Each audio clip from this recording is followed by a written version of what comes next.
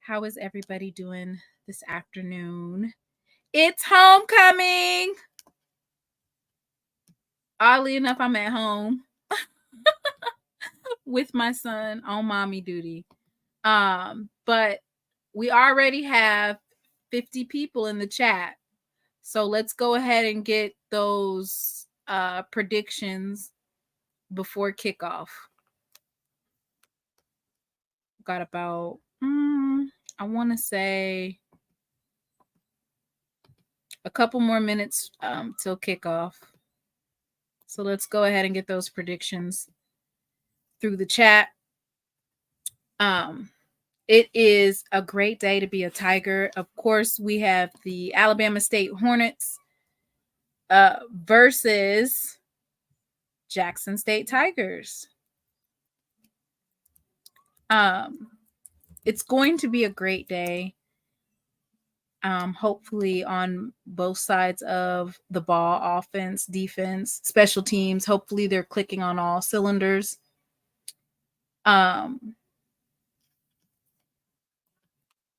It looks like Coach Eddie is going to get his wish. He said, I hope that Jackson State books him for homecoming. That's what he requested. And now he's about to get it. He's about to get his wish. Right now, the Alabama State Hornets are 2-3. Jackson State is 4-2. Alabama State is 4th overall in the SWAC East. I'm expecting for at least 50,000+ in those stands. Even though Coach Prime is gone, that does not mean that particular rivalry, which started off with them posting Coach Prime on on the scoreboard after they won, and they were making fun of him. So that kind of caused a little bit of ruckus. And then, of course, after we beat Alabama State for their homecoming, that caused some more ruckus. The I am SWAC, or who is SWAC. We got 2 SWAC coaches this year. I'm expecting for the defense and the offense to show up and show out. Alabama State, offensively, they've struggled with Demetrius Davis. Hello, everybody. Also, go ahead and type in the chat where you guys are tuning in from. We have Miss Gloria Lee all the way from Chicago. Miss Sakia. Demetrius Davis has not been doing that well. Let's go ahead and tune on in. Let me see. Let's see. We're watching SWAC football presented by Pepsi. You hear the announcers. Hello, Thank goodness. Along with Jorge Thank Vargas. you for Jorge Vargas and Butch Alcindor, even though sometimes I mess up the names. Right down to the wire. So let's start with a look at the standings, and we'll pick up Jackson State in the East, because you can see the Tigers are right behind the Rattlers from Florida A&M. Florida A&M a perfect 4-0, but Jackson State 2-1, and then you have Alabama State 1-2. For both the teams, they have to get a victory if they want to take care of the East. And on the other side, Prairie View A&M kind of in the driver's seat right now with a 3-1 record, followed by Alcorn and Grambling at 2-1. Southern also at 2-1. Well, let's take a look now at some of the players you may want to keep an eye on, because we have some outstanding players in this game, including that guy, Kashawn Johnson, the primary target for the Hornets today. Yeah, he is electric. He can get some big-time things done for the season. 33 receptions, 425 yards, 3 touchdowns. They need him to get into the end zone a couple of times today. And on the other side, the old man will be at quarterback for Jackson State. Jason Brown in his 6th year of eligibility, but he's an outstanding quarterback, very patient guy who's doing a great job of managing the game for the Tigers. Yeah, last week he did enough for the win, but this time they need to be more explosive today, get that offense really churning. He has been solid. They want to see him exceptional today.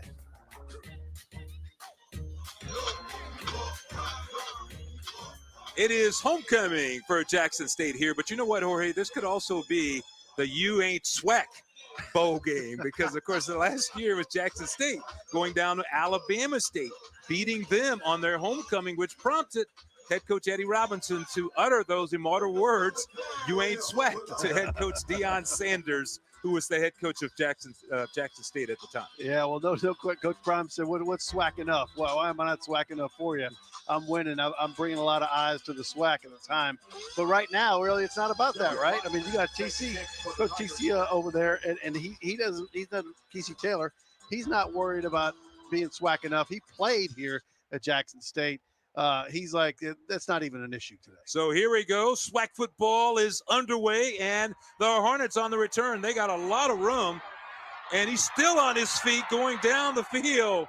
A big return for the Hornets. Culligan with the save. Edric Culligan with the save, my boy. Jacob Freeman on the return, and boy, that Alabama State get off to a big start with that return. Yeah, he looked like at any moment he could find one extra crease there and he could have busted that thing open. So great job, good return, and that's the way they want to start this game. To see who the kicker was for the kickoff. So the Hornets will start on offense. They get the football first. They will have it resting right at the 35-yard line. Please we expect to see Damon Stewart at quarterback, but you never know. Demetrius Davis, Double D, can also play, but it's Stewart who will pass on first down. Stewart way downfield, has a guy wide open. He makes the catch. It's Kashawn Johnson. And what a big play by the Hornets, the first play from scrimmage, and it's a huge gain for Alabama State. Alabama looks like he just ripped right by Kaverick Wiggins Jr. Oh, yeah, again, they saw it. They wanted to attack first and surprise Jackson State. And again, if that ball was thrown a little bit more on target, that would have been a touchdown.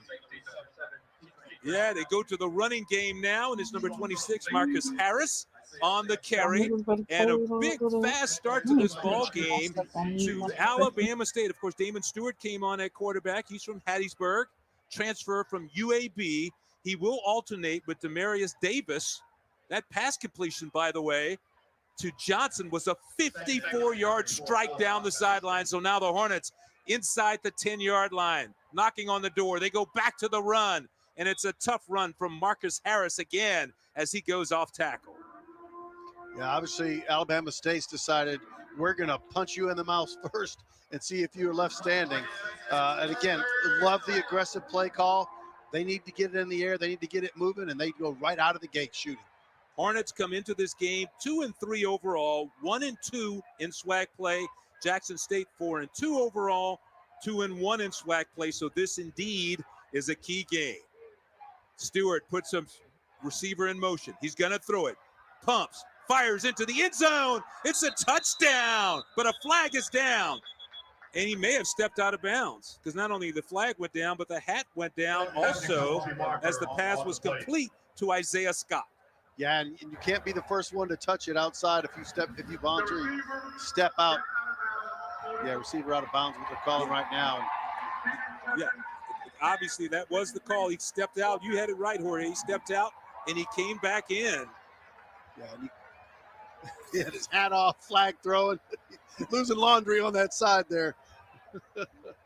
Yeah, so that was almost within inches of being a touchdown. So instead, Alabama State will have to make sure my mic is and muted, that will bring on last week's special teams player of the week in the SWAC. That would be Jaden John, the field goal kicker, and he's up to attempt a 25-yard field goal to put the Hornets out in front early in this ball game. Snap in the hold is good. Kick is also good. And the Hornets from Alabama State did not take long before they got on the board with that 25-yard field goal. 3-0. Alabama State out in front on Jackson State's homecoming. We'll be right back.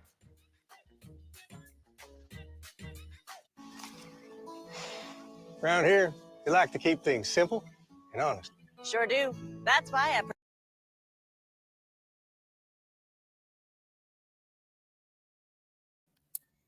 Good job on Jackson State defense. They blew the coverage, of course, but for all intents and purposes, that right there was an automatic 7 points. So looking on the bright side and the positive side of that particular series, good job on the defense being able to hold Alabama State to just a field goal.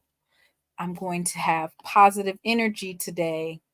And so for that particular series, that drive, good job on them being able to hold Alabama State to just a field goal. All right, let's look at the positives.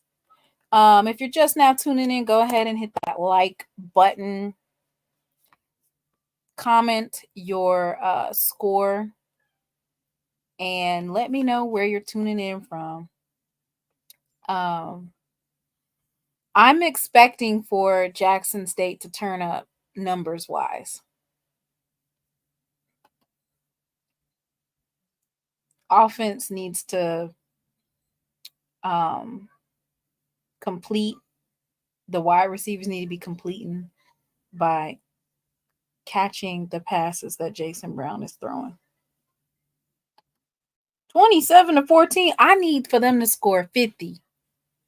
Alabama State's defense has held a lot of teams to small numbers. So we need to see if Jackson State's going to be able to overcome that. I got Maryland in the house.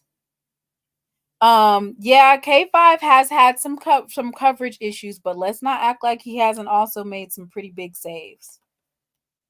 And by GM, I am so excited. Sponsor of the Swag. Is commenting on the game. Thank God it's not Jay. Aren't you guys? Well, we're really hoping you didn't have to get up and go to the bathroom or get a new drink or something like that because you missed something. Man, this last drive by Alabama State to open the game, 5 plays, 65 yards, and 1 minute and 43 seconds. That was quick.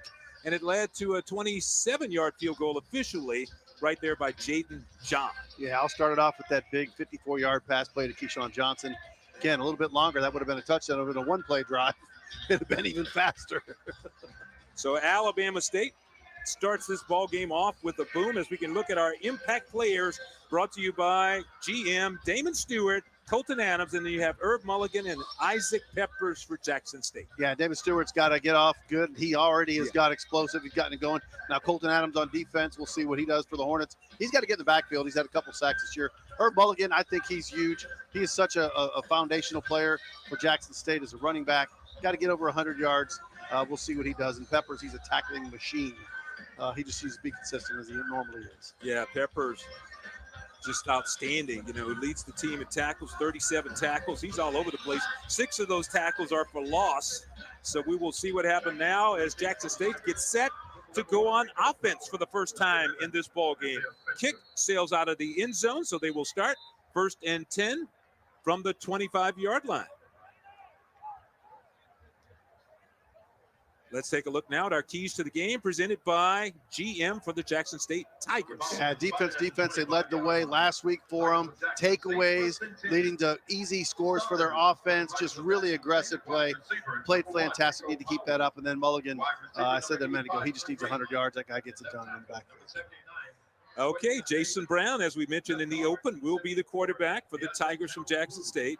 He's 6'2", a 230-pound graduate student.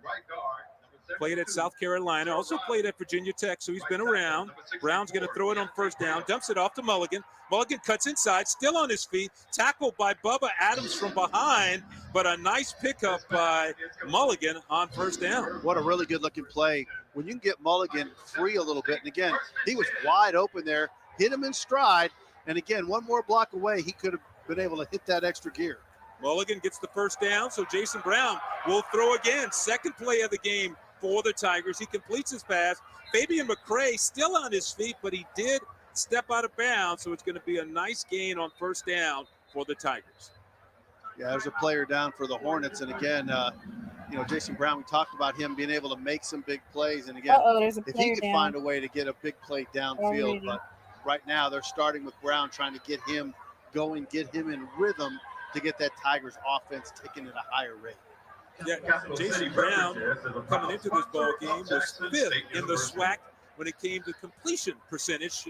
passing for 62%, completing 62% of his passes, which is pretty good. When you look at his numbers, Jorge, he has over 1,100 yards with 8 touchdowns and a long of 63 this year. Yeah, and only 2 interceptions. That's the key there. But he averages 187 yards, so they'd like to see him increase that. Let's go to the keys of the game, presented by GM for the Hornets. Well, home cooking for Jackson State is tough to deal with, especially on homecoming. All the patterns are going on. You got to keep your focus. You got to keep things rolling. They have to deal with that, and then they really need to pressure quarterback. Make sure Brown does not get comfortable to get them rolling in the air. Because when the Tigers get balanced, it's very hard to defend. So Jackson State on the move now, as you can see. It's homecoming, so the band starts to get into it a little bit. Brown has 3 wide receivers to his left. And we may have had an offensive tackle that moved early. Pass is complete to Seven McGee, and he fumbled the football, and it looked like the Hornets got on it, but let's see if there was a flag. No, we're not going to. They say it's going to be the Hornets' ball, so the first turnover of the game goes to Alabama State as Seven McGee could not hang on, caught the pass, and then fumbled the ball. Yeah, I thought actually the Tigers jumped a little bit early on that play, but watch Seven. He gets hit extremely hard, takes 2 steps in that ball. Yeah. You put the helmet right on the ball. I don't care how strong your arms are. It is incredibly hard to hang on to that ball. Hornets recover. Big play for them. Now let's see if they keep that attack mode offense rolling on this second series for them. Looked like it was Adrian Maddox on the big hit to jar that ball free. And Alabama State, now they're going to take a look at it again, it appears. But a good job by Alabama State to force that turnover. Big hit. Helmet on the football, it popped out, and now they're going to take a look at it. And I would assume that they're checking to see if it was a catch before it was knocked out. Correct, but I think, for one, it was called a catch on the field. Looking at that play in a replay we just did a second ago, I'd have a hard time saying that is not a catch. At first steps, here's 1, 2, he's got the ball, bam. Shoulder pad directly on that football that comes out. That's a catch. If that's not a catch, I really and truly have no idea what a catch is anymore. It's getting confusing. What great hustle on the play by Adrian Maddox. He's the guy who came in and knocked the football out, and then watch his attempt to recover the ball. I mean, that's just all-out hustle. Oh, yeah. That's great hustle, man. Coaches love to see that out on the field. Yeah. Great players and really good players get a different speed when the ball's out or the ball's long. Butch, you see players that may not have that whatever electric speed, but somehow they're able to catch up to the ball. Somehow they're able to get to the ball right when now. it's on the ground. Huggins, that's the kind of players you love to see. That kind of Peppers, and the DJ Washington series here. I want to need to mention Alabama State is behind in the season series. Jackson State leads at 32 wins. Come on now, we need a big play right here. Tie. This would be the 49th meeting between the two schools, and Alabama State comes up with the first turnover of the game. So they have the football 1st and 10 now from the 47-yard line. And the handoff goes straight ahead. They go back to the running game. And it's going to pick up short yardage inside. That was number 8 on the carry, which is Jawan Howe. He's the transfer from North Alabama. He's also a 6th-year offensive player, so he's been around for a bit.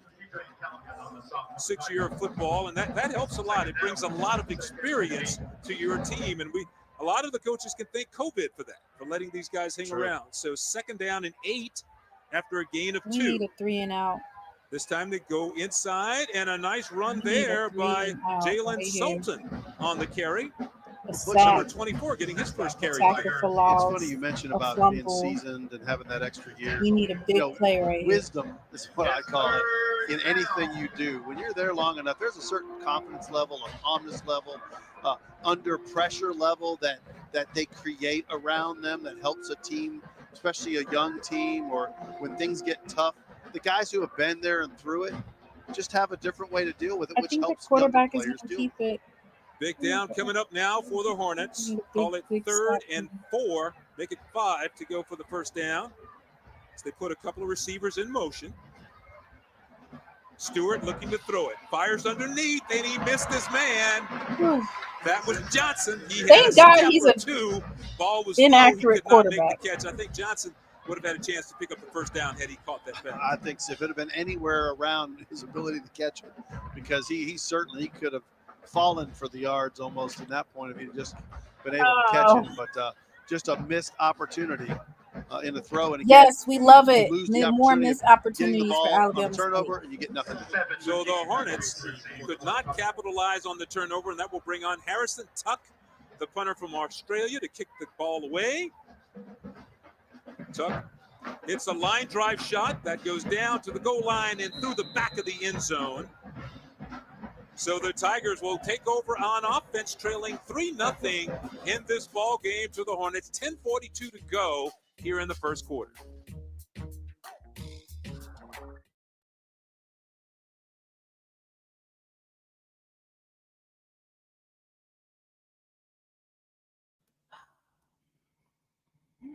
Y'all.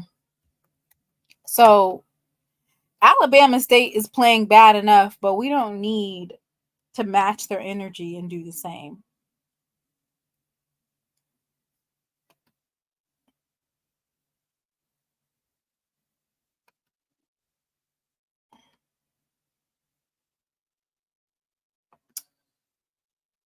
And Mr. Harris, I'm not at the game because I have my son with me, and I took my son with me to Miami with his friend, and my friend went, and it was a disaster.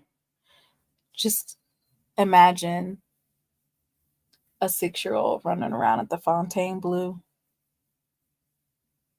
Absolutely not.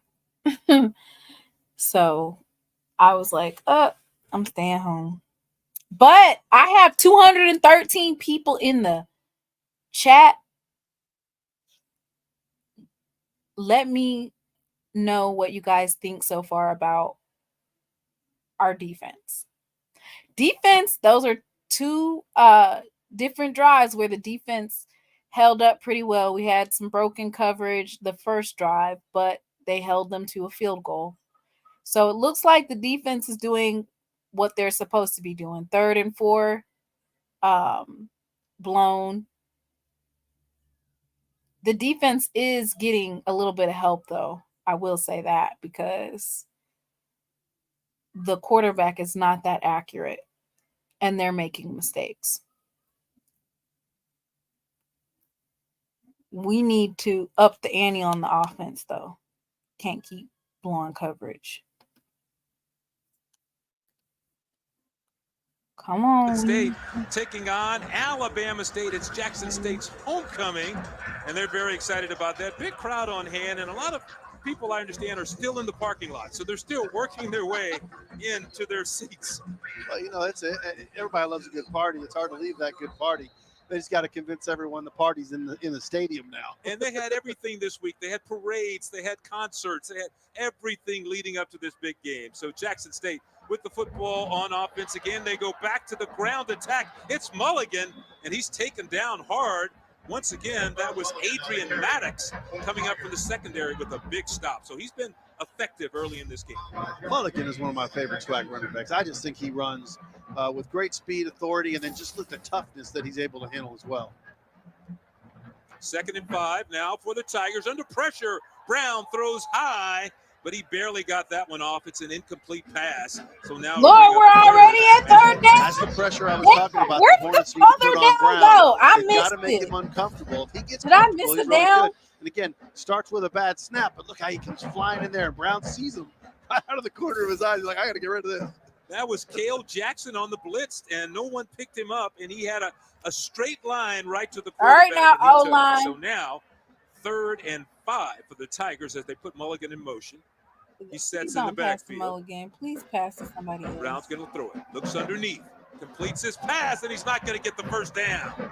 A good pass completion to Duke Miller, but Duke had no chance. A big defensive play by the Hornets. Well, you mentioned that Brown has a Willie, 64% they can run the over damn 60% ball, but they can stop passing That's it to because he Mulligan checks down a for lot. a He little loves bit. throwing out in that You flat. got Ahmad The Miller. Hornets know it, and that's the 3rd time already today that when they hit that flat, the Hornets are right there ready to jump on it. So Johnson. the Tigers are going to have to go up top, stretch them out, loosen up that platform. So that was Mikey Victor on the stop, and he's one of the guys that We Coach just Robinson got Matt was Noel back raving to us today. about this week. Don't be putting As him you to see, too Matt much Noel, work. who's back. He's missed the last 2 weeks because of injury.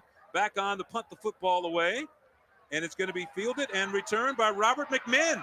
McMinn, his nickname is Flash. And you got just the flash right there of his 4.3, 4.4 speed on that punt return by Robert McMinn. Yeah, Tyus Martin, big number 98, made the tackle. Mike on mute. He was trying to squeeze by him. If he would have, that would have been 6 points. No doubt about it. Yeah, on the conference call this week, Coach Robinson talked about that guy. He said he's one of the guys, one of the most improved guys on the team. He always had the speed, but now he's playing better as a wide receiver, and he's even improved as a kick returner. Well, you could tell he was hungry right there. Now let's see what the Hornets attack right now, or they get reserved. 1st and 10. They go back to the running game. It's Marcus Harris off tackle, and he's got nowhere to go. Jackson State with a big flurry up front, and they pushed him back, making no gain on that play. Yeah, I was thinking right there the Hornets would do a play action and try to go up top again. You've already had some success up top. To take Jason Brown out the game. Them, if the O-line don't hold up, how is Jason Brown going to pass? Really needs to get 6 Talking out of about this and not settle for 3. Jason Brown ain't did nothing. Damon He Stewart didn't at fumble the quarterback ball. on the year, 41 out of 69, 566. Came into this game with only 2 touchdowns, and he's going to throw it again on 2nd and 10. That's this holding. time he steps up, going to keep it. Nice That was move. holding. Stewart still on his feet. A huge gain, and then he slides down at about the 12-yard line. But Stewart picks up a 1st down on that nice run. How that was sweet holding. is that little Where's the juke holding right call? there? And again, as the defender, watch him right here, and then smooth the sides. Bam! That little run right there gets a defender to bite, and then he just trucks it. And a good slide there to make sure he doesn't take an unneeded hit. Coach Robinson told us he will stick with the quarterback with the hot hand. And so far, Damon Stewart has moved the team. They've had 3 possessions, and now they're back in the red zone again. And I know you want to talk about the red zone in just a minute because they've had some issues down here, as has Alabama State. So they go back to the running game, and again, that Jackson State defensive front is so tough inside. It's a blue wall down there. There's nothing going on inside. But the Hornets, speaking of that red zone, Butch, they are just with the last earlier drive today, just 5 times they've scored a touchdown in 14 tries in the red zone. That's not getting it done. You do not win games with field goals. You have to score as many touchdowns as you can in the red zone. So it's imperative here that they get 6. And that's what Coach Eddie Robinson told us they're working to Oh, improve. we got to They get a wanna do stop better here. down in the red zone. Try to Now get a we big have stop 2nd here. down and 8 yards to go for the 1st down. A sack would be nice here. Man in motion is Scott.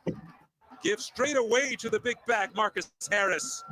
And Marcus Harris, by the way, I need to mention that he's from Jackson, Mississippi. So you know he has a lot of family and friends. I mean, he got the AT&T plan or something because the family and friends plan with the tickets because he needed a lot of tickets today for this game. Marcus Harris, who came into this game with 132 yards rushing and 2 touchdowns. But it's got to be an exciting day for him. Ain't nobody studying him talking about Jason like he the one that fumbled the ball, or he's the one that broke, I don't know what it's called, but left the A gap open. open. The door right there, absolutely physical run. So big 3rd down and 5 for the Hornets. Rolling to the right. Pass is complete. Still on his feet. Oh, my and God. he dives for the end zone, and he is in the end zone.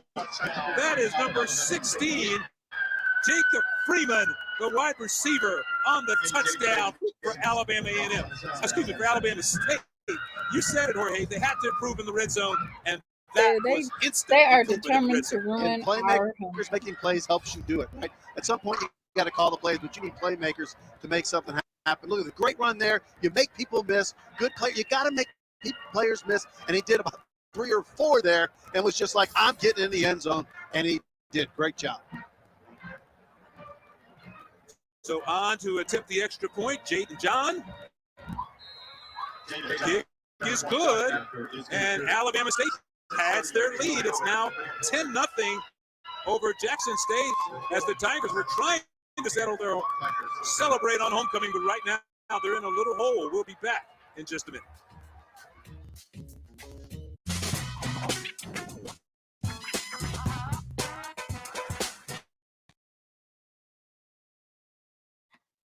I'm not even gonna lie to you. I was not gonna do a show today. I was just gonna watch it on TV because my blood pressure been up these last couple of games. So that's our secondary once again that's missing, picking up the coverage. So Jalen Hughes, number 8, had a hand on him, and he just didn't bring him down. That's all that was right there. Not able to tackle him, and he missed it.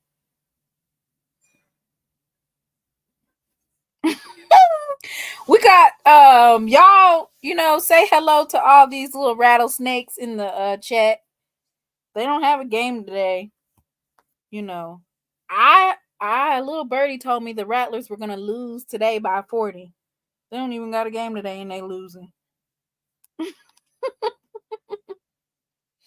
Anyway, please with the Jason Brown comments. So Jason Brown didn't fumble that ball, so it couldn't be Jason Brown's fault. And Jason Brown didn't leave the A gap open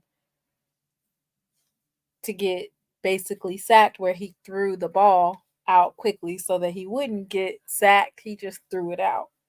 But he didn't leave the A gap open. So whoever said that Brown was overthrowing the receivers, that's because he has so much pressure coming towards him. You have a linebacker or a defensive tackle or defensive end coming at you, and the offensive line's not picking it up. The one that he overthrew, there was somebody coming right at his head. Blown coverage, y'all. Blown coverage. And then the offensive line. But Eddie Robinson, as you see Eddie Robinson Jr. over there, very excited about his team moving ahead 10-0. That last touchdown pass was by Nyquad Letts. We ruined their homecoming. Not the Southern Jaguars here. What is he doing? Don't y'all got homecoming? Number 16. Not the Southern Jaguars is up in the building. They know where the homecoming is at. Again, that gives your playmaker to make an opportunity to play, and he just would not be denied. Ashton, the FAMU Rattlers are losing by 40 today. And it looked like the Hornets may have changed a number here, but I'm being told now it was A.J. Gates on that touchdown reception. So let to Gates, and now the Hornets are up 10-0 in this ball game as they kick a line drive back to the Tigers from Jackson State. Ball is dropped a little bit. Now it's picked up, and Jackson State on the return. Rico Powers. And he's going to be upended. That is Rico Powers bringing it back for the Tigers as they attempt to get their offense rolling here. That last drive pass was 10 yards on the touchdown. So Jackson State will come out, and what would you like? All those plays that Alabama State has made, their offense going and get some consistency going in this game. Well, I think Rico Powers needs to get open, and Brown needs to find him. Right, Rico Powers. As much as I like Mulligan as a running back, I think Powers is so electric. You got to get him on the move in the middle of the field and let him explode. Oh my God! So Jackson State tried to start it off with a run, but there was a flag down, and the whistle came before they could get the snap off. It so was is Mulligan it Jason Brown's carry, but this time for false start? YN Myers, our referee, says it's going to go against the Tigers. Why are they playing that loud ass music? That last drive, though, that led to the touchdown, 5 plays, 31 yards, and it took 2 minutes and 54 seconds for them to get into the end zone. And again, the Tigers would like something like this themselves. They need to be more explosive and attack. And again, starting off with a penalty, and now you're 1st and 15. That is not the way you want to get things rolling. That's what they call a timeout. Yeah. You got to get things together and say, look, guys, let's go. First time out of the game goes to Jackson State. As we mentioned just a couple of minutes ago, Jackson State leads the series 32-16-1. But we talked a little bit about it on the top. A lot of people thought that this would still be kind of a heated game when you consider it was the You Ain't Swag game last year, because that was the thing. Eddie Robinson said, wait, we want to go to Jackson and play you for your homecoming. But as most coaches said, we went to Texas State without our band and they went by themselves and put up 34 points. Come on now. So it's homecoming. It's homecoming for him. And again, it looks like right now maybe his players have gotten a little bit too much homecoming distractions going in, and that's probably why he called the timeout and said, look, guys, let's get our focus. Let's go. And here comes Jackson State with a big run by Mulligan to get a first down. And Colton again, some people would Adams say, "Oh, is you may have as wasted a advertised. timeout right there." I think it was a good timeout to collectively get everybody together and say, "Get your heads right, guys. Let's focus play by play. Let's move down the field." 2nd and 7, and a pass near the sideline is completed to the big tight end. That's DJ Stevens. Uh-oh. And he hauls it They're in. doing a little bit of talk. A little bit Going of to bring up chirping. 3rd down for the Tigers. Yeah, James Bird just came there with put a hit on him, let him know if you're going to keep catching those, I'm going to be welcoming you every time. So 3rd down and 3 yards to go for a 1st down for Jackson State. And now we have another whistle down on the field. I mean, the dude in the uniform is in the damn middle of the damn thing. So this time, how is it 4th down? this timeout goes to Alabama State. Who's messing with as the they wanted downs? to talk things over. 3rd down and 3 to go. So far, Coach Eddie Robinson has his team fired up. You know, when we talked to Coach Robinson yesterday, the team was at the field going through their walkthrough, and they do have Desmond Moultrie. They have other running backs. They're just not. They have Ahmad Miller. Can tell a lot by their players and how they preparation through the week, and then the demeanor when you get there, right? You know, how ready are you? And again, we've seen them attack early, and I think the coach helped set that mentality when he says, "Hey, okay, so so this the is next the way we're person gonna that go at it." comments about Players really Jason buy Brown in, needs to come right, out, to that- and he to don't that actually whole intercept the attack ball. mode of I'm how gonna they're put gonna you go on at a timeout. game. I'm not I think gonna you look can at that every see 5 it seconds. right out of the Somebody gate. talking about you Jason saw Brown Eddie needs to Robinson come there, out. the former He Houston literally Oilers just made 2 linebacker. completions, So he's one of and those he guys still who's need to been come there, out. done that. Good When Lord! he speaks, it's like E.F. Hutton. These guys As long understand. as he don't try to run it himself on 3rd down and 3. A big 3rd down, and Uh-oh, one of that's the a Hornets free jumped play. offside.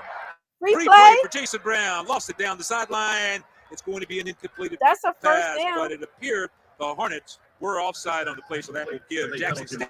In other words, encroachment. Yeah, you know, one thing I'll say about Brown, he knew he had a free play. But give your receiver a chance. Thanks for that 1st down, Hornet. You can throw it really close in trouble. You know you've got a free play. Don't just throw it 10 yards over your receiver and not give him an opportunity to make a play. So the penalty gives the Tigers a 1st down, and the We drive needed that will 1st continue. down. Jump again. Jump again. Jason Brown pitches to Mulligan around the right side, and Mulligan is going to pick up about 6 yards. Ball is out, and it appears the Hornets have come up with it again. It's number 7, Mikey Victor, on the recovery for Alabama State. Wow. 2 turnovers. How many damn fumbles are you going to do? Alabama State early in this ball game. I'll tell you what. They already used the tight end. They used DJ Stevens. Celebrating with He the Hornet was off the down. sideline. That's what I thought. They're bringing it. And again, you got some hard hits. And again, the Tigers kind of implementing this little pitch action they didn't use last week. That And was again, down. the He was question is, down. maybe was That his was back down that when was that ball down. popped out. He was down. We'll see if they want to review that. He was down. You better throw Amon the Doesn't damn look like they're flag. going to. Amon Throw the Scarborough challenge was the guy who flag. knocked the football Y'all out. not and gonna now challenge the it? Hornets will go 1st and 10, and they go to the run. Howe breaks the line. Now it's a foot race. Howe down the sidelines, and he's going to be pushed out of bounds. Why But did a they big not challenge run that? back by the running back, I'm Jawan getting Howe, ready to get up off the this thing 6'1", early. 220-pounder, ripped off a big run there. They are coming. And the offensive line is doing a great job on that left side, created that hole. And the way he ran was commanding. Great vision, took what they gave him, and showed some speed there as he accelerated down that sideline. Hornets right back in the red zone again. They have lived down here in the 1st quarter. Stewart at quarterback. Gives to Howell again. Howell trying to press it to the outside as he extends the play, but Jackson State is right there to come up with a stop. I have to tell you, but just kind of reminiscence of old Saints uniforms watching when he was doing that run. It looked like an old Muncie run or something like that back in the day. Philip Webb, one of the Tigers, in on the stop. You see Jawan Howe. So far, 55 attempts this year for 203 yards. That's Who is this Willie guy? Averaging 3.7. Who is this Willie guy? Though, Coach Willie, just please, wanted to see this for team the do love of better God, from an Willie, offensive please. standpoint. He wanted to see him run the football better. Please. A lot of things he felt like they could do better on the offensive side of the ball. You know, most of the time when offenses don't have what you're looking You for, got too much it's dip because on they your gotta damn take care shit of now. opportunities, and they got to be explosive on those opportunities. A big Now play. they Look at this huge definitely stack should to have the left challenged there. the damn. They Five should have wide definitely receivers thrown the stacked flag because he out was down. to The the ball left. came out because he You hit see the Jackson damn State ground. really trying to But just split the difference. Damon Stewart, empty backfield, is going to fire over to Johnson. Johnson drops the ball, but he scrambled back and he recovered it. So they were trying to hit the wide receiver screen to all right, make that ball pop out, number 9. That was like house left. Who's that, BJ Right? Washington? I mean, everybody gets to your left except for the lineman. So it's going to be a loss on the play.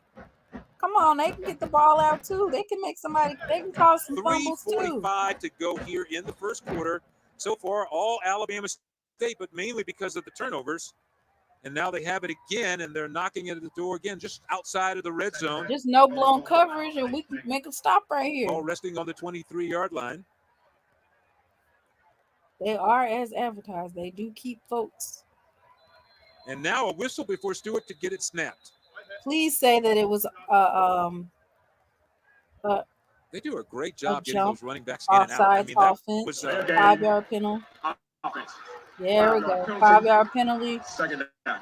that was our referee. Are you sure it's not a Ryan third Myers down? with the call, and it will go against the offense. The Hornets on offense. But I was just going to say it was Marcus Harris back there now. Right before that, it was Jawan Howard who got Howell. I got who 9. the Number big 9 run. is So they do a BJ good Washington. job. He's It's the one actually that a three-headed caused that backfield because fumble. we'll see Jalen Sultan also in the backfield. Yeah, they're moving people in and out, and that's going to be confusing for the Tigers. Neither. Let me hush. McMinn goes in motion. Stewart looking that way, throws it to his running back. It is high, and it's an incomplete pass. Good coverage by the Tigers on that play. There He's we probably go. better off not catching that ball, but I'll tell you, Stewart Third just down. drills it at him, and your running back's not expecting that ball to be just. There's flying down Huggins. fast. Huggins don't play either. John Huggins don't over play there either. on the coverage. Come on, y'all. What y'all looking for? So now we're going to look at a 3rd and long to go now for the Hornets as they try to keep this drive alive. Alabama State played 4 of their first 5 games at home, so now they're on the road. The pass, and it's intercepted by the Tigers. A great interception there. BJ Washington on the pick. Excuse me, that was Wiggins. Yeah, there Number we go. 5, Wiggins. You made up for that phone Wiggins coverage, on baby. the There you go. interception for Jackson State. There you go. What a great job of reading the play there. And then watch him break on the ball. He just breaks in front of the receiver. He was a little bit behind, but he made up some ground real quickly, dove out, got the big interception there. Ball floated a little bit, might have been a little bit behind, but what a play by Wiggins.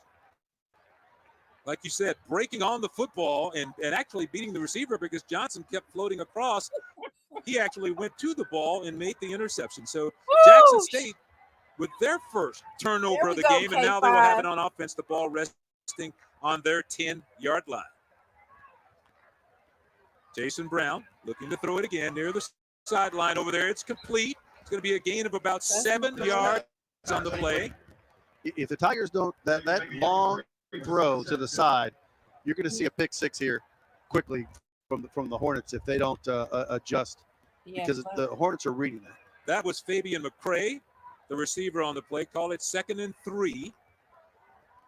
JSU again looking that way. He's looking to his right. This time Brown's going to be caught and dropped in the backfield. So the Hornets get to him. It's number 89, one of the first ones there. Kelvin I know Stokes, he didn't think he was going to run the transfer anywhere. from Purdue, who made the stop. Yeah, it looked like Brown just couldn't see.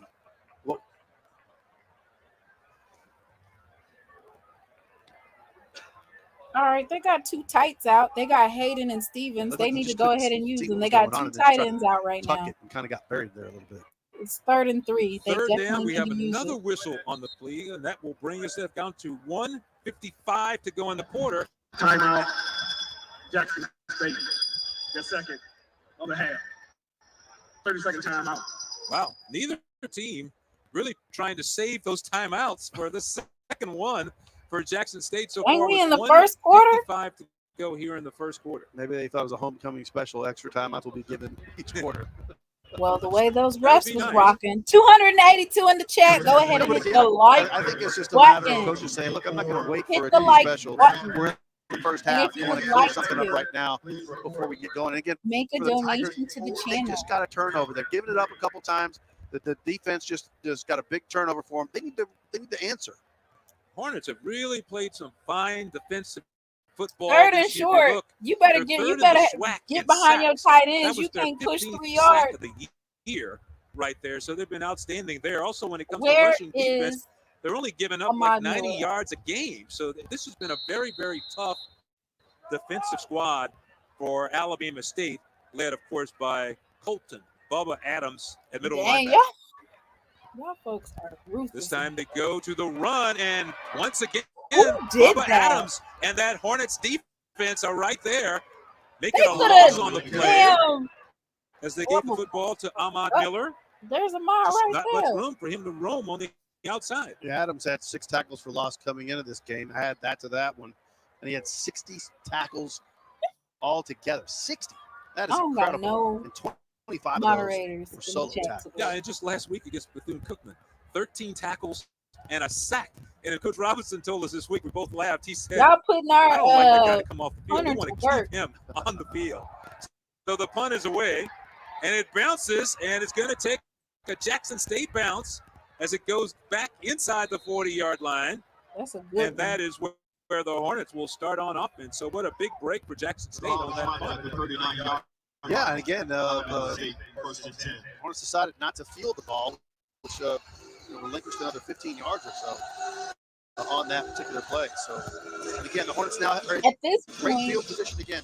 The thing that they've got to worry about, they're up. First touchdown 10-0, needs and to they be a have, defensive one. dominated this game. We got to get a But defensive touchdown if at you this don't point. capitalize every time you I get need, good field instead position to of, make if you're something going to do a fumble it's gonna come recovery, back to you need haunt to take it to the house. If it's going to be a So pick, the Hornets with the if football, you're gonna first and pick it, it 10. needs to be a pick 6. Pass, and he had a man out there. Stewart Who is was that trying getting to cooked? get it over to Cedric? Scott. Scott appeared to have a couple of steps, and Stewart just a little too strong with that pass. Yeah, Isaiah Scott was in motion. They had him going back and forth, and then he kind of ran a real route, which is, run to the flat and then just turn it up the sidelines. Good looking play. The defender was way behind him, just didn't connect. Guthrie, So Alabama State likes to Solomon. throw the football around. That may have been one Stewart would like to have back. He does. Second and 10 now for the Hornets. They go straight ahead, and a nice job of bouncing off of would-be tacklers inside. He's going to pick up about 4 or 5 yards there, and it's Sultan on the carry. Jalen Sultan with his second carry of the ballgame. Let's go, Jackson State. Third down. One of the guys in there from the Tigers help. They are good. Jackson State been good on third downs. that's the Third first and time they've had 6. any They should definitely. running straight. I hope they put 4 up front. How much they got up Jackson front? State's done a good job against the run, and now we're looking at 3rd and 6 for a first down for the Hornets to keep this drive alive. 28, 27 Oh my God! seconds. Hurry up! They're gonna As we're snap the ticking damn down ball. to the end of the first quarter, and now another whistle on the field.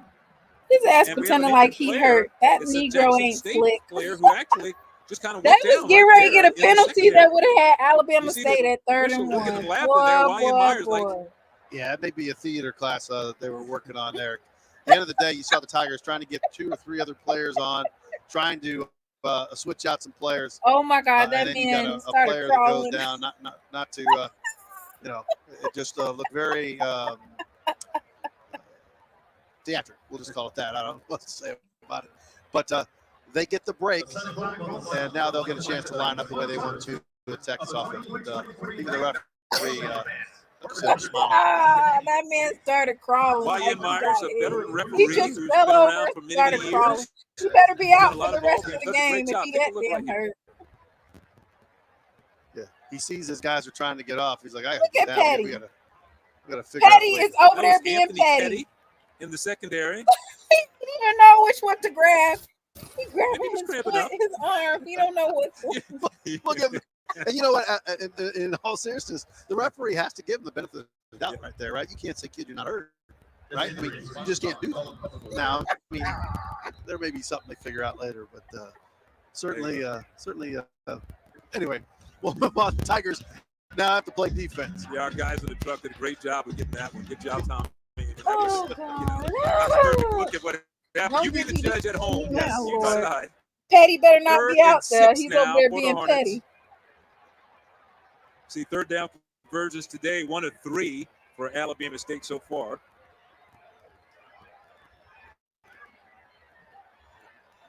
Damon Stewart has gone most of the way, led through the touchdown pass a little earlier in the drive, and now they let the quarter come to an end.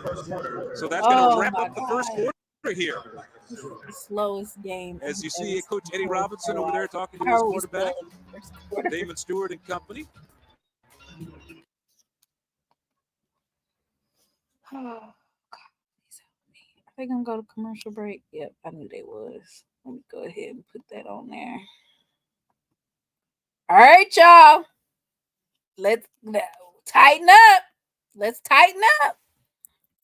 I guess Jackson State can pretend like if the Hornets can pretend like they hurt, I guess Jackson State can pretend it too.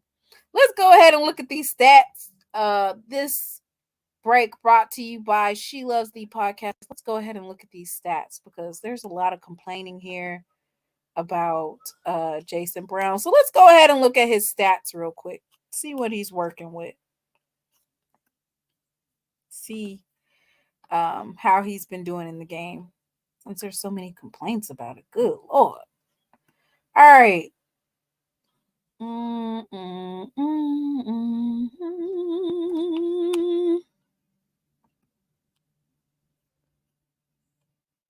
Let's see. Let's look at the individual stats. Wait, let me make sure. Okay, it's still on commercial. I'm so sick of y'all. Jason Brown is 6 of 7, 25 yards, 0 touchdowns, 0 interceptions. So please, can you guys please be quiet about Jason Brown? Please, for the love of God, can you please stop talking about that man? I don't want to hear nothing else until he does one of those things, fumbles the ball or passes for interception. Okay? He did not fumble. That was well, I don't think Mulligan fumbled. I personally think he was down, but that was not him. So, can we please lay up off of it? Okay? Not too much really going on right now. It's starting off slow. So, yeah, QB progression. They've actually put 2 QBs in, Lett and Stewart. Jason Brown is 6 of 7, and I'm almost for certain if they do get in the red zone and they don't feel like Jason Brown can push it up, they'll give it to Morgan. So just chill for a second. 25 yards on 6 completions isn't good. I think my point is that he's 6 of 7. My point is that it's not, you guys are acting like he's throwing at 30% and he's turning over the ball. It's not him. The offensive line, regardless of if it's Jason Brown or if it's Jacoby Morgan or Zy McDonald, the offensive line has to hold up. You can't, it doesn't matter. Now, I will say some of those other quarterbacks might be a little bit more mobile and they'll go ahead and run. But for that, come on now. Let's not do that. We got Matt Noel. That's not Baeza. That's the new kicker. All right, let's go back to the game. The first quarter. McMinn goes in motion. Stewart throws it underneath, and he has his man. That is A.J. Gates, and the ball comes out. Davis, you too damn slow. Over there to recover that football. Now, Davis, you was right there on that bar. Dangerous right there. Come on now, Davis. You had that ball. It was looking at you. You just kind of stared at it for a second. Look at Davis. That sure looks like a fumble to me before he hits it. Oh, he hits the ground. I'm confused now. That was your ball, Davis. Yeah, well, I think if they looked at that one again, they might have ruled it down, but instead it goes all the way back to the fumble yardage. is added in. And so now Harrison Tuck will have to punt the football away. And that's an interesting young man. I need to talk about him when we get a chance. Harrison Tuck, the punter from Australia for Alabama State, as he hits it high, sailing back, and he gets a good kick, and it's going to go out of bounds on the 15-yard line. So what a nice kick by Harrison. Let me tell you about Harrison Tuck. The kid is 26 years old. Coach Eddie Robinson told us, he said he came, but the story gets more interesting than that. He said he's one of the leaders on the team because of his age, and the guys look up to him. He's from Australia. He was selling real estate in Australia, and he went to a kicking clinic, and the Hornets saw video of this clinic, and they said, hey, man, this guy may be good, so they went for it. So they brought him to the U.S. He was also a farmer. His family grew up on a farm, came to the U.S., and they were so nervous when he was getting off the plane because they didn't know if he would be 5'2", and they didn't know what they were getting, but they were very happy with what they ended up getting. So Jackson State goes to the run on this drive. It's Mulligan again, but it's a great story. The guy was selling real estate in Australia, had went on into a real-world type job, had this opportunity, and now he's punting for Alabama State. Wow. That's incredible. Let's look at this. So second down for Jason Brown and company. Handoff inside. It's going to be about a 3-yard gain there. You over here talking mess. A little pushing and shoving down inside. Kelvin Stokes mixing it up with a couple of Where's the penalty? We need that 15 yards. I think there's still a little, this game's still a little spicy between these two guys. I think for the Tigers, it's getting ready to get maybe the U8 SWAC is not really dead here. Third down and 3 to go now for the Tigers. Movement inside. There was contact, may have been offside against the Hornets. I think it was. And again, that time Brown did give his receiver a chance, lofted it up, but they were already blowing the whistle to stop, which you'd have liked to see the whistles not blow there. Now they don't want to give out penalties. Why they don't want to give out penalties? Y.N. Myers, our referee. Boy. Offside with contact. Defense. Number 99. Is that 15 yards? 5-yard penalty. Dang, Result is the first time. See it right there. And he hits the center. Yeah, he it hit was Evan Andrew Henry. Ogletree. We could have used 15 yards right there. 6'2", 274 pounds. They are getting and he spicy. made contact. So it's going to be a first down for Jason Brown and the Tigers from Jackson State. Mulligan in the backfield to his left. I would keep talking shit big to tight him. end. He's set. Brown now has to scramble out of the pocket. He's being chased. Brown is caught and thrown down for a sack on the play. Number 6, DeMarcus Cunningham got into the backfield and made the play, the 6'1", 215-pound junior. Yeah, Cunningham did a great job of tracking him down.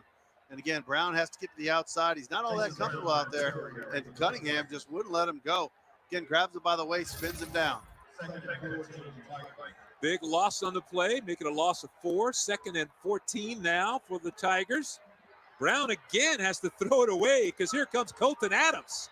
Bubba Adams in the backfield, and he got there to say hello to Jason Brown, and Brown did the smart thing there. Why keep on saying Brown is not good under pressure? Can we talk about the offensive line holding up? What the entire F?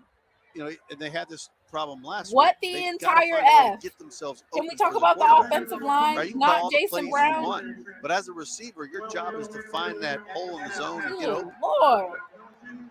All I hear is Jason Brown this, Jason Brown There was that. another penalty on the play. It goes against the defense, and it's a big one. It's going to be the 5-yard variety, but it'll be second down coming up for the Tigers. Good Lord. Jason Brown didn't do this. Got the stick Jason Brown didn't do that. 2nd and 9. Can we get the offensive line to hold up, please? Can Colton Adams not come around now, so it's good to see Y.N. Myers. He's been around for a while.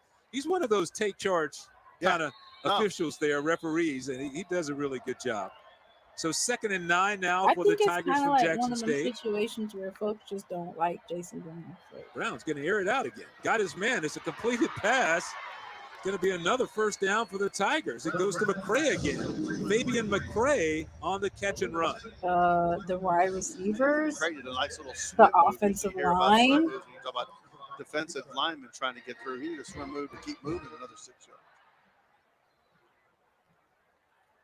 Shit, they're blitzing. The offensive line got to pick it Brown up. looking to pass it again to McCray, again on the slant pattern, and it's another first down for the Tigers. So Brown and Let McCray that man cook finding for the a minute. magic here in the second quarter. Look for a seam. Jackson State picking up the pace now. Brown downfield, lofts it high, had a man over there, but he could Come on, not Duke. get the football Duke to wasn't him. even running full stride. It goes down as Come an on, incompleted Duke. pass. Duke Miller Nobody was the has to intended impress receiver you. on We the just play. have to win. Duke Miller was supposed to Yeah, continue he to was run, open. and you He could was see open. he He was just didn't not put the ball in going the full right spot. speed. And again, I think they've got I some don't even know opportunities how I in the turn middle these of that cameras field, off. deep middle, not short middle, but deep middle. There's some opportunities there for them to create some space. We have another timeout on the field. I think the Tigers are out of them. I think they. Oh, there's a player down. They're going to take a timeout on the field, so we'll take one in the booth. Let's 10-0 take a timeout, Alabama State. y'all. Let's take a timeout. Let's take some time out. Here, let me refresh this. Jason Brown is 8 of 11, 72.7%, 60 yards. It's only a matter of time before he throws a big one for a touchdown, and then y'all can be quiet. Mulligan, it has 4 attempts for 29 yards. He's averaging 7.3 yards a carry.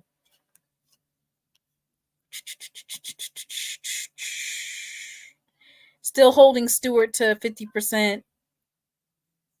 So that's pretty good. Listen, Alabama State has a stout defense. They just don't have an offense. I don't know if you guys have watched them.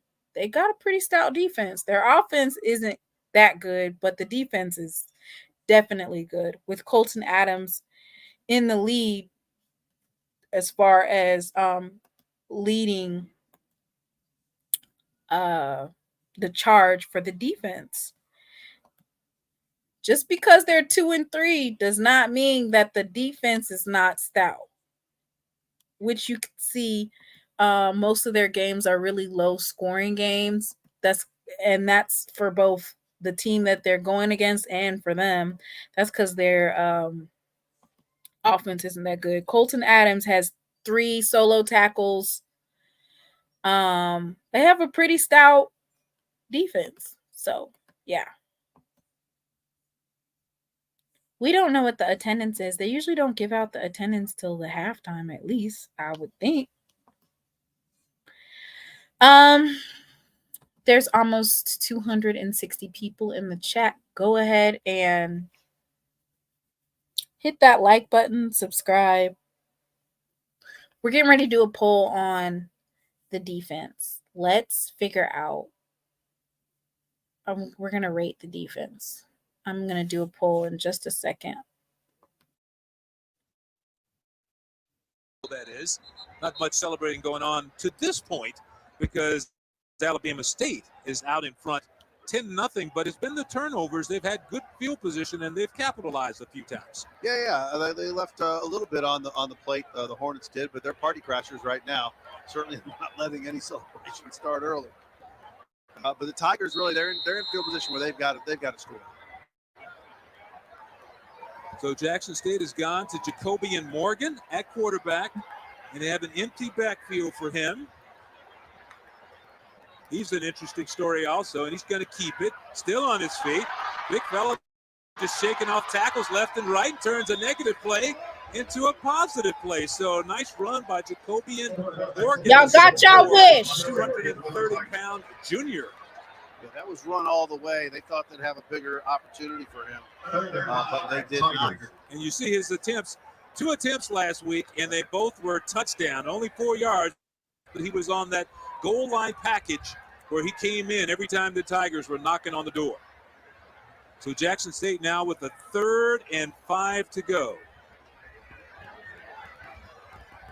As you see Brown looking over to the sideline, switches Mulligan around to his left. Brown fires quickly, and he had Rico Powers but he couldn't hang on because that ball was high. So that's going to bring up 4th down. But there is a flag down on the field, and a lot of the Tigers are pointing over at the Alabama State Hornets. That's 15 yards. We could use that 15 yards.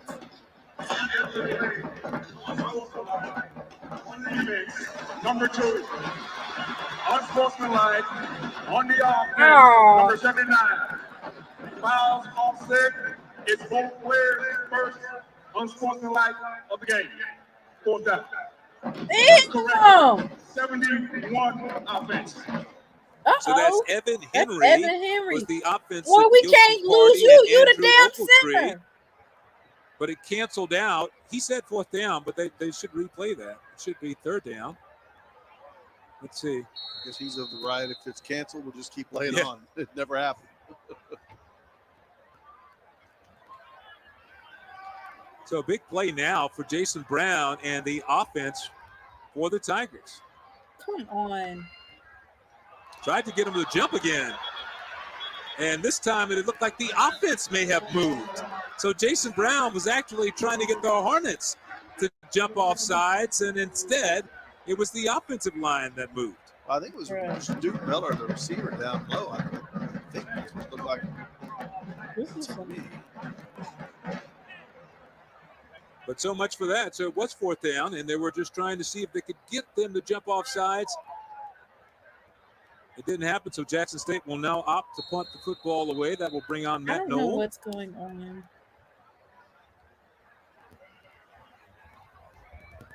Pressure's coming. Another low kick. Goes over the return man's head, Robert McMinn, and into the end zone. So the Hornets will take over the football again at the 20-yard line. Hey, Danny. 10:18 to go here in the second quarter. We'll be right back with the Hornets leading the Tigers 10-0.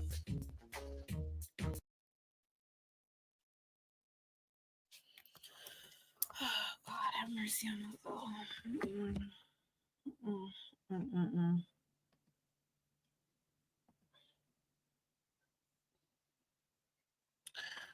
I'll be right back.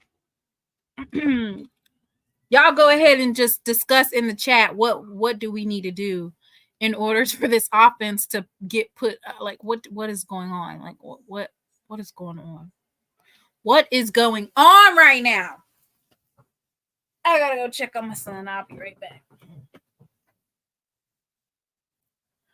Let me play some music or something. Let's see.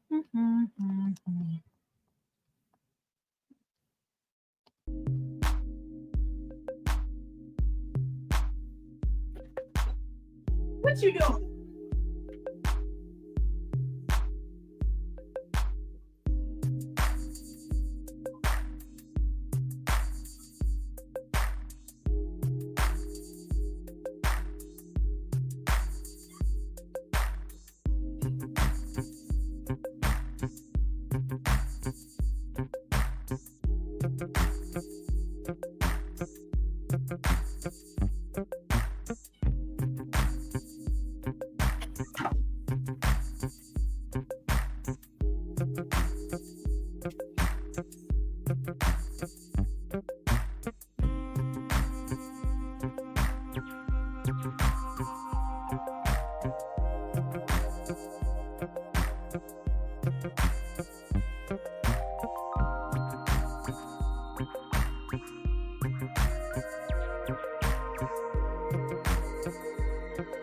Sorry.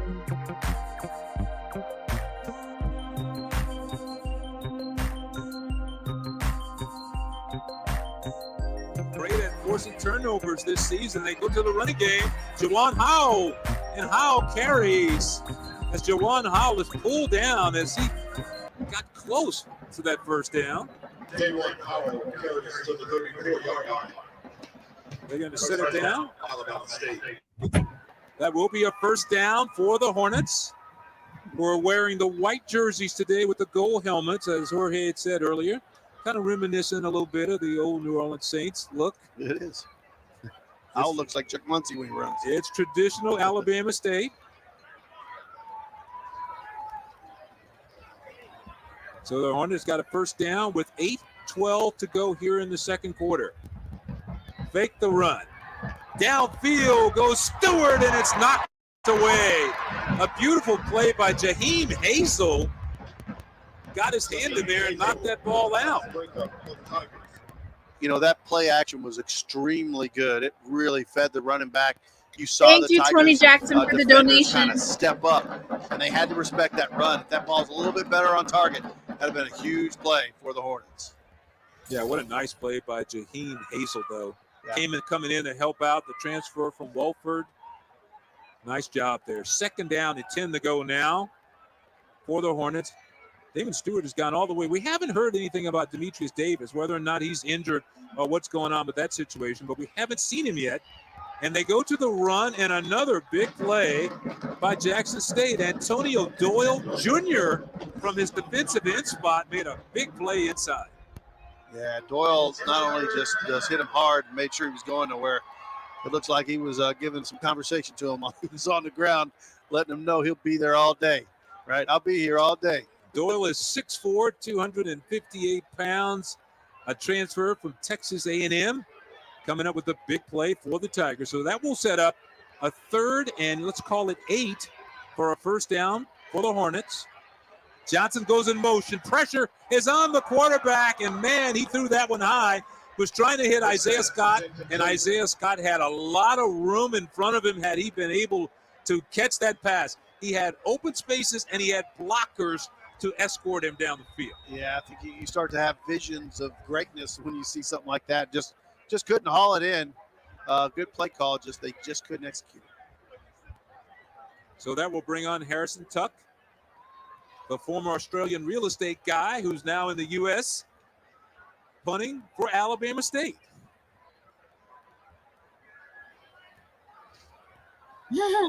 And we have a whistle before they can get the snap away. It's going to be legal procedure against the Hornets, so we'll back them up 5. False start offense. Yeah, I think what football coaches have noticed about rugby punters or Australian punters is they've got that rugby in them, and so they really have real good direction on their kicks, and they can really place them really well. They like them to have a little more length at times, but the one thing is they either keep it away from an electric returner. They usually do a pretty good job, and they have ability to deaden the ball inside the 20s. Tyree Saunders was the Alabama State player who moved. So after the penalty, and it goes off the side of his foot, it's going to be out of bounds, and that kick may have gone 12 yards. We'll get the official yardage here in a second, but wow, what a big change of events. And now some words are being exchanged, but Jackson State. You want to run your mouth? Great field position. We'll set when we come back. 7:14 to go here in the second quarter. We're getting kind of chippy. They're getting kind of chip. There's a lot of chirping. I feel like Alabama State is bringing way more smoke than Jackson State is bringing. And I'm trying to figure out, like, I'm glad that we're not matching the energy as far as fighting, but like these folks feel, I don't know, maybe that's how they are. I mean, let's keep it a buck. This is the same team who had a player that assaulted a security guard down at FAMU. They're with it. They are with the you know what.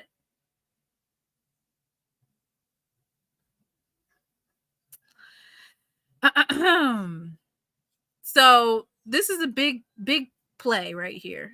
Jackson State, there's no reason why you shouldn't be able to get on the board after that big, huge block by the special teams. Special teams been doing what they're supposed to do this game. The defense has been doing what they're supposed to do this game. So what we need now is for the offense to go ahead and punch that in. No reason why you shouldn't just go ahead and punch it in.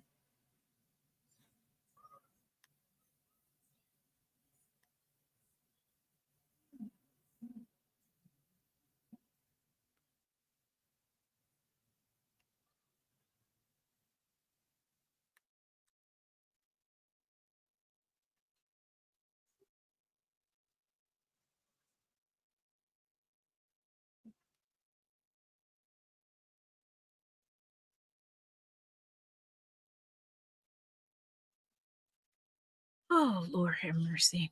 Let's look and see what y'all are rating the defense.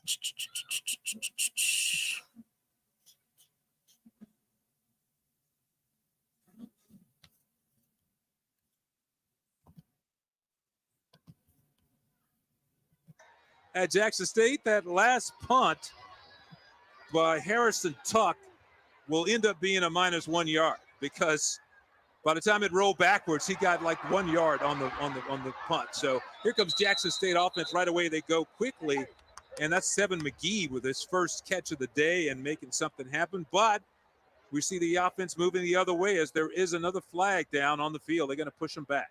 You, you got to play a clean game here. And again, we've seen way too much. Number 70. 10-yard penalty on the spot of the foul. Replay. First down. But the first This quarter penalty was pretty sponsored clean by since then. Richard Schwartz. We've seen a lot of flags come up on both teams, and you just can't win when you're that sloppy and put yourself back. You get a huge, basically a turnover. They be making these games like 10 times longer than what they're supposed to. First thing you do Good is Lord. get a penalty. Well, the coaches always do everything they can to keep the guys focused when you have something like homecoming week. With so many activities going on campus, it can be difficult sometimes. They're supposed to have them 20 in the now. hotel. Brown looking to pass, and he got it away, but he was being yanked down, and he did the right thing there. He just threw that football away. Brown's pass is Yeah, that was a great job just getting rid of the ball, no question, because you can't take a sack. You can't have a negative play from a penalty, a negative play on a sack, and really put you totally out of whack. It's already 2nd and 20. Yeah, he had some heat on him. So you saw Alabama State bringing the pressure on Jason Brown, and now he's 2nd down, and he's got a little bit of real estate to go. 2nd and 20. How do Brown you in have the the offense. defense put it right there for you guys? Brown again. Under pressure, did a good job of stepping underneath, and he completes the pass to McCray. So how about Jason Brown stepping up in the pocket to get away from the would-be defender and avoid the sack? Yeah, he's getting pressure every single time he drops back. I'll tell you, a center screen of some sort would absolutely blow up for him because that pressure's coming just right around that corner. If they can slide someone right up underneath, there's a world of room right there and a little stream dump. So a big game there, setting up a 3rd and manageable now. After the completion, it's 3rd and 3, 17-yard completion on the play. Brown is hit, bounced away from Bubba Adams. Brown still looking for someone. Now he's going to tuck it, and he's going to be about a yard shy of the first down. But what a job by Jason Brown. Bubba Adams had him dead to right in the backfield for a sack, and Brown got away from that, turned a really negative play into positive. Yeah, and Hey, again, y'all better Brown go looking for to it. pass the whole way. Y'all Just doing 4th and couldn't 1? take it Yeah. once he did a good job getting what he could out of that. First of all, Get open for him. you Where they guys marked shouldn't the be ball standing down, around Brown like got back maybe a little past the line of scrimmage because we're still looking at a 4th and 3 for this There's conversion no for way Jackson that's State. 4th Now and as the 3. officials want to talk about something here. That's 4th and 1. Where is it 4th and 3 at? It looked like he got further up the field. He And was 4th and 1. Discussion about where to mark the football. 4th and Possibly, 1. or the, with the way they landed it, they may have broken the sticks over there. 4th and 1. See, look at the one stick's laying down still. It may have. Y'all broken. cheating asses. Well, it bent it inside there. Yeah. You can see He was it's pretty. clearly It's at getting it up 4th pretty and good 1. over there. Yeah. Come on. You know, Jason Brown's a big fella, Look at his 6'2", bent. 230, 235, and he, Who has him at 4th and those 3? sticks are made to collapse like that. So they're bringing in an extra pair of sticks, is what it looks like they're going to do after this play. But it's not 4th and 3. Or are they or aren't they? And is the coach going to challenge that or what? Well, they're going to attempt a long field goal now. Oh my Dylan God! Lawson is going to come on, Come on, and it's bro. going to be a 46-yard attempt. No. By Jackson No. State. And that is another interesting I hope story we this got is to a get fake. to. I don't know hope what this the is a stories fake. with these kickers, but we got great kicker stories, folks. Dylan Lawson, who just joined the team last week, had his first action kicking, made a 40-yarder last week. This one from 46 yards How you gonna away. let them tell you in your own house that you're 4th and 3?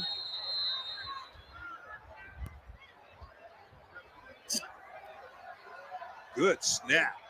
The kick is away, and it is good. Yes, sir. You saw the official underneath shaking his head.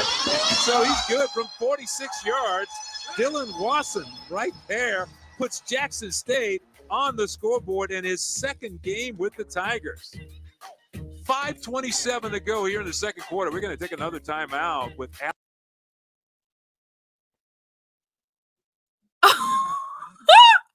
Yo, Jackson State is letting people sun them in their own house, and I don't know how to feel about it. First of all, I would have been raising Cain with the refs, because there's no way that's fourth down and fourth and third. There's no way. It was third down and third when he started. He ran literally right there. He was only 1 yard away. Please don't let these folks play in your face like that.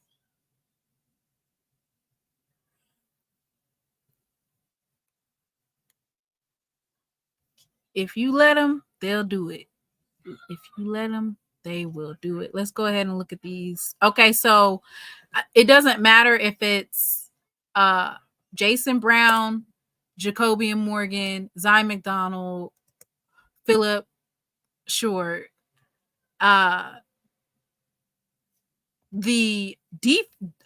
Alabama's defense is blitzing almost every game or every snap, and the offensive line is not necessarily picking it up. Now, will the offensive line and will the OC make adjustments at the second half? I'm hoping so, but the fact that the defense was able to get you that close to the red zone and you still couldn't punch in a touchdown, that is not good. Shout out to our new kicker.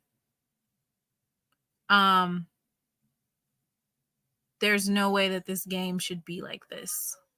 But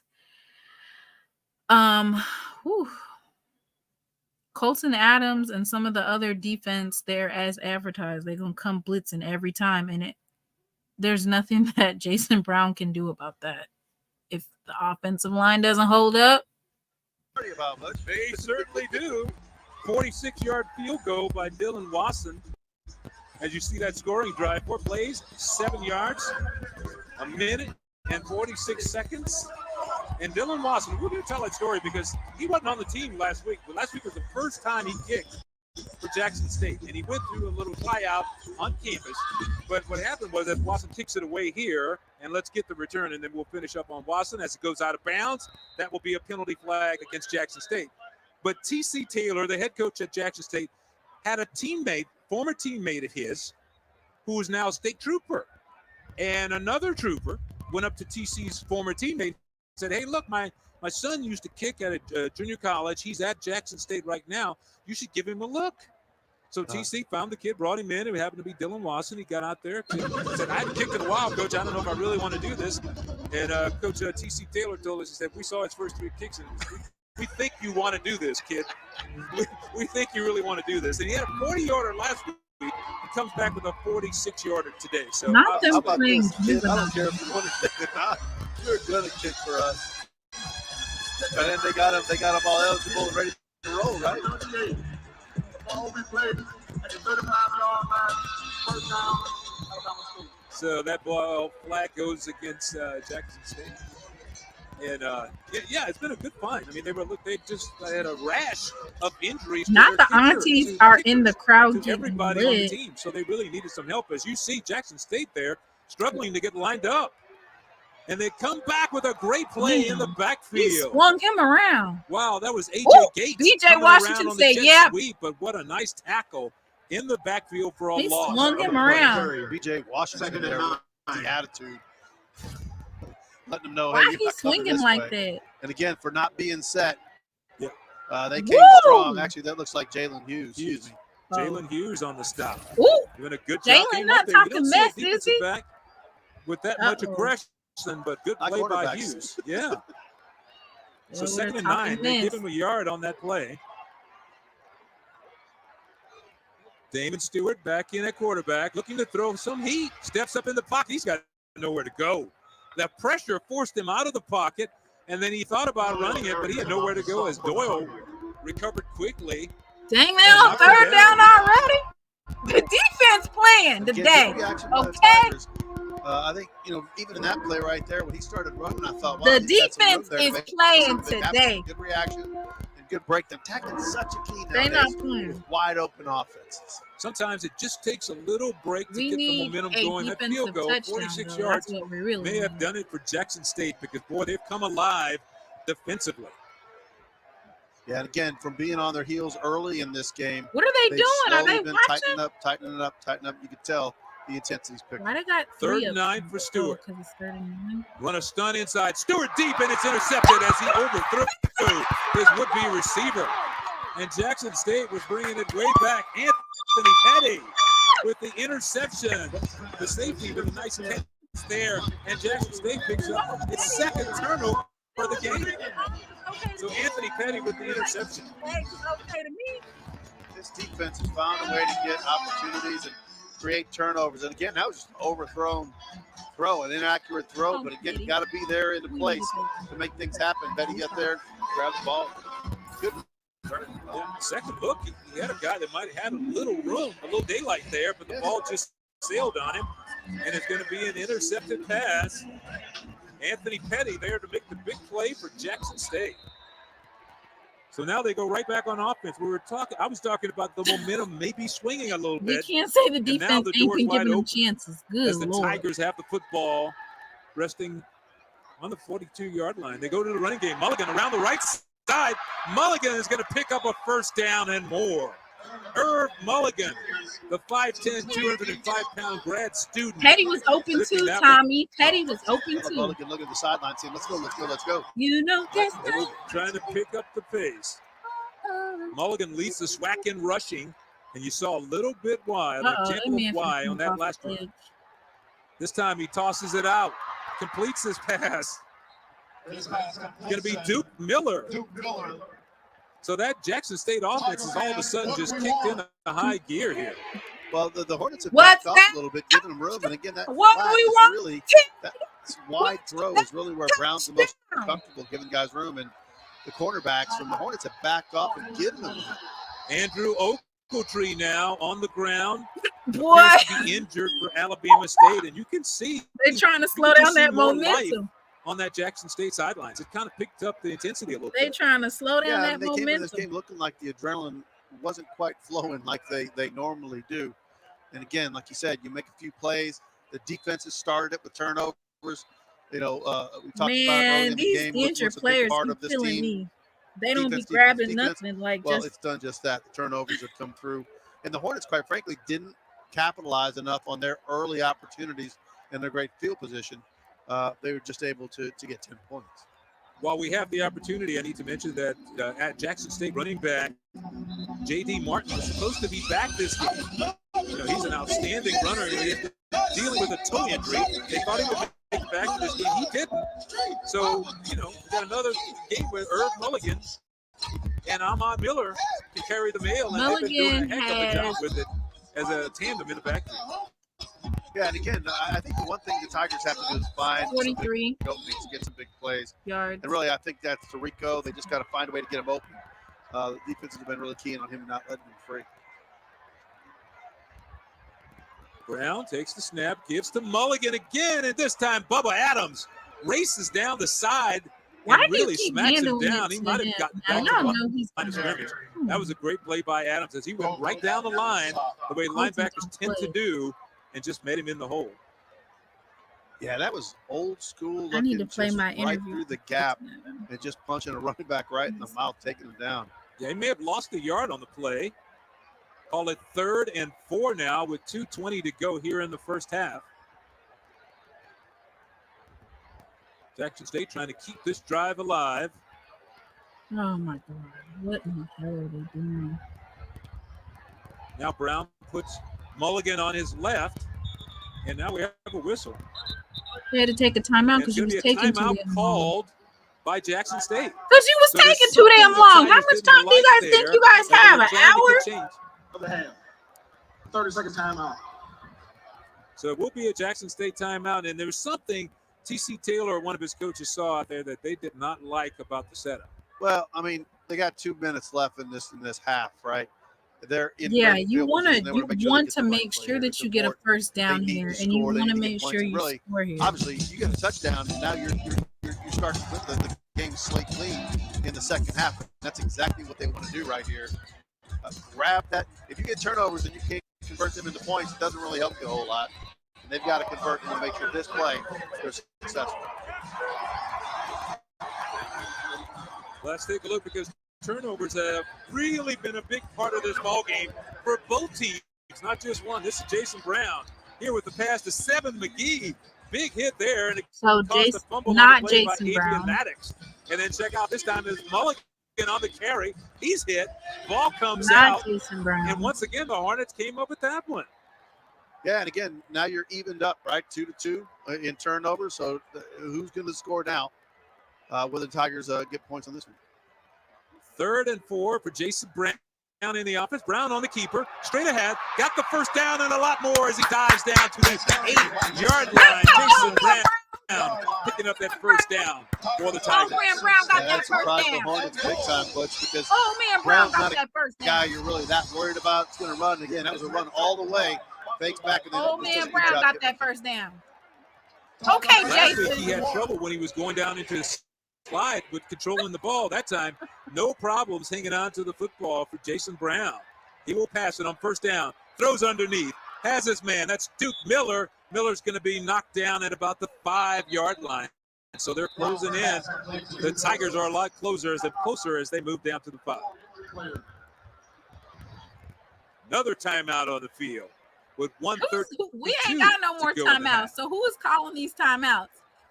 So Jackson State is out of timeouts, Bruh. and according They to what we have on the have scoreboard, about Alabama State 3 has 2 injury timeouts remaining. apiece, I think they only plus have a couple of 3 targets. regular timeouts. There's literally like But 12 let's talk about timeouts a red zone game. touchdowns for And this is the just the Tigers first right now half. because This is they ridiculous. are only Put 11 Jacoby of and 22 Morgan in the in, red zone. and let's do what right? it do. So they're half getting a touchdown Just when they put get in that red Jacoby and zone. Morgan in. It's important for them to get it He's right gonna now. bulldoze his They're way in there. right They got on to go through. ahead and punch this thing in and get a point and get a touchdown so they can win this game. Colton Adams today, you can see 4 tackles, all of them solo tackles on the season. 60 tackles, which ranks 2nd in the SWAC. And like I said, Coach could not stop raving about this young man. Well, he's a physical player too. So it's one of those things. He gets a lot of tackles, and you feel it, right?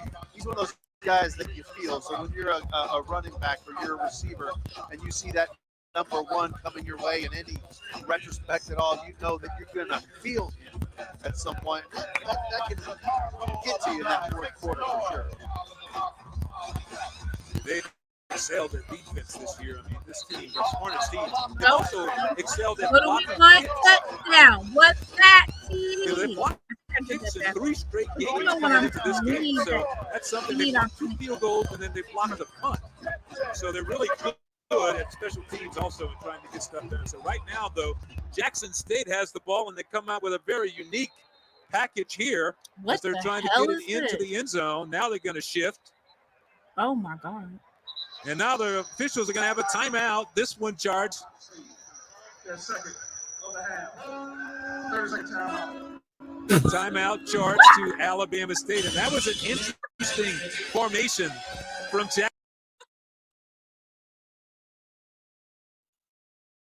I have never seen so many timeouts in my whole entire life. I think somehow the Hornets got an extra timeout here. Somehow, but What is? but do they even certainly that's a have good that time to many call a timeout timeouts? because Why do they in still those have one retrospects right timeout there, on the? you see a I know formation like them that. all the time. The advantage, obviously, all offense because the offense knows what they're going to do. The defenders don't even know how to line up with something like that. You just had a center. Your guards and tackles are lined up on the outside line of scrimmage, stacked by your receivers. That means both sides you can throw to, and it's basically either a wide receiver. They got us dancing out here for homecoming. Look at them. They just feel like they're going to be in the end zone. So a play like that, you get a timeout, and then you come up and you line up. And we'll see what the Tigers do here. Yeah, we got to see a great. How many first half timeouts? football. Why We do they have a still minute, got one 27 little seconds left to go. timeout on there? And then we got There's the no Sonic way Boom they in have the South. another timeout. Getting ready to do their thing on Bro, this homecoming, must so that's be going a to be different type of exciting also. football. Number 15 checks in, Jacoby and Morgan. You already He's know usually what's in for up. the, on their Quarterback goal keeper. line packages. Morgan takes it, fakes it. He's going to keep it. The big fella goes around the right side, has some room.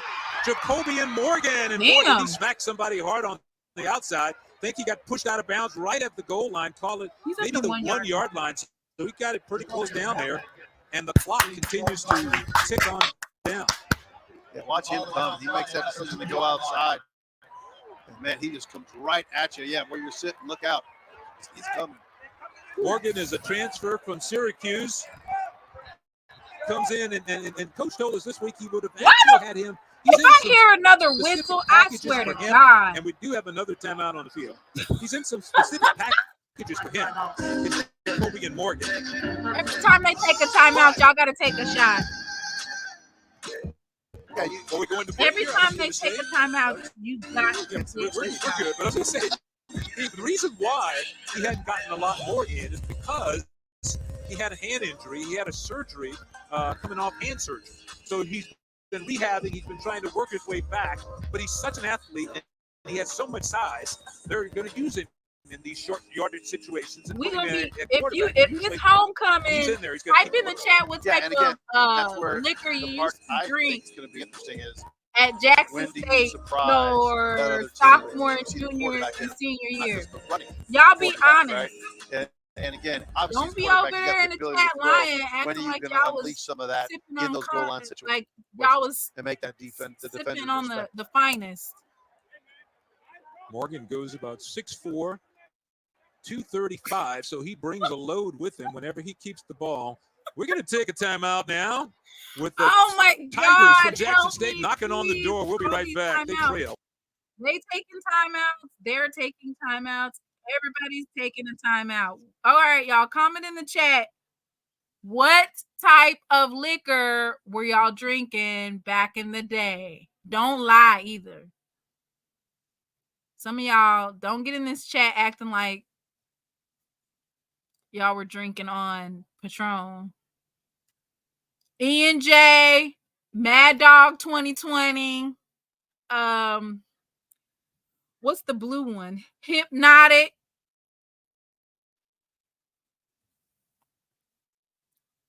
I'm trying to figure out what the other ones were. Yep, Mad Dog 2020 was a household name at Jackson State University. And if you over there capping like y'all wasn't drinking on the Mad Dog, stop it. Used to mix Hypnotic with Hennessy, call it the Incredible Hulk, I think, or something like that. Don't be over here. Don't cap on this app, okay? Don't cap. We were college students. What's another one? Lord, the Mad Dog 2020 really was where it was at, though. $6, you could be out like a light. Hypnotic and Hennessy. Okay, that's what it was. I'm trying to figure out what is that drink that they used to make at Freelon's, and it was blue. I forgot what it's called. It's a mixed drink. Wild Island. Boom Farms. What is Boom Farms? I've never even heard of Boom Farms. Four Locos? Oh my God. I remember they banned those. They had to ban them. Folks was doing too much with the Four Locos. They was chasing it with an energy drink. All right, y'all. Let's go ahead. Everyone, 1:13 to go here in the second quarter. Jackson State knocking on the door. They have a third and I know them dogs ball on there. the 2-yard line. When we pause for the timeout, we had big Jacoby and Morgan in at quarterback. We will see if he comes back out on the field. See what kind of dog is in him, right? That's where the atomic dog in it right now. They are. Getting set for an exciting halftime show as you watch Stephon Young roll, go back out on the field. Now Jason Brown has come back in at quarterback. Who's singing? For the Tigers, he has Mulligan right behind him. Puts the tight end in motion, gives to Mulligan. Nice cut, but he's going to be very close, but he did not get it over the line. First of all, He did where not the heck get it is in. Morgan So we will at? see what Jackson State does on 4th down. What a big play by the Where's Hornets defense. Morgan at? And again, with that long to go, boy, that's a lot of faith in Mulligan right there. I mean, Why would you do that? You guys should have sent Morgan. 2 or 3 of them, but now you got 4th and 1. Looks like there's a penalty marker. Is that what I just heard? I hope there was a penalty for 15 yards.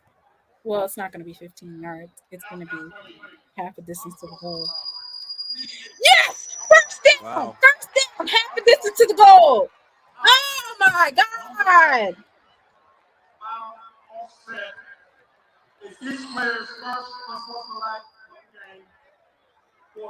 Second time. Bruh, why in the hell does Jackson State kind of keep penalties?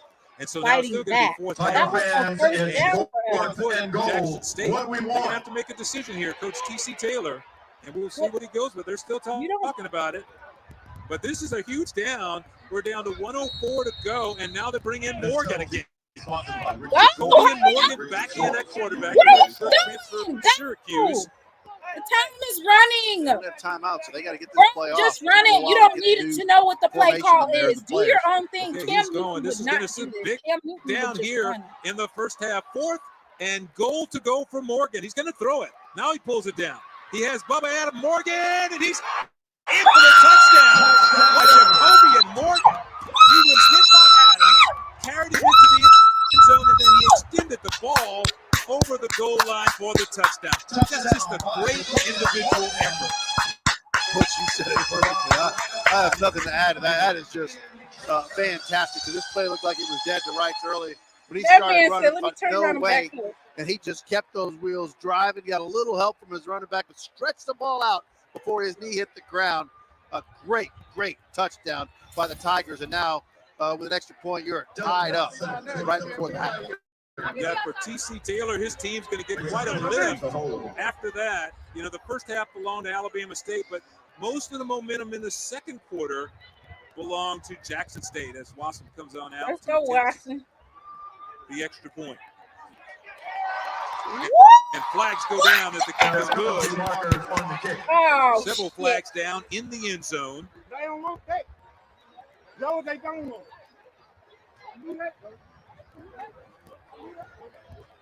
Looks like it's against the Hornets. You just decline that. There have been a lot of flags in this game. There's a look at big Jacoby and Morgan on the sideline. So he's defense. More than 11 players on the field at the snap.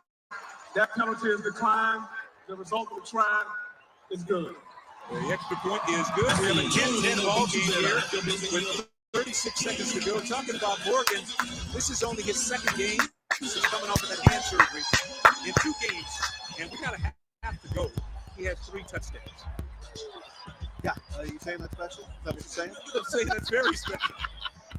I think his hand's okay. I don't know about you, but whatever's going on with that hand, he can hold on to that ball, and he can. And again, right there was special because he used that hand to stretch out at the correct moment to make sure he broke the plane to get a touchdown. That scoring drive, he plays 42 yards.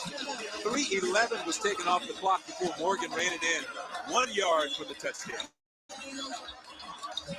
Yeah, and again, I was really interested to see what the penalties look like. And again, you know, penalties in this game, 6 for the Hornets, 3 for Jackson State. And again, I think they weren't counting the ones that were offsetting, I believe.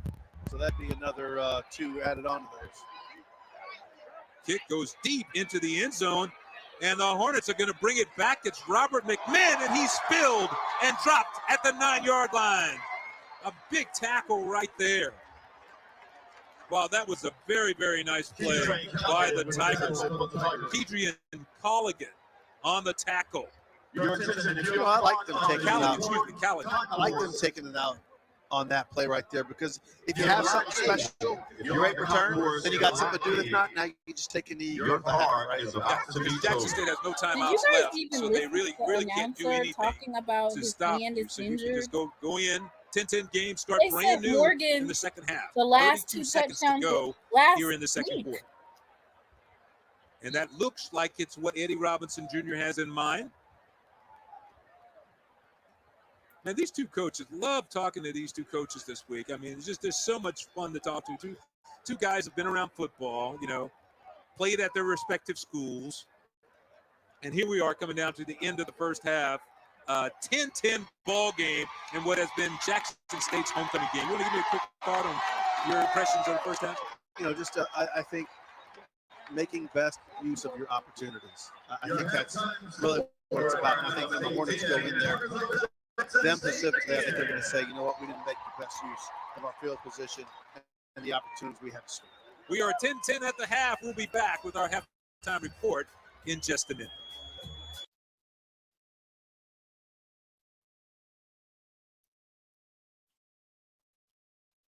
Halftime show.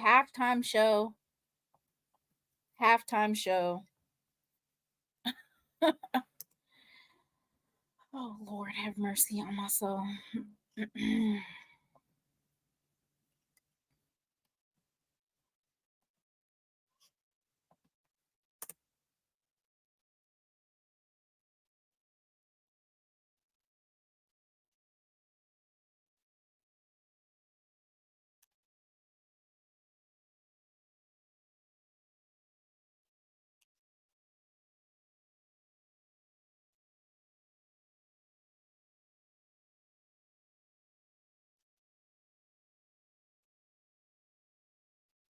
Let's look at these team stats.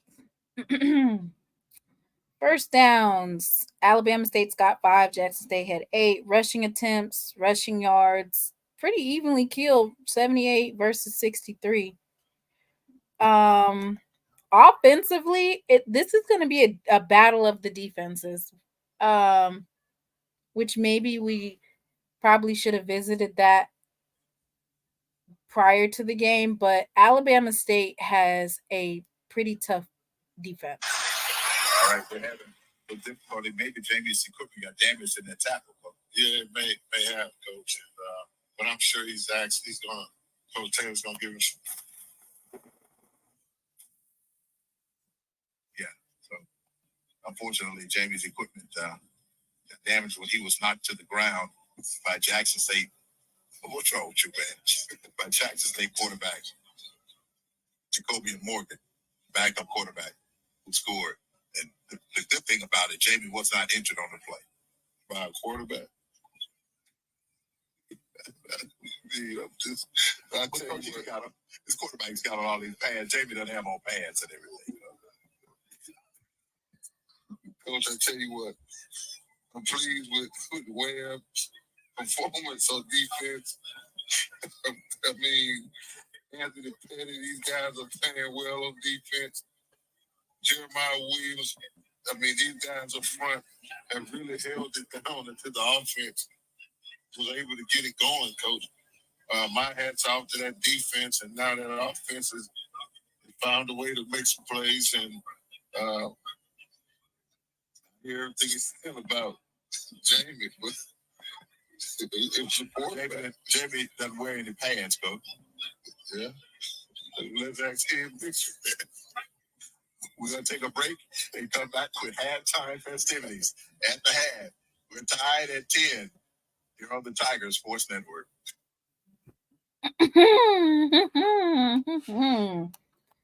Y'all. This is another one of those games that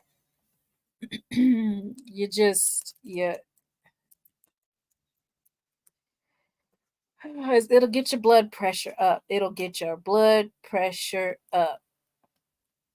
But let's go ahead and look up Alabama State and let's look at their games that they've had, because most of their games have been really, really close. All of their games. Alabama State has not let any offense score more than 23 points. So they had the Miles game. They lost 21-17, very close game. Florida A&M beat them. And that was actually a pretty close game before Florida A&M had some separation, but that game was really, really close. Alcorn State literally won in overtime by a field goal. They barely beat Bethune-Cookman, but they held them to 14 points. And that's because offensively they struggle, but defensively they're pretty stout. Okay.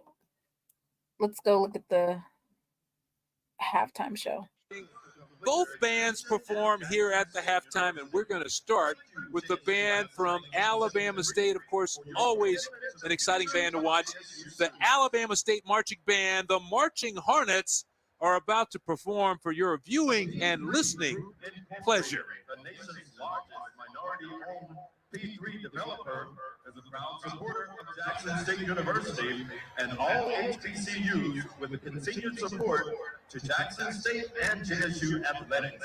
The P3 group continues to fulfill its $150,000 endowment to JSU, and today announcing an additional $25,000 donation to JSU athletics through its nonprofit arm, Brown Foundation CDC, making a total investment to Jackson State in the amount of $175,000.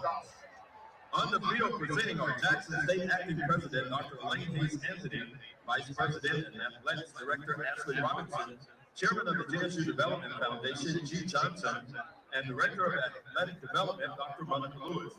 Dee Brown, President CEO of the P3 Group, Incorporated, and Chairman Emeritus of Brown Foundation CDC.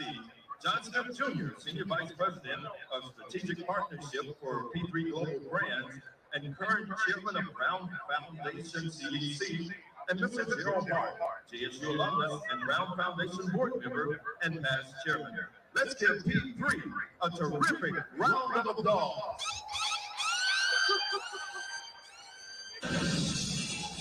The College of Liberal Arts at Jackson State University is pleased to announce the naming of the new Randy M. McGee Lobby. Thanks to the McGee family. Let's pause and go to break right now. 10-10 game at the half. We'll be back with the band in just a minute, so stick around.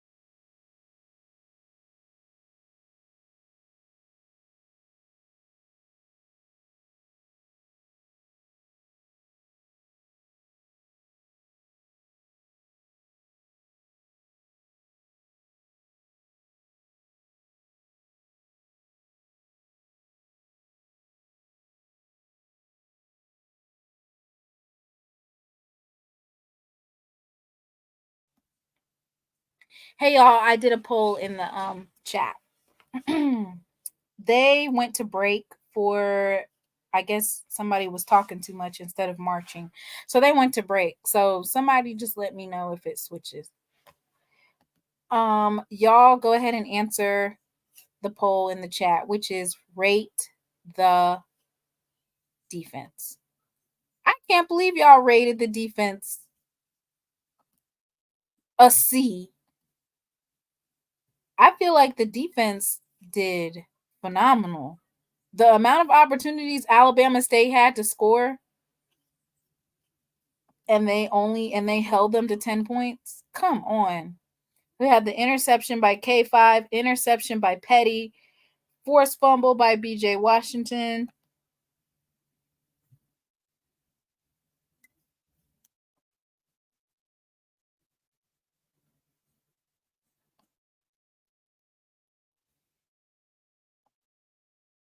Defense definitely, I would rate them an A- at this point, actually, because Alabama State had so many opportunities, and special teams. Special teams definitely gets an A today.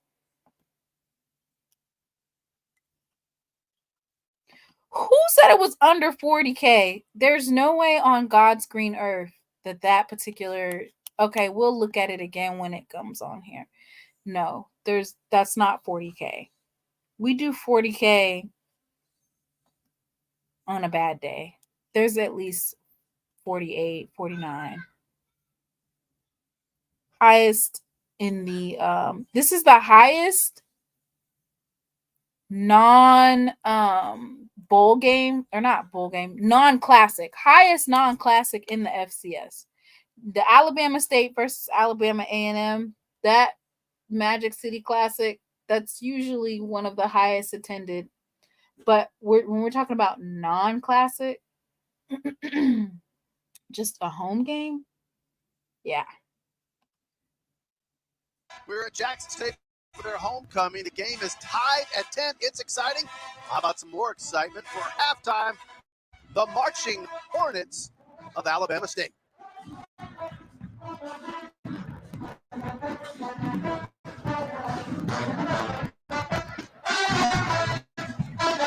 Look like the Hornets with some smoke too. The mighty marching Hornets.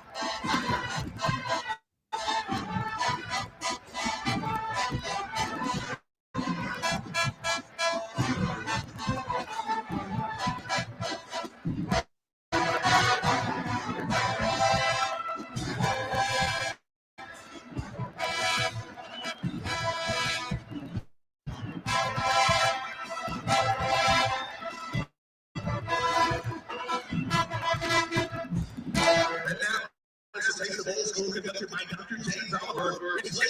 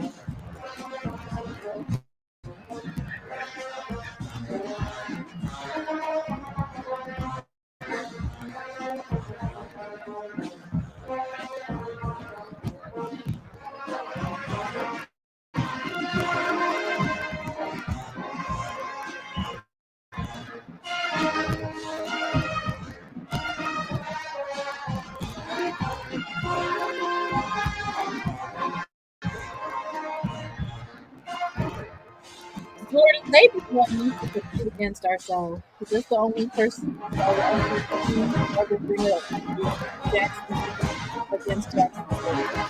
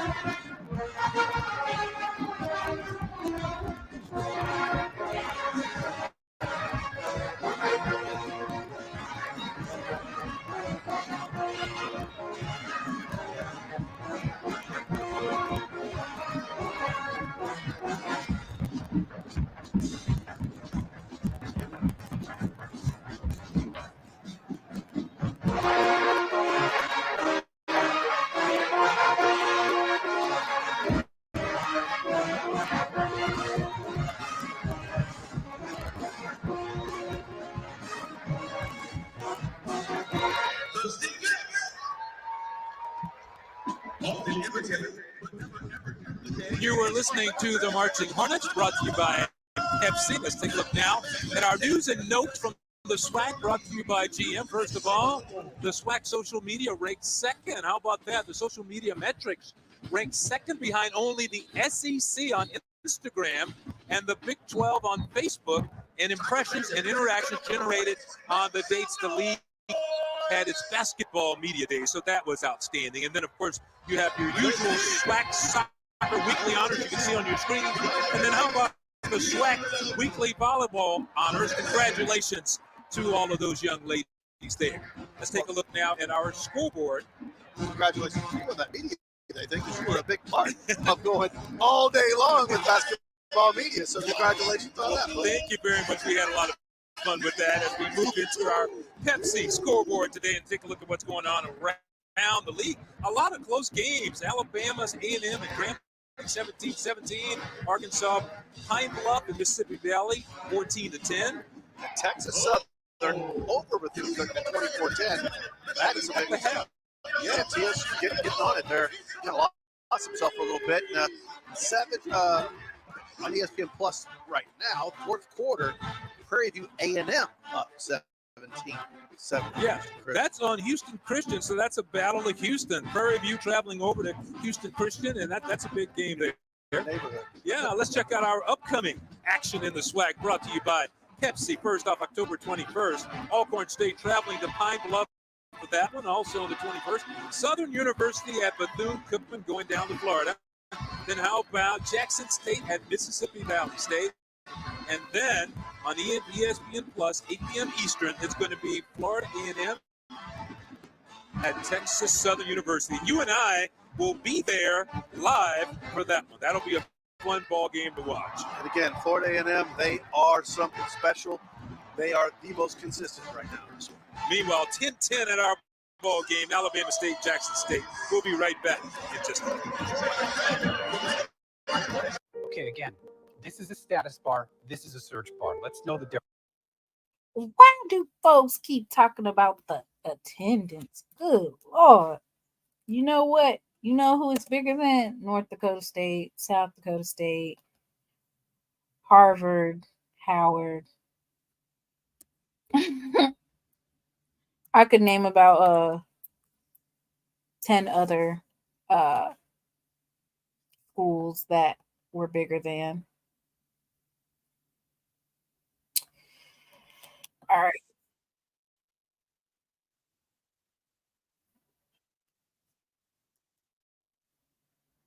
All right, let's take a look at see this.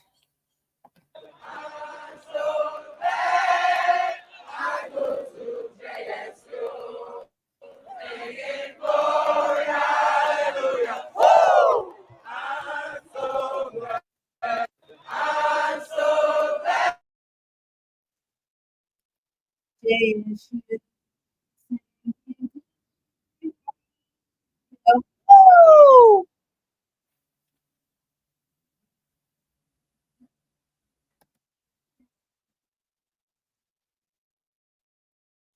Valley is leading UAPB. Wait, what? I can't even go on Valley's website because it's on YouTube. I ain't trying to get flagged. Well, technically, this is demonetized. Ooh, Valley is winning 14-10 right now. Valley is at home. You know they're gonna play tough at home now. And if they have a chance to get a win, it's this one right here.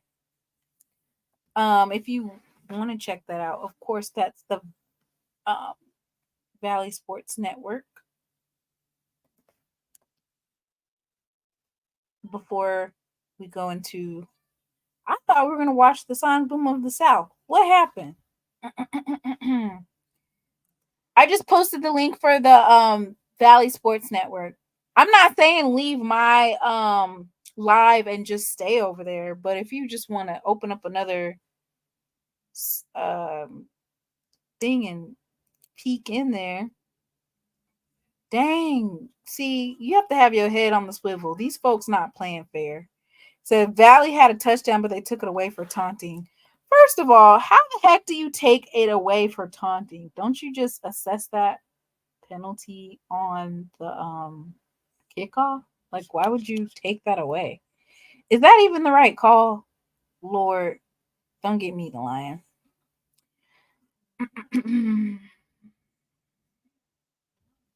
Over 300 people are in the chat. Go ahead and do me a big solid and like the stream. I'm waiting to see if they're going to post the Sonic Boom of the South.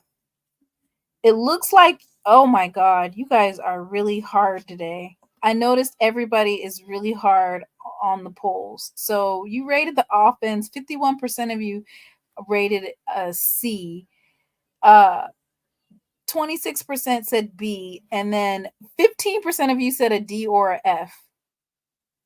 I was getting ready to say I didn't think you could take a touchdown away for taunting. I could have sworn that it would just be the 15-yard penalty would be applied to the kickoff. But you know what? Let me just mind my business, because according to some folks, I don't know nothing about football.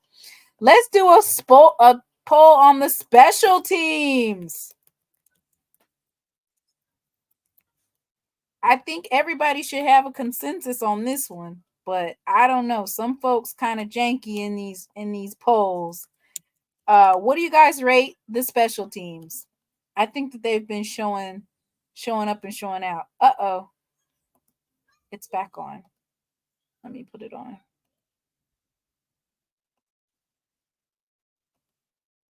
All right, 1400.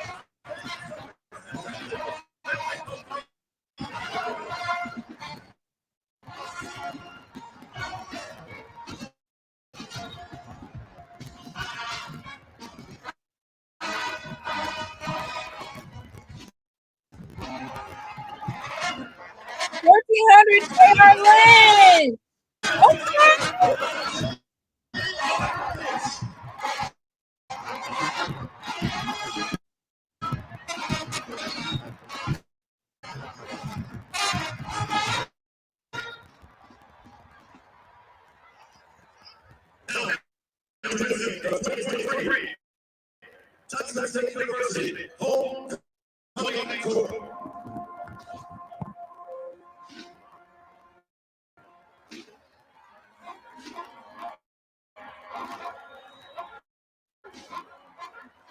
The Sonic Boom of the South. We're going to have to take a timeout now.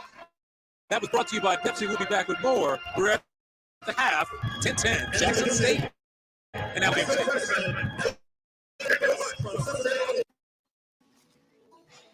Around here, we like to keep things simple and honest. Sure do. That's why I have progressive free Hey, your why rates from did other they take companies. it off? They're lower than ours. Man, So you can choose. that was terrible. I don't know why. Whatever. Let me see if I can find it on Facebook. I can't believe they took it off.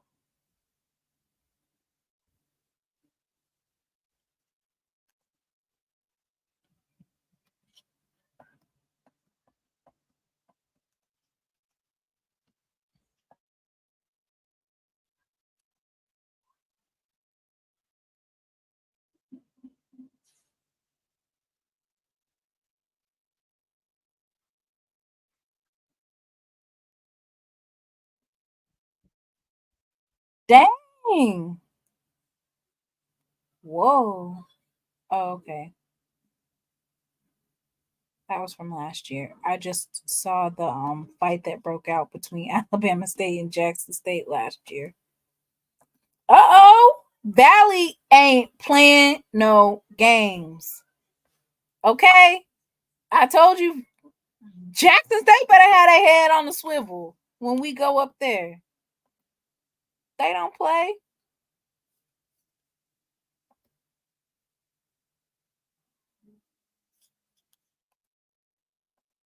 Let me see what y'all rating the Now that's what I like. I only got 23 votes so far. Y'all go ahead and cast y'all vote for the special teams. it's between a A and a B right now, which it should be because Dylan Watson, which they haven't updated his information, but overall,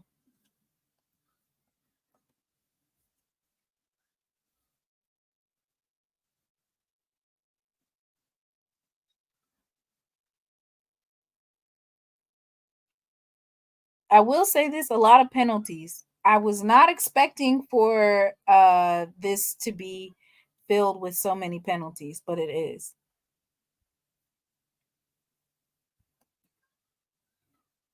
Of course they still have Watson as Baeza, but it's not Baeza, it's Watson. So hopefully they fixed his name in there. But it says that Watson has done 3 kickoffs for 190 yards, average 63 yards. And then Matt Knoll did 3 punts today for 126 yards. It's great to see Matt Knoll back in action. Jason Brown is 11 of 16 for 89 yards. I think that coach is probably going to stick with Jason Brown and then just utilize Jacoby and Morgan for different packages, including ones in the red zone offense, because that is where Jackson State struggles the most. So I have a breaking news announcement for the Sonic Boom of the South. The Jackson State Sonic Boom of the South will be accepting a Rose Parade to bring the summa cum laude of bands to Pasadena on New Year's Day. So Sonic Boom of the South got invited to perform in Pasadena, and it looks like they're going to the Rose Bowl. Is that the Rose Bowl? I think that's the Rose Bowl. So that's good. So congratulations to the Sonic Boom of the South. Over here. As they go down to Johnson with that big game. And then on the other side, that was a big play. 7 McKee fumbled the football. It's recovered by the Hornets, and they cashed it in. Yeah, great run and effort there to get in the end zone. And that's what they need to do when they get the red zone. They need to score. A.J. Gates on that touchdown reception there from Lett. And then you have Jason Brown. Jason Brown's gone all the way, but this was the defensive first half. As he tosses to Mulligan. Mulligan turns it inside, and he would fumble the football, and the Hornets would come up with that one. It was that type of first half. Yeah, turnovers made the game and gave Alabama State the opportunities. Would they cash in? Stewart this time fires, and he's picked off. His pass is intercepted by number 5 right there. That is Wiggins on the INT. And then what a great touchdown run by Morgan using his power. Yeah, and again, they wound up converting, even the game up. And again, it's even on turnovers, 2-2, right? And the score is even. And again, look at the total yards, Butch. 139, 154. Not a lot of offense going on. And that's because the defenses are truly stepping up and shutting them down. I think the story of this second half is going to be, for one, penalties. Who can control themselves penalty-wise and who can convert and just get on the board. You can't lay eggs. You can't win. You look at the penalties there, 6 for 25 for Alabama State. And on the other side, at 3 for 20 for Jackson State. It shows the penalties, but what it does not show is how some of them came up at key situations during the game. Exactly. And I think almost all of them were key penalties that stopped drives or certainly made them from a manageable third down rolled into a big one. So they were, and then again, I think there was at least 2 more, but they were double penalties, so they didn't show up on here from both teams that should be on there as well. So they got to play a cleaner game. They got to find a way to take care of business for both of them. But again, the offense, one of them's got to roll. And I think they got to find a way to get it down the field. Big plays are lacking. To the 2025 tournament of Rose Parade and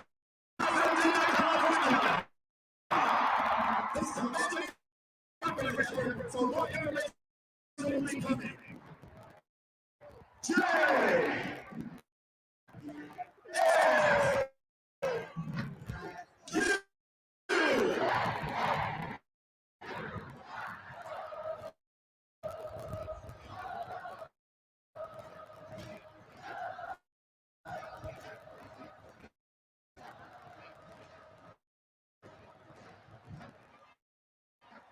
How about that? The Sonic Boom of the South will be heading to the Tournament of Roses Parade in Pasadena, California later this year. Congratulations to them. An outstanding band. We have an outstanding game. We're going to pause for a timeout. We'll be back in just a minute.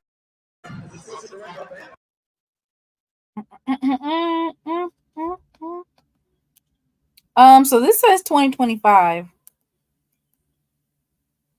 It says New Year's 2025.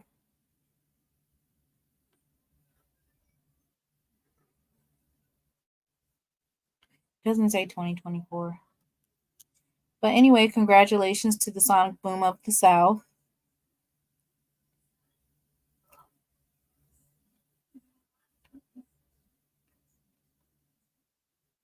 That's a big parade.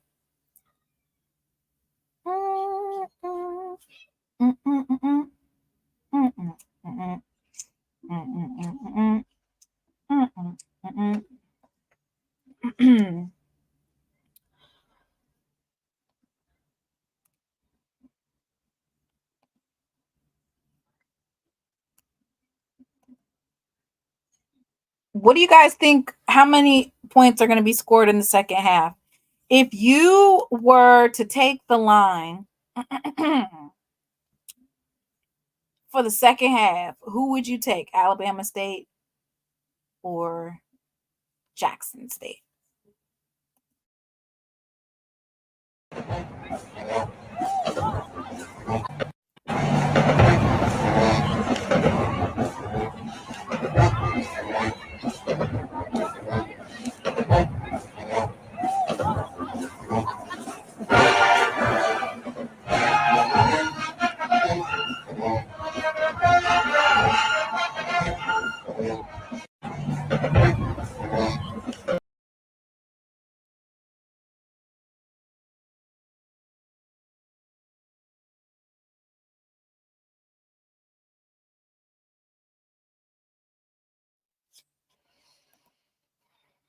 $21 points. We need 4 touchdowns minimum. We definitely need to turn it up a notch. There's absolutely no reason that Jackson State offense shouldn't come out here swinging. But and by that same token, we do not need the defense to fall off like they did last week. Last week, the defense fell off. We did not. That was bad. So we don't need that repeat. That's for sure. For Jackson State, and so far, or after that second quarter, it's been a pleasant homecoming. Now we're in a 10-10 game, Jackson State and Alabama State.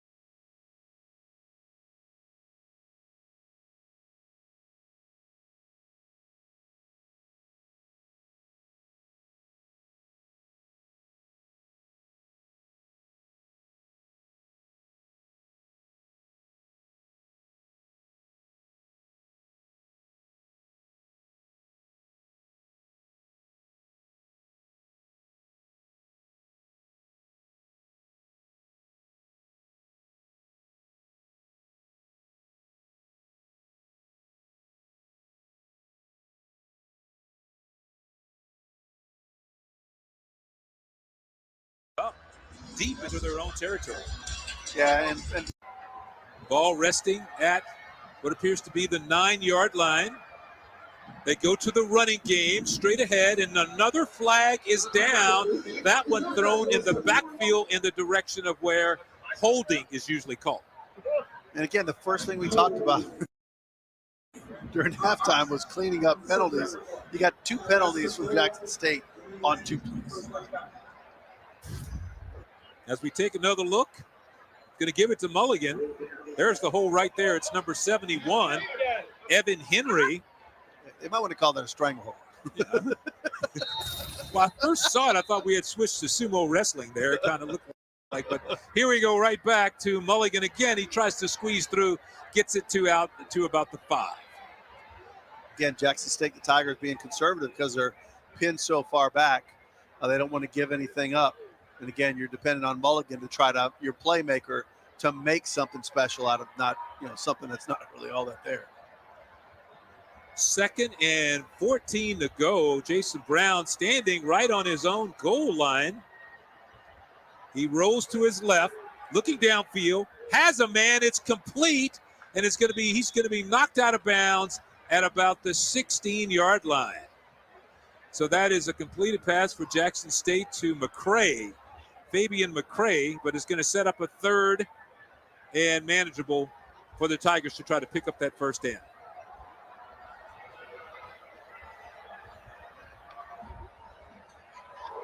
So Brown looking over to the sideline, trying to change the play.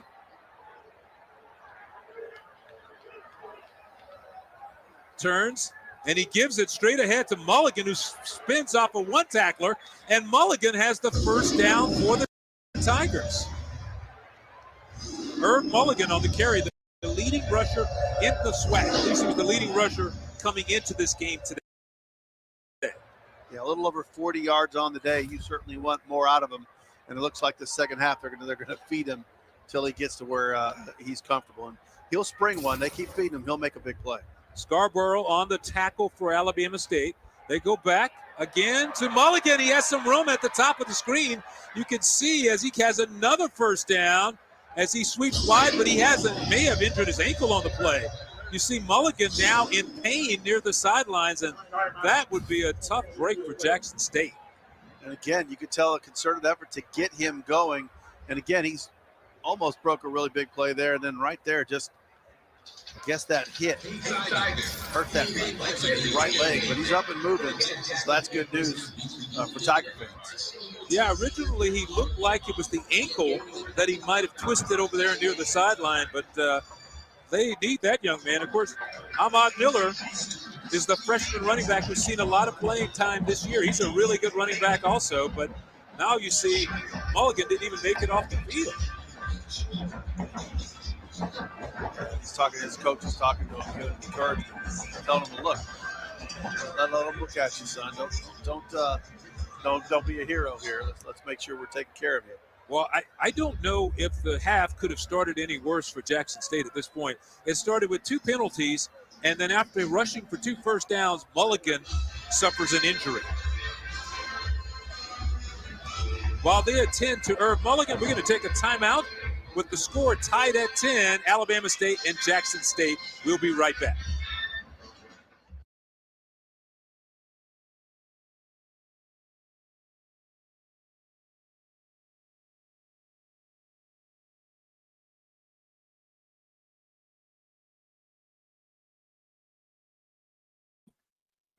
I have never seen this many commercials in all my life. Good Lord. Thank you so much, Mr. Sims, for the donation. Thank you, Miss Coleman.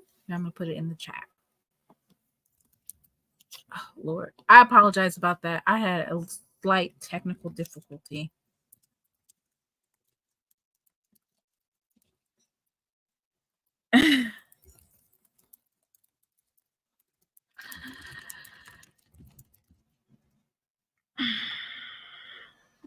I don't know how we came out of the locker room with 2 back-to-back penalties for the second half. I just don't know how that happens. It's wow. That's all I can say. I don't have no other words, but woo-wee, come on, y'all. You can't start out already with penalties to the point where it backs you down. Look for my question. What kind of question? Oh, okay. Yes, I do have Cash App. The information is located at the bottom of the ticker or at the top. Let me see.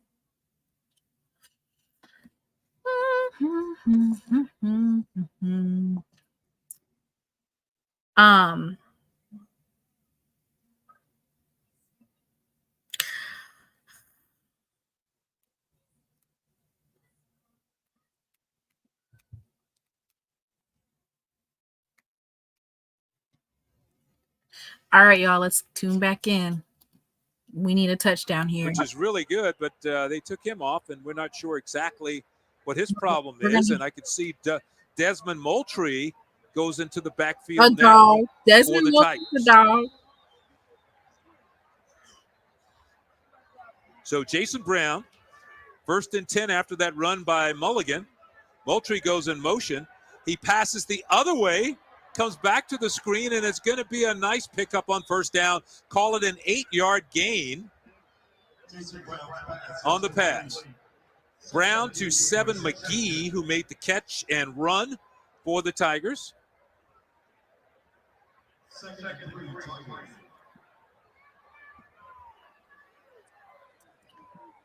Brown will throw again on 2nd down.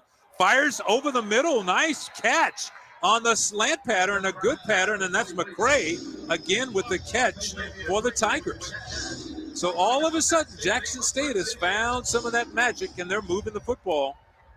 This drive started after the penalty. They were near their own goal line. There was about the 4 or the 5. Brown was standing in his own end zone when the drive started. Mulligan is out for the rest of the game? This time he gives to Moultrie. And Moultrie's going to get some tough yards. Call it about a 4-yard gain. Moultrie's a dog, too. As he works his way inside. Colton Adams, Bubba Adams. One of the Hornets in on the stop. That was Tigers offense 4 yards. Suddenly starting to look a little positive right there. And again, you open it up, spread the ball to different receivers. Shelling, you're running back in there. Stephon Roll also at the bottom of that pile. Come on now. Call it 2nd and 5 for the Tigers. Brown's going to go underneath again to 7 McGee. 7 makes it happen. A nice move. And 7 McGee is going to have a 1st down for Jackson State. I like the way he did that little cut. But that was a big-time move right there. A little shake and bake to pick up the 1st down. It sure was. 7 McGee that was fun definitely to watch. a shake and bake. Watch this little just hop. Yeah, a little hop Miller right there. too. Then he he runs got strong. Miller So too. it's a combination. He can run physical if he wants, but certainly slick. You got to be on your feet. You got to break down and be on your toes when you're tackling him. So another 1st down for the Tigers. McGee goes in motion. Miller too. Yeah, we got Miller. Brown turns, gives it to Moultrie. Moultrie cuts it inside, Woo! has some room, and he's going to dive down near the 20-yard line. So Moultrie on the carry. And he picked up another 1st down for the Tigers. Great job cutting off his lineman. They go quickly to the line of scrimmage. And he gives it to Moultrie again. And Moultrie just using that power inside, still on his feet, trying to get more. What an effort right there by Desmond Moultrie. That was an outstanding effort. I thought he was down 10 yards back. And he just stayed on, running like a train there. Well, we have a timeout on the field, but how about Moultrie coming in for the injured Irv Mulligan, and right away he's showing that they do have plenty of running backs in that backfield. And we haven't even seen Ahmad Miller, just 1 carry so far today. Yeah, Moultrie, a junior. Lamar High School in Houston is where he came from. And, man, I'll tell you what, he's running extremely strong there. Or he's from Arlington, Texas, Lamar High School. So certainly showing that, hey, I want some playing time in here. Well, and that's what has to happen with any football team. If you get an injury, especially to a key guy, it's on the next guy to step up, and that's what we see happening here with Moultrie in the backfield. Yeah, quickly 27 net yards, 9 yards a carry. But you see the young man getting his opportunity here and trying to make the most of it.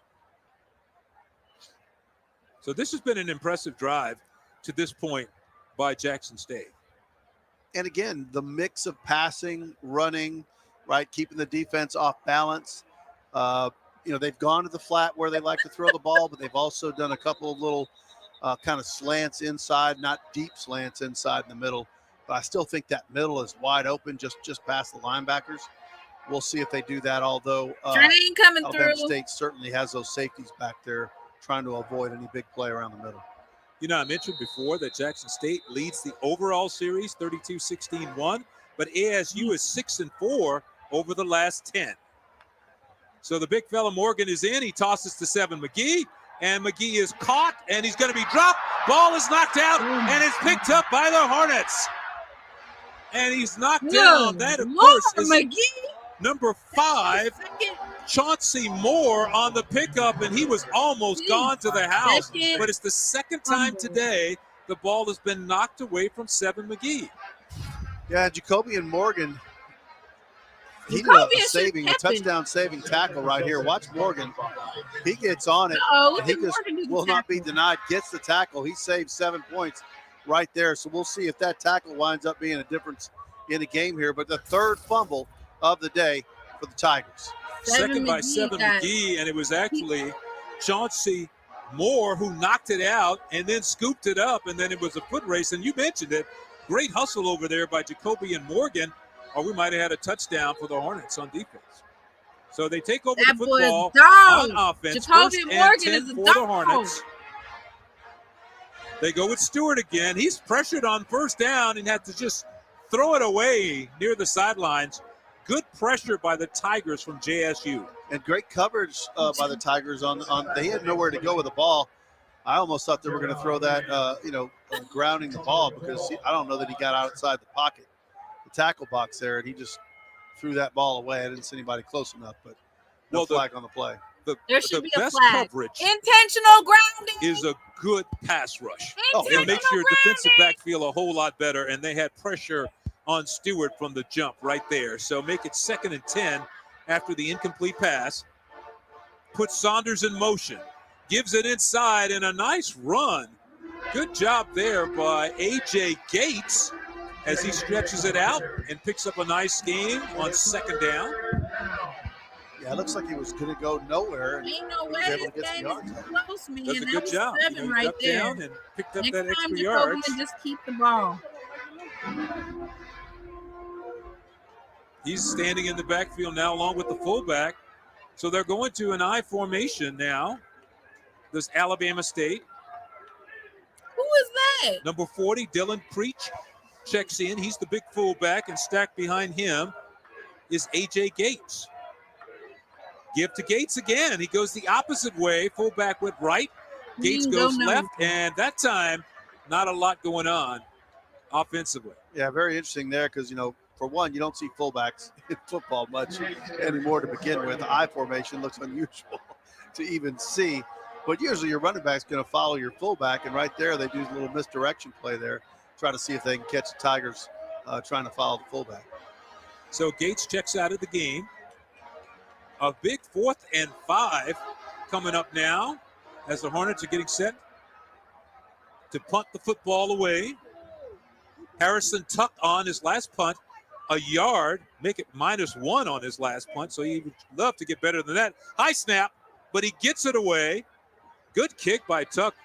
Fair catch called for and made by Duke Miller. So Jackson State will have the football again when we come back. We're going to take a timeout. We're still tied at 10. 7:58 to go here in the third. Oh, my goodness. I'm so sick of they got timeout after timeout after timeout.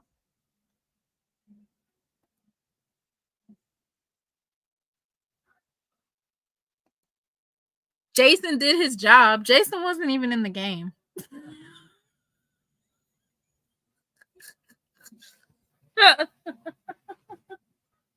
Jason wasn't in that game. I mean, excuse me, he wasn't in that for that particular play.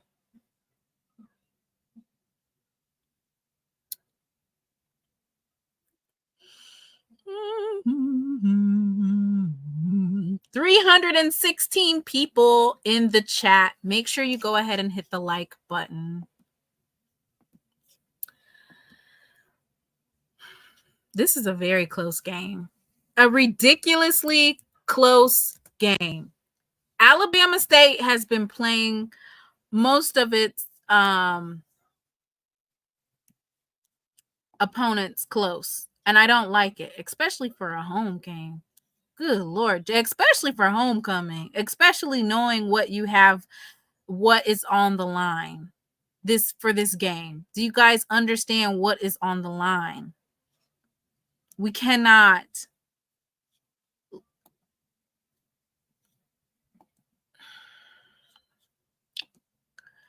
So y'all wanted Jacoby Morgan in, and he got in, and Seven McGee fumbled the ball. Thank God that Jacoby Morgan ran down that defender and tackled him. Otherwise, we might be looking at a little bit different scenario right here. We just need to shake back. That's all. We need to shake back, but we need to shake back quickly. All right.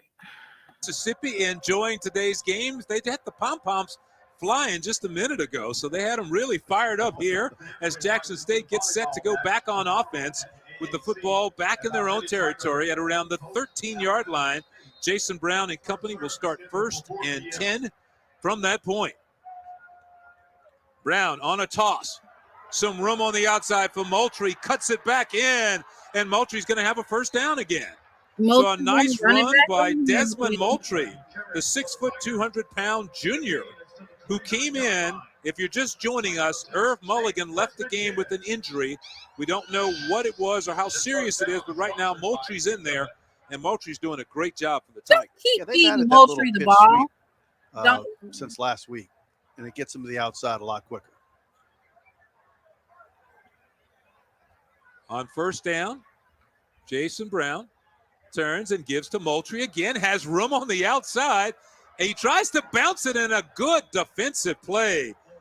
Wow, that was James Burgess who came up and rocked his world a little bit, but that was a good play by Burgess. Oh, yeah, it was. But Moultrie saw, man, if I can get around him, I've got a lot more room. And right here, he's trying to make it as I can go outside. Oh, no, I can't. He thought 86 was going to get a better block for him. Didn't happen. Got stuffed. Good tackle. And that's the way to fight through a blocker, right? I mean, when it's kind of one of those things, don't stay blocked, right? You're going to get blocked at some point. Don't stay blocked. And that's what he did a good job of. Another injured player down, one of the Hornets. I'm so sick of these damn players. You need to throw a damn 15-yard. Number 6, DeMarcus Cunningham, the linebacker who they count on a lot.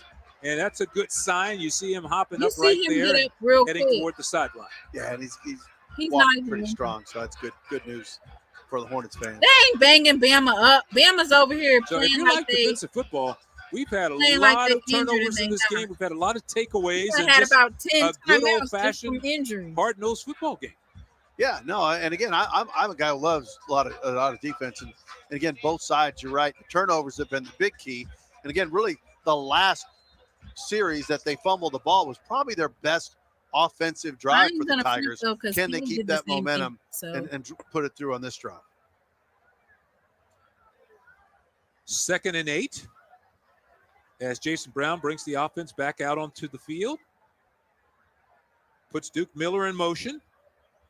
Gives to Moultrie again. Moultrie escapes in the backfield, and he jumps over a would-be defender.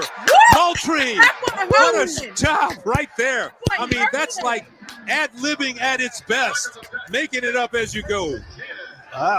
He looks like a hurdler to me. I mean, look at that. Boom, right over the top. Beautiful form. Coming right down. Wow, that was nice. Desmond Moultrie on the carry. This time a blitz coming after Jason Brown. Fires near the sideline, and it was caught Did he get the foot down is the question. The officials say no. But Moultrie, how about that? With the hurdle action there. Looked like he's ready for the Olympics. I'll tell you, and it looked like it was good to him, and it wasn't anything unusual for him. Moultrie's running with an attitude. And, you know, when you got an inspiring running back, that picks the whole team up. Certainly does. 2nd and 10 after the incomplete pass. Brown looking to his left again. Throws underneath. Had a man open. Adams takes him down, but it's a nice gain of about 5 yards. It'll bring up a 3rd and manageable. You know, Moultrie already has 56 yards, just 1 yard short of Mulligan, 9.3 a carry. Well, he came into the game like running with a vengeance. He really came in with an attitude that I'm going to get in here and just take advantage of this opportunity. Run mad. And that's what he's doing. So 3rd and 5 to go, make it 6 yards to go for the first down. Oh, and the Hornets looked like they were offsides. A blitz on the play. Brown goes deep, and it's going to be an incomplete pass, but the Hornets clearly jumped offside unless there was movement on the offensive end. Yeah, Butch, and what I love right there this time, you saw Brown point to his receivers, go, right? I'm going to heave it down there. We're going to see if something special can happen because I know that's on the defense. 5-yard penalty, 3rd down. And he threw it anyway, giving his receiver an opportunity to make a play downfield. But again, great job of Brown being very decisive, throwing his hand up, telling the receiver, go, I'm going to throw it. That's a very good point because you pointed out earlier in the game, he didn't really do that. That time he gave him an opportunity thinking that they had the offside penalty, and they did.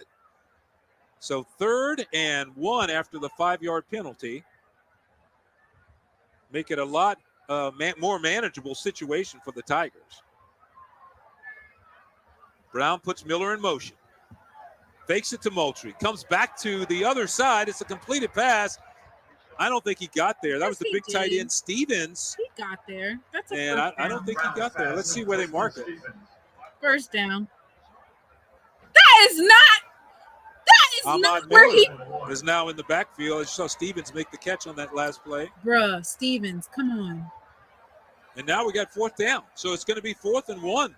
Oh, my God. You better go. He did not pick it up. Got back to the line of scrimmage, and you see the JSU offense still Hurry up on the and run field. the play. Hurry up and So run we have it. Hurry up and play. 4:54 and counting to go in the 3rd. And last time they tried to draw him off. Let's see if they go for it this time. Brown turns, hands it straight ahead, and that's going to be close. That's going to be very close. May have gotten it. They only needed a yard on the play. That just depends where he puts his foot, right? Yeah. I mean, that is close. That was Ahmad Miller on the carry. And we'll see where the officials put it down. Offside. Who's doing it? Result, 1st down. Another offside penalty against the Hornets. Jason Brown is doing an outstanding job with that cadence. They've jumped off sides like 3 times in this ballgame. Yeah, that is Thank just you, rugged right there. Hornet. You can't. That's the 8th penalty for the Hornets. And again, these last couple have been monumental when these penalties, you said it earlier, all the penalties they've made have been costly for that time. Costly penalties. That one, they didn't even Come need a on, y'all measurement doing there too because much they were scrambling. offside. We need So it to gives the press. first down Together. to Jackson State. This has been a nice drive for Jason Brown and the Tigers. Brown throws underneath again, has his big tight end, Hayden Hagler. Hagler makes the catch, and he moves the ball for about 6 yards. I would say in these last 2 drives, they probably have 90 yards of offense. They only had We need a damn 130 touchdown. or something at halftime. Excuse my So they language. almost doubled their offense production. So Brown again looking underneath, has another man and another first down. That was Kobe Paul on the catch and run for a first down for the Tigers. So Kobe Paul, not usually in the mix as much, making the catch today, picking up the first down. Brown back again to Moultrie, and he's going to pick up about 4 inside. So a great job of mixing things up by Fake Jackson injuries State. coming. Maurice Harris, Every time we the start getting a offensive rhythm, coordinator, just do a that fake was injury. Miller on the carry there, number 27. the 6 foot, 210 Fake pound injury, freshman Kington. now in the backfield. I knew that. And I we do have an injury down there. One of the Hornets is being looked after right now. As you see the Tigers going over to the sideline to get some information. This is absolutely ridiculous. They do not let you catch a rip. Yeah, offensive coordinator Maurice Harris has done a really good job. Mainly, you know, in the first half too, but mainly in the second half of mixing up his plays between the run and the pass, and they've really got the Hornets off balance a little bit. And again, they had about Jackson State 150 did or it with 160 Petty, yards. but good Lord, At the y'all half, they already did have literally everything. 274 now. So they got about 120 yards in this second half. That's amazing. Okay, we're going to take a timeout. We'll be back with more. Still a 10-10 game between Alabama State and Jackson State. We got 3:35 left in the third. Okay, 3:35 left in the third. It seems like every time Jackson State gets some sort of momentum, Alabama State has an injury. I just saw how the ball was moving and I said incoming injury. Like I knew before they could even clear the field for the next play that there was an injury that was going to happen.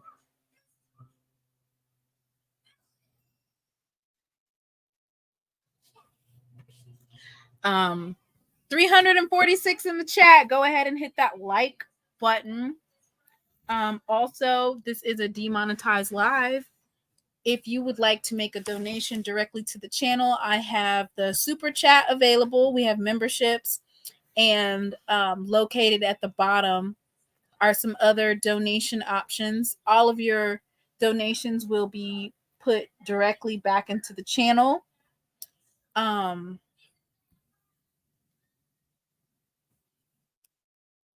We need to strike a touchdown on this particular drive. We've had the ball for quite a long time, not including the fake injuries. Let's go ahead and look at some of these stats before returning. Right now, Jason Brown's 19 of 25 for 145 yards. We haven't seen a big throw downfield that's been caught by the receivers. I like the fact that they are getting some other players in the mix. Desmond Moultrie has been really turning up. We just saw Kobe Paul with a reception. So letting some other players get in there and make some plays, I think that's going to switch up the offense and give us the shakeup that we need. I like that we're holding time of possession. I would like that if we had separation. We don't have enough separation to be holding the ball for long periods of time. To me. Jason Brown on 2nd and 7. We'll pass it. Now he steps up, dumps it off to Miller. Miller's hit, still on his feet. And finally, Adams comes in, and that's the end of that. It ends right there. But a good job by Miller, shaking off would-be tacklers before he's finally stopped. I'll tell you, now you got two running backs, Moultrie and Miller, the M&M combination back there that actually, you know, they get all M's, right? Mulligan as well. Yeah. So 3rd down and 7 to keep this thing going for Jackson State and Jason Brown. We need a big player. Irv Mulligan left the game on the last possession. He had what appeared to be an ankle injury, so he has not come back since. But Brown's looking to throw it here. Had some time, fires high, and it's almost picked off. It was intercepted, but intercepted out of bounds. Scarborough caught it, but he was not in the field of play. Yeah, that would have been costly. And again, this drive started, Butch, at he could have just ran it a couple of yards so that we. It was a great drive. I mean, they've eaten up a lot of time, and they moved the football, and now they're going to have a decision to make. Whoa. Let's see. That looked very close. Looked like he might have gotten a foot down there. Did he drop the ball, or did he have the ball? Let's see. Yeah, he dropped the football there. Yeah, okay. He did get the foot down, though, which looked like he didn't do earlier. But now it will be another field goal attempt.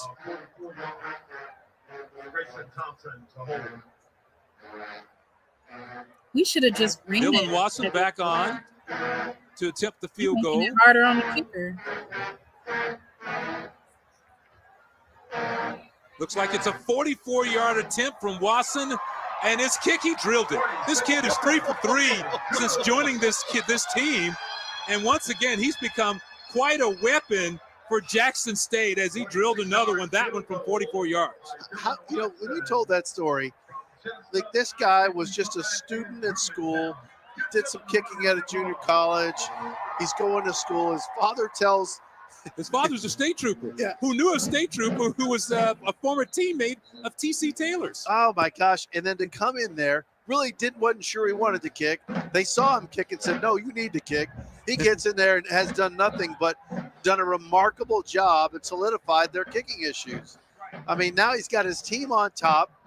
That's huge, absolutely huge there. That's a big kick. 44 yards from Dylan Wasson as he drilled it right there. You look at the plays, it was a 14-play drive, covered 60 yards, and it took 5 minutes and 37 seconds off the clock before it ended with that field goal by Dylan Wasson. And again, Butch, the last 2 drives they had over 5 minutes. The one before ended in a fumble. This one, they got 3 points. So another kickoff, driving A.J. Gates all the way back to the goal line. Gates trying to get away. He's caught around the 20. He makes it out to the 22, and that's the end of that run. So Gates takes it out to about the 22, and that is where the Hornets will take over the ball. So for the first time today, Jackson State leads the ball game. Yeah, no, I mean, it's been a battle, and they've been earning it. And again, Alabama State, when they look at this, they're going to see plenty of opportunities and field position they didn't take advantage of. And again, the Tigers' last 2 drives were good long drives over 5 minutes. Now the Hornets, what are they going to do? How are they going to answer? That field goal officially goes down as a 45-yarder as the Hornets take over. And in the backfield is Let back in at quarterback. So we have not seen Demetrius Davis today. Was not told he was on any type of injury list, and Let keeps, but a flag is down as he takes it straight ahead.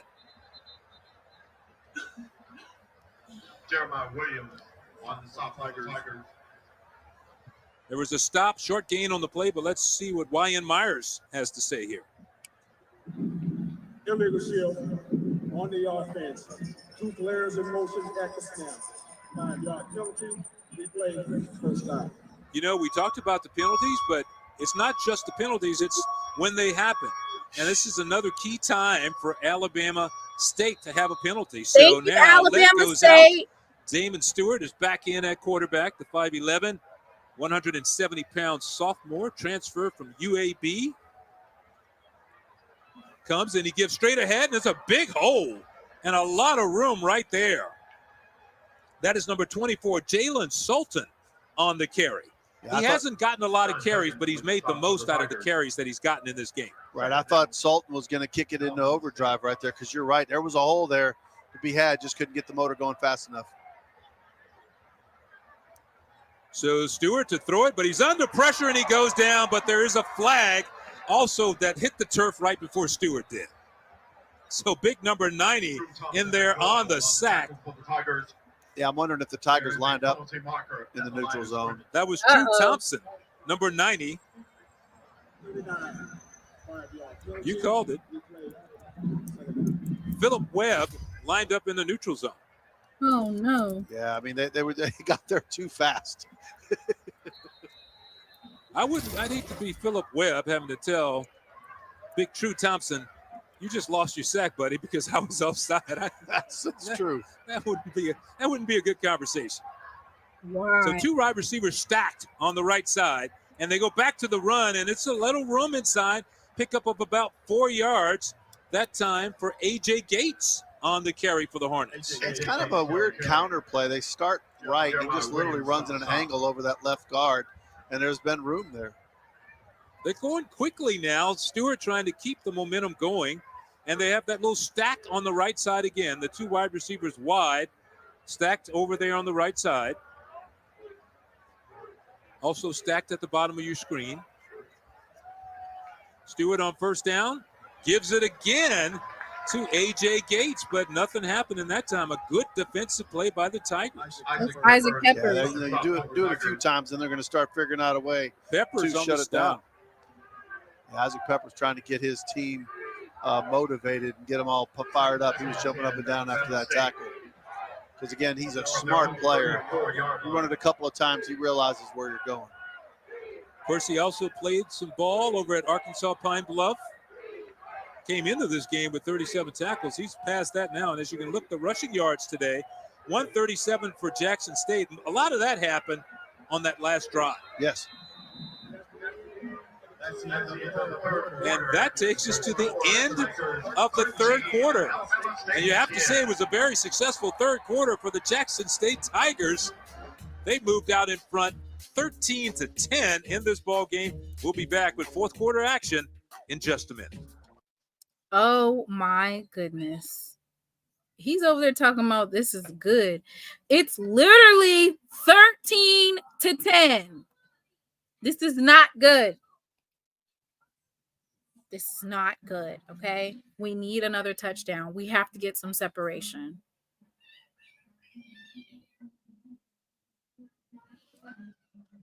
Oh, Lord.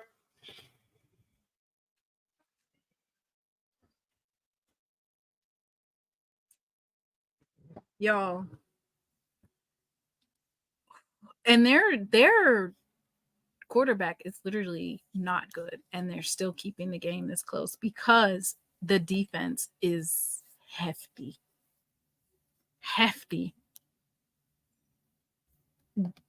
I'm pretty sure Colton Adams has 7 solo tackles this game, 2 assist tackles, 9 total tackles, 1 tackle for loss assist, and it's just crazy. Their defense is stout. I'm pretty sure that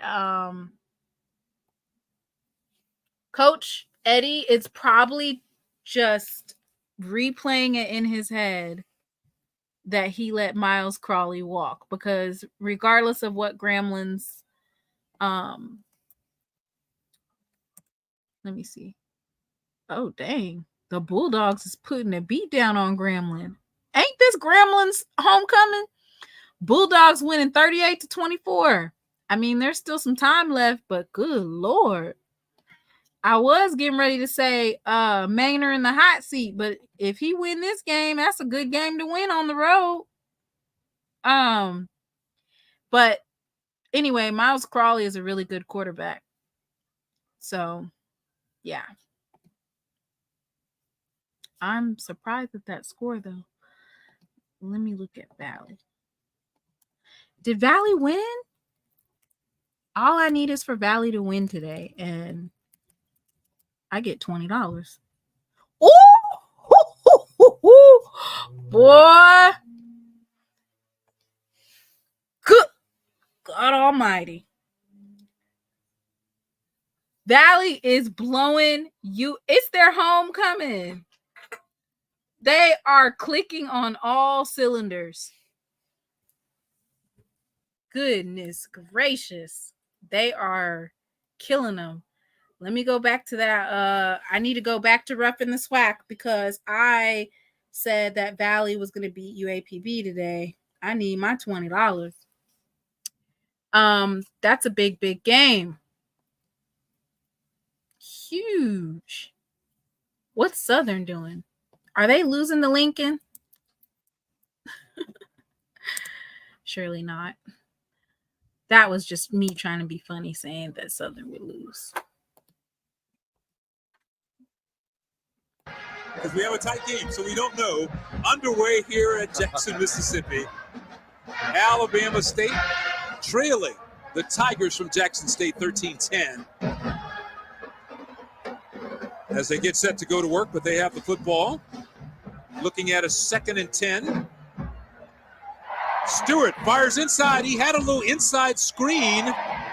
Wow, and they could have had something going right there. He tried to hit McMahon, and we know they call him Flash. He can go, so he had an opportunity to turn that one into a big play. It was a middle screen to Robert McMahon, and he couldn't make the catch. Yeah, and again, it was kind of a push throw. It wasn't even like a regular throw.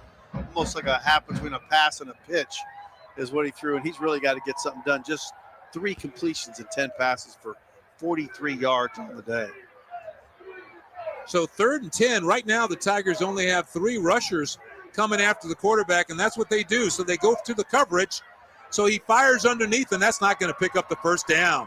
Great job by that Jackson State defense.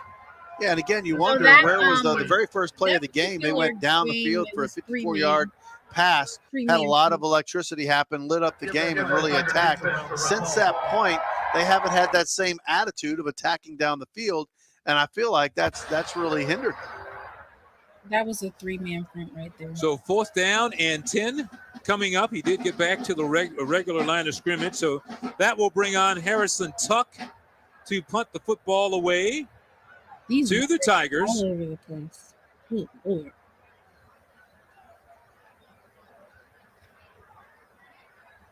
Tuck gets it away. And it's low, and it's going to bounce, and it's going to roll to a stop. Get away from it. Right around the 20-yard line. Call it the 19-yard line. That is where Jackson State will go on offense and take over the football here in the 4th quarter. Yeah, Hornets just, only get 11 yards on that drive. Just takes 2:13 from the game there. And again, we've seen Jackson State in the 3rd quarter really start to get things rolling. Can they continue that into the 4th quarter? They had 2 drives over 5 minutes. You know, they're looking for a drive like that right now. We need another touchdown. It has been the Alabama State defense that has just played superb today, and that is what's keeping the Hornets within 3 with 13:57 to go in the game. Jackson State now with the football. Alabama State might have the best defense. Jason Brown puts Duke Miller in motion. Gives back the other way, and that is Moultrie. A lot of penalties. And that time, Bubba Adams is there to meet him in right in the hole. No gain on the play. And again, the run game for Jackson State has been really, really good. Again, whether it was Mulligan, Moultrie, or Miller, they found a way to be successful. Well, especially here in the second half. They've run the football a lot. 2nd and 11 now. Brown looking to throw it. Looks underneath. Has a man on the slant. It's an incomplete pass. That? Was trying to hit Isaiah Spencer. and the ball goes off his hands. Tall for that. To be honest, they had Spencer and Miller almost crossing in the same direction. I don't know if Miller kind of slowed down to give Spencer a chance to get the ball there. But it's that middle where I was talking about. They've got some room there. I just think they kind of had Alabama State minus the ball, penalties might be the they need best to make sure defense. They keep attacking that part of the defense. You're looking at 2 of the better defensive teams in the SWAC. Both of them brought their A games today. 13:23 to go. This is a huge 3rd down right here now for Jackson State. And now they're going to call timeout and talk about it. You know, last time they did this, they came up with a big play and got a 1st down. So we will see what Coach T.C. Taylor and company come up with this time. And, of course, T.C. Taylor's in his 1st year. If you didn't know, he actually played at Jackson State. We'll talk a little bit more about him when we come out. 13-10, the Tigers out in front. We'll be right back. Goodness gracious. Yeah. I feel like I've seen more commercials than I've seen football games. Like the actual game. I really feel like I've seen more of it than everything else.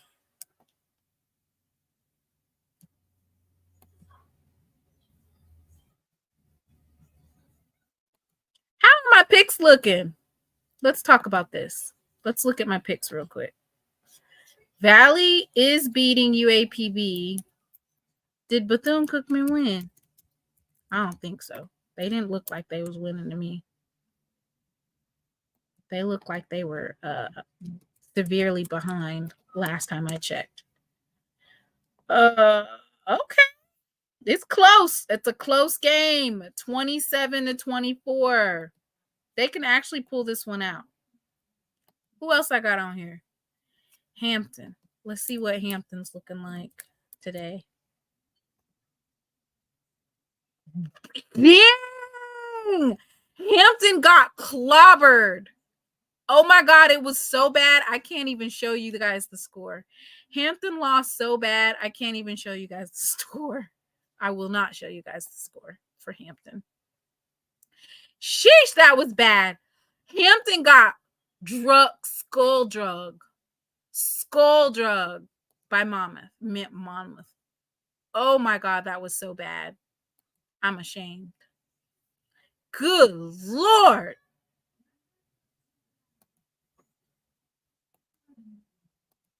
Let's look up North Carolina A&T. That should be a no-brainer. Listen, that's why you do round robins. That way, if you get 3 out of 4, you still win something. You don't do a straight parlay. Do a round robin. As expected. Okay. It's not going to be a scoreless week. But you will remember last year, So Jackson it looks like right Alabama now, State for their I homecoming, got one, prompting the big "you ain't swag" two. comments I'm that winning went on. Of course, 2. Deion's out of here; he's not I here could anymore. possibly win And 3. like TC said, 3 he out of is 5 swag, ain't so bad. there's no controversy there. So here's Brown to pass, floats it out there, and it's knocked away. But that was a dangerous pass on 3rd and 11. Wow, he floated that. He was trying to hit Duke Miller, but that was almost picked off. Over there was Mikey Victor. Mikey already recovered a fumble today, almost had a pick 6 to go with it. Well, I talked about that earlier in the game, that those wide throws like that, they're hanging there so long. That's a pick 6 waiting to happen. And that one was way wide and was hanging out there for a long time. I guarantee you, Victor, when he looks at that, when they all sit down as a team and look at it, he's going to think, okay, I should have picked 6 that one for sure. That punting from his own. Oh, wow. I don't know if that one was blocked or not, but if it wasn't blocked, it went off the side of the foot and it goes out of bounds. That's going to give the Hornets great field position there. I'm telling you, the punters are having some issues today. They sure are. And again, that's almost a turnover right there. I mean, and again, the Hornets have had this in the first half, right? They had some good field position, some good bounces, etc. Their defense creating turnovers, and they weren't able to put up the points that they should have gotten with those turnovers. So we'll see right here. It's 4th quarter. No time like the present. See what they do. So I hope they. So Damon Stewart on at quarterback. We need a fumble right here. Fires, has a man out there with some room to run. That's going to be a huge play for the Hornets. And they broke it big. That's A.J. Gates on the catch and run there for a huge gain for the Hornets.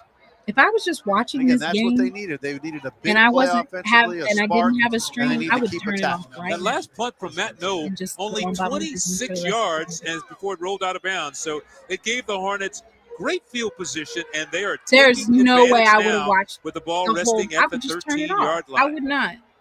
So Stewart turns, and he keeps. Stewart has it, and it's a touchdown. How about Damon Stewart there with the zone read, making the great fake and sprinting into the end zone for the touchdown for the Hornets. Again, that was a beautifully worked play there because the defense did not think there's any way Stewart's going to take it and run, and it looked way too easy. Look, he rode that running back through the hole, and it was just wide open there. He lays it up as he crosses the end zone. It was just a great fake. The fake did everything because after he faked to the running back, when he ran around the right side, the receivers just ran off the DB, so there was no one there. So the extra point attempt is up, and it's good. So just like that, we have a new leader in this ball game. Alabama State, the visitors, have climbed out in front. 17-13, 12:29 to go. We're going to take a timeout. Sit tight. We'll be right back. Boom, boom, boom, boom. Nissan has a car for everyone. Every driver who wants more. More turbo. More freedom. More electric.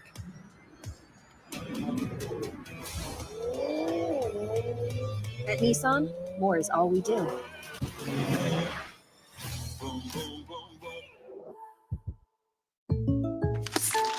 Hey, what if getting insurance is scary?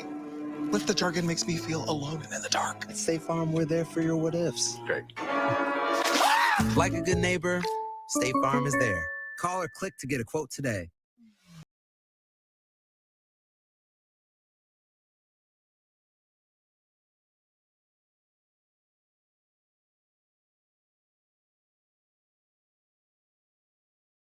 Oh, y'all, I'm sorry.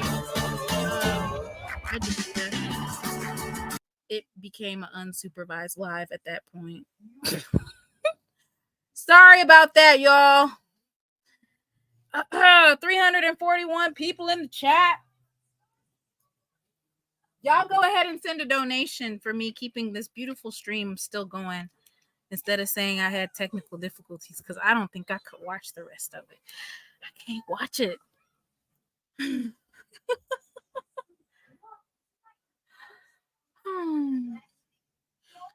Oh my God. The amount of people in the chat, y'all can't be Jackson State alums. I cannot take you guys seriously. I don't know if they're trolls or what. All I hear is TC can't coach. This, that, and the third. This, that, and the third. Oh my God. Y'all gonna have to tip me for me to listen to that mess. Lynn Harris, send me a donation. Jason, go get it. Send me a donation. First of all, Alabama State's defense is definitely good. Absolutely. Like, huh? Have you watched? Okay, I got you. All right. I'm not going to watch. I'm going to just put it on here. By the Hornets, 2 plays, 45 yards. I'm going to go ahead and leave. Y'all go ahead and hit up the Cash App and it led to that Venmo, Damon PayPal. Stewart I'm getting ready to 12-yard go TD run, for a walk. and it put Alabama State out in front back again. So now we got a little seesaw action going on here in the second half. So Alabama State getting set to kick it off to the Tigers from Jackson State. Again, plenty of times the Tigers don't have to, try to do something too much, stay within their offense, but it's that one goes deep into the end zone, and it is out of the end zone, so they will take over on the 25-yard line. And Jackson State, in the third quarter, they had a pretty long drive that led them getting to that field goal that put them ahead. And this would be a good time if you're T.C. Taylor to maybe do the same thing and eat some time off of that clock. Yeah, I mean, the Tigers at the second half have been very good with offensive. They've had multiple drives over 5 minutes. They've chewed up some yards. They had that one fumble that cost them. They just got to hang on to the ball and really run their offense. They've been spreading the ball around. They have about 9 receivers that have touched the ball and passing. That shows you how much they've spread it out. That is special. So we'll see if they can keep that type of momentum. So the Tigers take over. 1st and 10 on the 25-yard line. They go back to Moultrie inside, and Moultrie gets some tough yards. Call it a couple inside. And we have not seen Irv Mulligan since he left the game with that injury in the third quarter. And so now it's going to be 2nd and 8 for the Tigers. Both teams do not have gargantuan stat numbers in this ball game, but they both have managed to move the football when they've had to. And now Jason Brown is staring at a 2nd and 8. And he pulls it out. He ran the zone read. He tries to get up near the 30. So that's going to set up a 3rd and 5. So Brown does a good job of getting up there, maybe 3 yards on the play. You don't see him running that much, but this may be an opportunity to keep that clock rolling. Yeah, well, they need to get some points on the board. First off, whatever they do with this drive, they need to get ahead again. Well, they had a lot of success running the ball in the third quarter, and it may be what they were trying to get back to there. We'll see what Maurice Harris calls up here on 3rd and 5 for the Tigers. Brown back to pass. Brown under pressure. Brown is going to be taken down. The Hornets go to the blitz, and they got to him. They dropped Brown for a nice loss all the way back to the 20-yard line. Ooh, that was a swarm is what that was. That was a swarm at the quarterback. Great job. Much big 95. Just get rid of Shed 71 and then just grab Brown and will not let him go. Yeah, he just hung on till a lot of his friends got there. It's what you want to do is hold on for dear life there. Yeah, Janelle Brown really did a nice job there. And again, and now we have a penalty. So hold the phone a little bit now. Penalty on the field. So it's going to just backs up the back punt. Jackson State even further. And again, with the way those punts have gone, Butch, that is not good news. Denial Brown, the big 6'3", 355 senior. And now the punt attempt is almost blocked.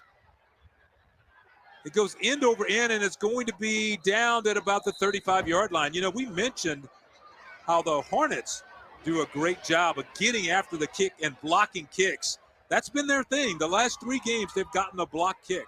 And I don't know if they got a little bit of that one or not. Well, I can tell you this, with the way the punts have come from Jackson State here in the last couple, they got a -1 or a 1-yard punt. They got a 24-yard punt. And that one right there wasn't all that special either. So it's almost like getting blocks or turnovers on some of these punts for the Hornets. And again, this is an opportunity for them to really not close out the game, but certainly put a lot of pressure on the Tigers if they didn't score here. Yeah, 10:52 to go, and the Hornets have the football now. They go to the running game, and a nice run, and he's still on his feet. A great run by A.J. Gates. As you can see him maneuvering his way. He's not a very big running back there, and sometimes I think he might get lost when he tries to pull to the outside behind his big offensive line. Yeah, look at him. I mean, he just kind of hides in there, and then again, he's got great speed and acceleration. Once he sees some light, he just flies through it. Now another flag is down, and this one is against the defense of Jackson State. Wow. I mean, they just had one on the punt that knocked them back, and then they got one on the defense. Man, it is a race to see who has more penalties, I believe, in this game. I think it's like their 7th. I think that's their 8th penalty. The Hornets have 9 penalties. Now we're looking at a 1st and goal situation now for the Hornets. They go back to A.J. Gates, and he can't get around the corner that time. Good reaction there from that Jackson State defense. Phillip Webb, one of the Tigers at the bottom of that pile, making the stop. He's a 6'2", 265-pound junior. He's a transfer from LSU coming up with a big stop there. Tigers really looking to find some kind of turnover that they can get themselves, or at least stop them to a field goal here. They can't afford to give up a touchdown. Again, we know the Hornets' woes as far as in the red zone. 6 of 14 getting touchdowns when they get in the red zone. Ball resting on the 6-yard line. And it's going to be a quarterback keeper for Stewart, and he's going to be dropped at about the 2-yard line. So Stewart, bidding to get his 2nd rushing touchdown of this game, comes up just a little short. Looks like they were a little bit ready for that. So you mentioned it. You talk about big defensive stops. You know, for Jackson State, it doesn't get any bigger than this right here. Again, they're bringing in their fullback again. Something you see a guy going under center in a high formation. I feel like you're going back in time. And there's a whistle on the play. Marcus Harris that also checked into the backfield. We have another flag down. Well, the referee was standing right behind the quarterback. He didn't release play, I don't believe. The officials were not in position when the ball was snapped. We'll replay that down. Well, what's funny there, Butch, is the referees are used to standing further back because the quarterbacks are always in shotgun, right? Well, the quarterback walked over with the center. He was still looking for the quarterback, and they ran the play. We'll be right back with the 3rd and goal for the Hornets. They lead.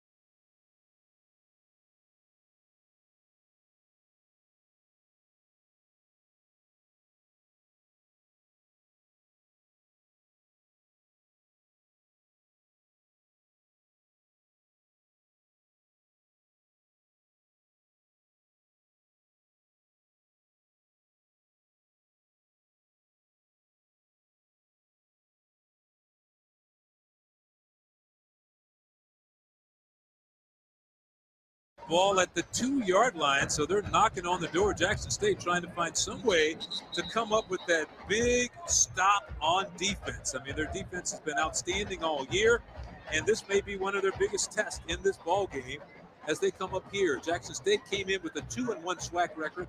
The Hornets are 1-2 in SWAC, and they bring the fullback back in, and you have Marcus Harris behind him and what appears to be an I formation. So Damon Stewart gets behind center. And here it is, 3rd and goal to go. The give is to Harrison. Harris is in for the touchdown for the Hornets. So they made that one look easy, man. Great blocking up front by the offensive line. And Marcus Harris, the young man who's from Jackson, Mississippi, scores a touchdown. Well, you know what's interesting about that play is, they ran that play when the whistle was blown a minute ago, right? They just went ahead and ran the same play. They said, we like this play. We're going to run it. Let's go own it. And again, they dominated. Look at the line of scrimmage. They had great blocks, and they just get a fullback just hammers through, creates huge space. You don't see that on the goal line very often for the touchdown. So the extra point attempt is away, and it is good. And just like that, Alabama State able to pad their lead. A 2-yard touchdown run by Marcus Harris. Marcus Harris, the second, the Jackson native, have just added to the Alabama State lead. I'll tell you, Butch, man, that is, earlier in the game, the Hornets did not convert on turnovers and good field position. This fourth quarter, right, they own the first quarter, they own the fourth quarter right now, and then the Tigers own the second and the third quarter. Well, that drive, 4 plays, 35 yards in 2 minutes before Marcus Harris took it in off tackle from 2 yards out. But, it increased the lead, but more than that, it kind of silenced the crowd a little bit because it took a little bit of the wind. So Jackson State's going to have to get something going offensively to get that crowd fired up again and behind them. You got a lot of time left in this ball game, 8:52. They're not out of it by any stretch of the imagination. No, but they got to get aggressive now. They've got to attack. And again, time is of the essence now. They just got to be very good. So the kickoff goes deep, back to the goal line, and the Tigers are going to bring it back from around the 1-yard line. Got some room on the outside, but then that's about the end of that. Duke Miller is caught and dropped at the 21, and that's where his team will go on offense. So we will see what T.C. Taylor and Maurice Harris can dial up here for the Jackson State offense. Yeah, and Brown has really got to pick things up. He's 20 of 29, so he's got a 69% completion rate, but most of those are dumps off to the side for just 147 yards.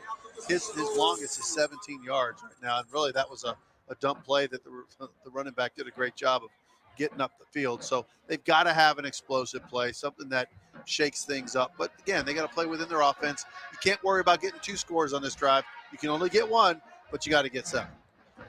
Well, and that's the time Jason Brown has to get something here.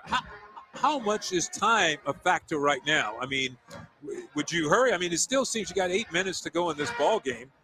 Either way, you're going to need a stop. I think you play quick and within rhythm, but you don't try to overrush yourself. At the end of the day, you got to get the first points first before you worry about the second one. So whatever this drive dictates, you take what they give you and you just line up quick and you try to move in a deliberate, quick fashion.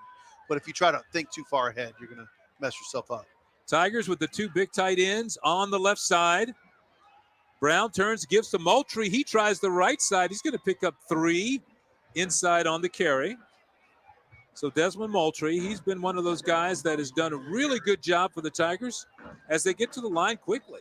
And again, that's what they have to do. Just get to the line, get the call, and move. Brown back in shotgun, has Moultrie to his left. 2nd and 6. He has some time. Now he pulls it down, and, it's going to be a completed pass short of the first down, a complete pass on the outside there, and it goes to number 9, McCray. But Brown, I just want to see what you think about that. It looked like he had time, but he took his eyes from down the field and started looking to run. It's like he felt like he had less time than he actually did. Exactly. I thought he had a good, decent pocket there, and you're right. He pulled it down, and he wanted to step up and realized he had nowhere to run, so he looked back out to his favorite targets in the flat. And I'm telling you, I'm really – and if you notice, he's always throwing to the wide side in the flat, which means that ball hangs out there for a long time. You are really depending on a all it takes is a defensive back to be just kind of hanging out there in the wing, and they're going to take that ball and go 6. Well, the top priority for the Tigers right now is to pick up the 2 yards and the first down and keep this drive alive. Moultrie back in at running backs to Brown's left on 3rd and 2 to pick up the first down. Hagler comes in motion. And Brown's going to back out of the play again. That time it's they get set, they see the defense, and then they adjust on the fly to that. So Brown now, as you can see, the 3rd down conversions. He tries to convert again, and he's hitting the backfield and drop. Moultrie never got an opportunity to get going there. He was just knocked down in the backfield. Great reaction by that defense. Andrew Ogletree, number 2, one of the big fellas back there, sticking Moultrie. That penetration was absolutely fantastic. And you're right, Ogletree getting it done. And Jamil Brown again, Brown again. Both of them just kind of converging, but great penetration. You talk about just grabbing that offensive lineman who's coming off trying to tattoo you and shedding them and getting the tackle. So funny because, of course, Robinson said he wanted to see Ogletree have a big game. He wanted to see Ogletree and Kelvin Stokes, the 2 tackles. He said they need to play well. They need to step up. These men have experience, and I want to see them do the job. And the 2 seniors have really come up big today. So the ball will go back to the Hornets. 6:55 to go in the ball game. Alabama State out in front. We'll be back.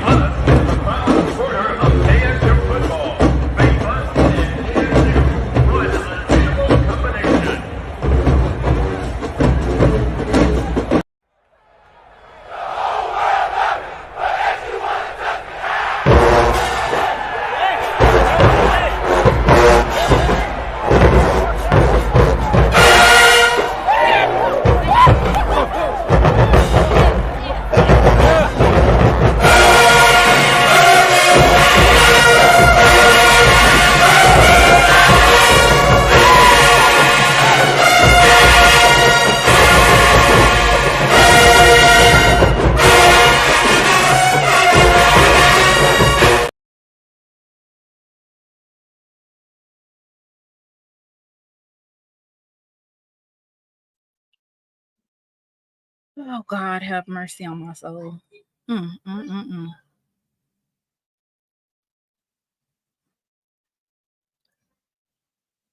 I'm confused. What's going on? What happened? Why does Jackson State have the ball? They got to make it quick and deliberate here. What happened? They get back to the line of scrimmage quickly. 2nd down and 3 now, so what is short going game for the on? first I'm down, but they're confused. looking for the end zone on this drive. They're trying to What get this happened? ball in for 6. Can someone explain to me So what Brown happened? to throw again. Steps up, does Throw a good the- job of getting away from the throw the pressure. Now he's going to tuck it and keep it, and Brown picks up the first down on the run. Moultrie wide open. Good job by Jason Brown of keeping the How did we football get and the getting ball out of back? I bounds don't after know. he made the What first happened? down. I don't know. And again, nice job, like you said, creating the room, getting what he needed, line up quick. They got to get these plays in fast. Yeah, clock is still ticking. We're about to go That's under the whole reason why the Alabama 6-minute mark. State First and and 10 for Jackson the State got Tigers. beef in the first place. Better catch me in the spring. Brown will throw it again. Goes down the sideline, tries to squeeze it in, and he did. A nice pass by Jason Brown, and it's a catch. Number 19 looks like is the receiver on that one. Kobe Paul with his second catch of the ball game. That was nice. Down the sidelines. Good throw and a great catch. Yeah, that was Don't sweet be a right sore there, loser. bringing that in. Todd, just to catch it, the fact that he got his feet in. Don't get blocked. That's incredible. Take another look. Let me see if Todd is on my donation list while he over here talking to us about being a sore loser. I'm not It's a great throw by Brown. Yeah, and again, Thank you, that's Ms. what Brown Smith, hasn't done this Mr. game Page, is extend the ball and throw it Mr. downfield and give his receivers an Harry opportunity to Raines, go up thank and you get it. so much And for again, the you can donation. see right there, Mr. Catchings. call it a 50-50 ball, call it whatever you want. But I mean, Mark he went Ray up twisting, for the grabbed that donation. ball, and again, the fact that he was able to get his feet down, that's pretty special. The game's Kobe not Paul over. making some big Let's plays. go, His Kobe. second catch in this game. He's not. Usually it's a Rico Powers or an Isaiah Spencer or even Fabian McRae, but here it's Kobe Paul with a big catch and a nice gain down the sideline for a big play and a big first down. Yeah, his second catch, he's got 32 yards on the day. Yeah, Kobe Paul, that last catch went for 23 yards down the sideline. So that was a big hit right there. And now they're talking it over on the sideline. And, both teams kind of have to make a decision here. On the Alabama State side, you have to decide, do you put on the heat? Do you come after them here? Or do you lay back and play the pass coverage? If I were the Hornets, I'd come at them. I really would, because I think if you keep the pressure on Jackson State, once you get them calm and relaxed, I think that Brown gets confidence in his pass game. I think you got to stay on him and stay in right in front of him. Pass goes out to Brown, who was out as a receiver, and now he's going to have to run with it. So the Tigers go to a little razzle-dazzle there. What the world? Passing it over to Jason Brown, who was going to throw downfield but couldn't get it off, and still he runs for a first down. We do have a player injured on the play, but good Oh, design God. here. This is absolutely ridiculous. Boom, spin, takes it, and a little bitty block that gave Boy, him I extra didn't room know to he get could those get up yards. like that. Yeah, Zy McDonald had come into the ball game at quarterback. He's the backup quarterback. Took the snap. Brown had stepped out to the left and was lined up as a wide receiver. It's funny when you do those shifts in personnel real quick. They really and I need think to look at that. Today's Like, that's game is so much absolutely harder. ridiculous. You are constantly seeing personnel moving back and forth, right? I So have it's not, not you may not pay attention as much of who's where. You're just trying to see alignment, much. and you may not look at numbers as much. And so a play like that, I think, can slip defenders more than it would in the past, right? I mean, in the past, you have the same 11 out there. Years back, they didn't do all this, a million guys switching. So it's very interesting. But again, good job of making something, because the play unfolded, but he still was able to make, 10, 12 yards on that play? Yeah, he did a great job of improvising and keeping the football. And again, it would have been a negative play had he just hung on to it, but he made one fake, went downfield, and came up with a first down for the Tigers. The problem is Jackson State's about to be in that situation where they're battling the Hornets and the clock. We're down to 5:33 left in this ball game. And again, they need more plays like that to get some big yards. Well, and we don't want to get ahead of ourselves here, but I guess it depends on, let's say Jackson State does go down and score, then they're going to have another decision to make depending on how much time is left, whether or not you try an onside kick or not. But here's the thing I was just looking over some of these stats from the Alabama State defense. They've been just excellent. Third in the SWAC in sacks with 14. Second in the SWAC against the rush, giving up 90.4 a game. Third in the SWAC in scoring, only allowing 18.2 a game. So fourth in total defense. So this defense from Alabama State has been outstanding this year. They've been good today, for sure.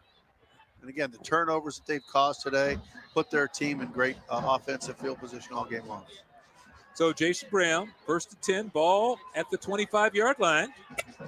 Brown has a nice little window, and he throws it low. Was trying to hit Duke Miller coming across the middle. and he just missed it. Yeah. They throwing this thing. But Miller's like, come on, let's get the play. Again, when an offense is rolling and you get the defense on their heels, the quicker you get that play in, it doesn't let the defenders get set.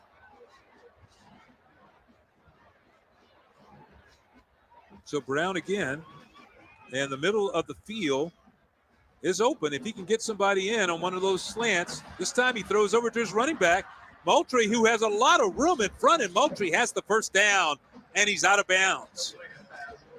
So Desmond Moultrie with a huge play. Yeah, that time the flat cleared right out. They had two receivers basically running deep, but just cleared it out. Moultrie just slid out there. Bring Jacoby Morgan in. Bring Jacoby Morgan in. Play a get little the quicker touchdown. Also. They tried to keep the rhythm going as we just ticked under 5 minutes to go in this ball game. Put Jacoby Jason Morgan Brown in. looks to his left. Now he comes back the other way. Throws it high. He had a man wide open in the back of the end zone. Didn't see him. Just threw it to the corner to throw it away. But he had a receiver all by himself in the back of the end zone. You better be lucky you didn't get a penalty. No doubt. He was jumping up and down. And Brown never saw him. No. Brown looked like he wanted to go to his left, came off of it, went to his right, and just decided to throw it away. And as he threw it away, you could see the receiver all by himself in the back of the end zone. So let's make it 2nd and 10 now. Bring Ball me the resting on the Pedialyte 13-yard line. Brown ducks around the rush.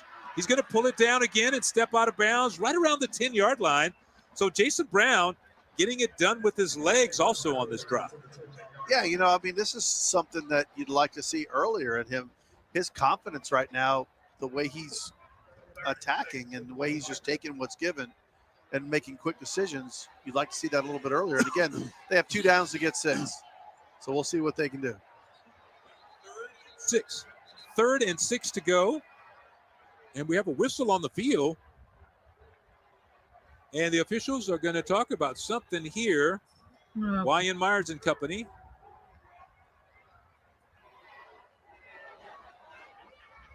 Can't figure out what the confusion is. Y'all could be figuring out a play right now, Brown. Jackson State, you probably wanted to keep that momentum going because they have something going here. Y'all got to keep me from cursing right now. Wow. So 12 players on the field. I guess that's your good defense, right? Let's run the 12 guys out there. See if we can run defense like that. So they have 12 and they're. I want to say something about play calling. You know, everyone's like, "Oh, get it quicker." You know, it's easy sitting in your couch, sitting on your chair, going, "Hey, call a play quicker." Play calling is incredibly difficult to make sure you're on top and know what the down and distance is and what play you need and how quick you need to call it to get it out to your players. It seems a lot easier when you're sitting there relaxed than going through all the plays you're going to call. Well, everybody has their own unique way to single in their plays, to send in their plays. And now we have Jacoby and Morgan, who steps in at quarterback. He's the young man who scored earlier in the game, the big 6'4", 230-pound quarterback. Good Lord, y'all. 368 eyes in the chat. So Wyan Myers, everybody minus 374 against the Hornets. Everybody who so that's a has 5-yard not sent penalty. a donation, send $1. We'll see where he will mark the football here. Lynn, who is this Lynn person? I think it's a troll. I'm getting ready to put it. I don't. None of my moderators. They're all at the waiting on the sticks to move. And how do you put user in time? Okay. Okay, I zapped Lynn. I usually don't zap people. Some of my moderators are in the chat. As they get ready to snap the ball, Morgan with the fake, and Morgan keeps, and Morgan's got the first down. Morgan's all the way down to like the 3-yard line. I mean, this young man is very impressive running the football. There was no question about what he was doing. They're probably going to line up and do the same thing again. I mean, nobody wants to hear TC is not this. TC is not that. Morgan on the keep again to the outside, and he stretches for the end zone. Ball comes out as he hits, but more importantly, there was a flag that went down in the backfield, but Morgan got very close to having another touchdown. Okay, well, she only got to sit out for 5 minutes. Like he stretched out before his legs hit. Unless he was losing the football that night.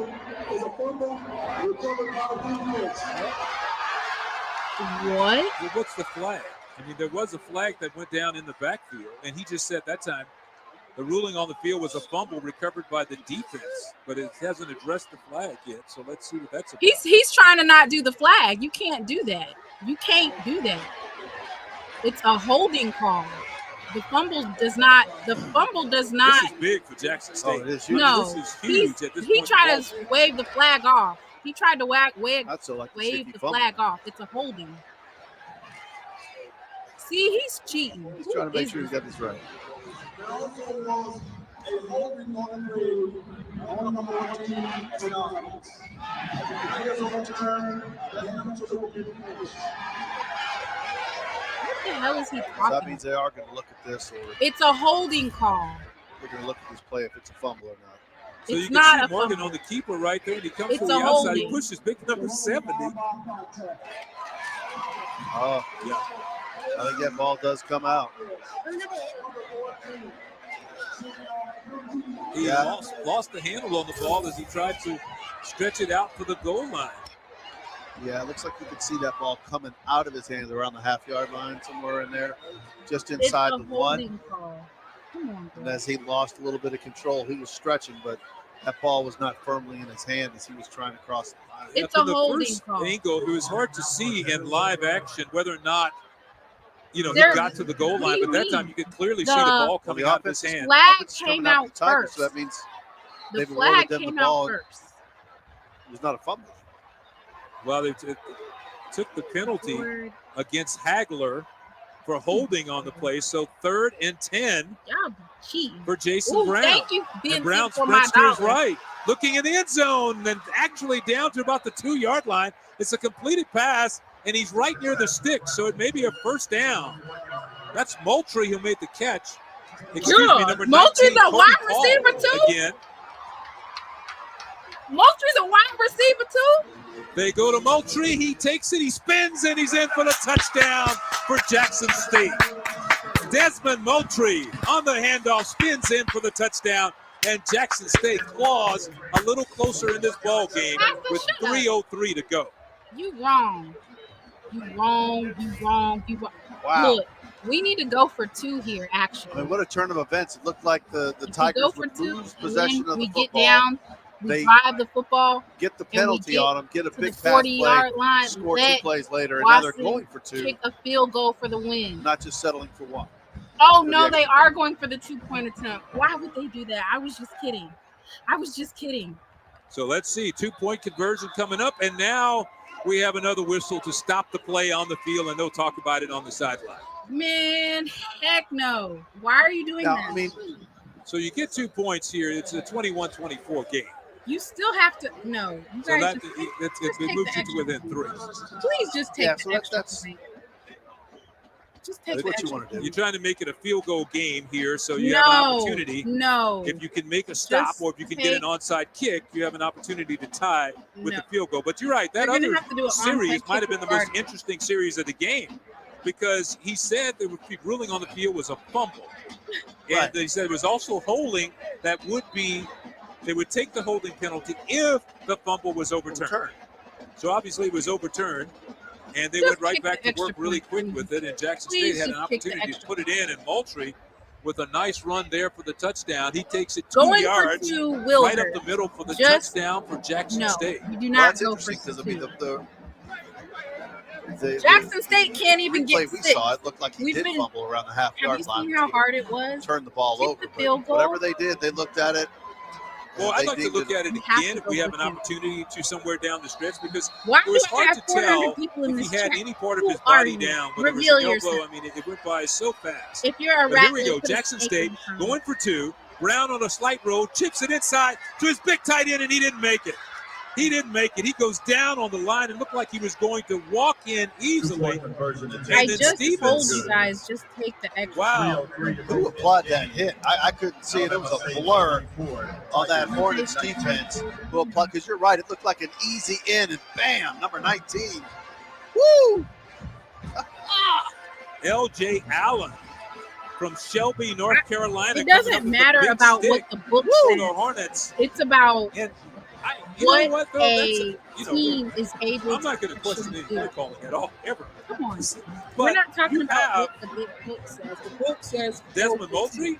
You need to have also Ahmad Miller. Personnel and who you're playing. Why not run that same play with one of those guys who are used to running?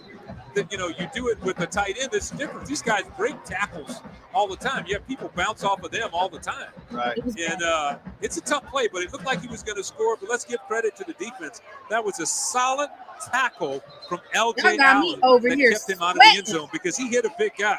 Yeah. I mean, DJ Stevens, 6'4", 235. He's bringing it. So it was just an excellent tackle. I was going to say that was a quick read and explosion into a tackle. That wasn't, that was explosion into a tackle. That was a great. Again, much bigger guy. You're knocking backwards, knocking him off balance. And again, it's not over. Tigers still just got to play some defense and then get the ball back. We got to get a fumble recovery. We really need a go for the onside kick here. Defensive touchdown. No, I kick it deep. That's what we need. A defensive touchdown. Because I want to get the stop and be in better field position. So Wasson sets up. They go for the onside kick. Oh, and they had an opportunity. It took the hop that you'd like to see happen if you're trying to get the onside kick, but a great recovery there for the Hornets to maintain possession of the football.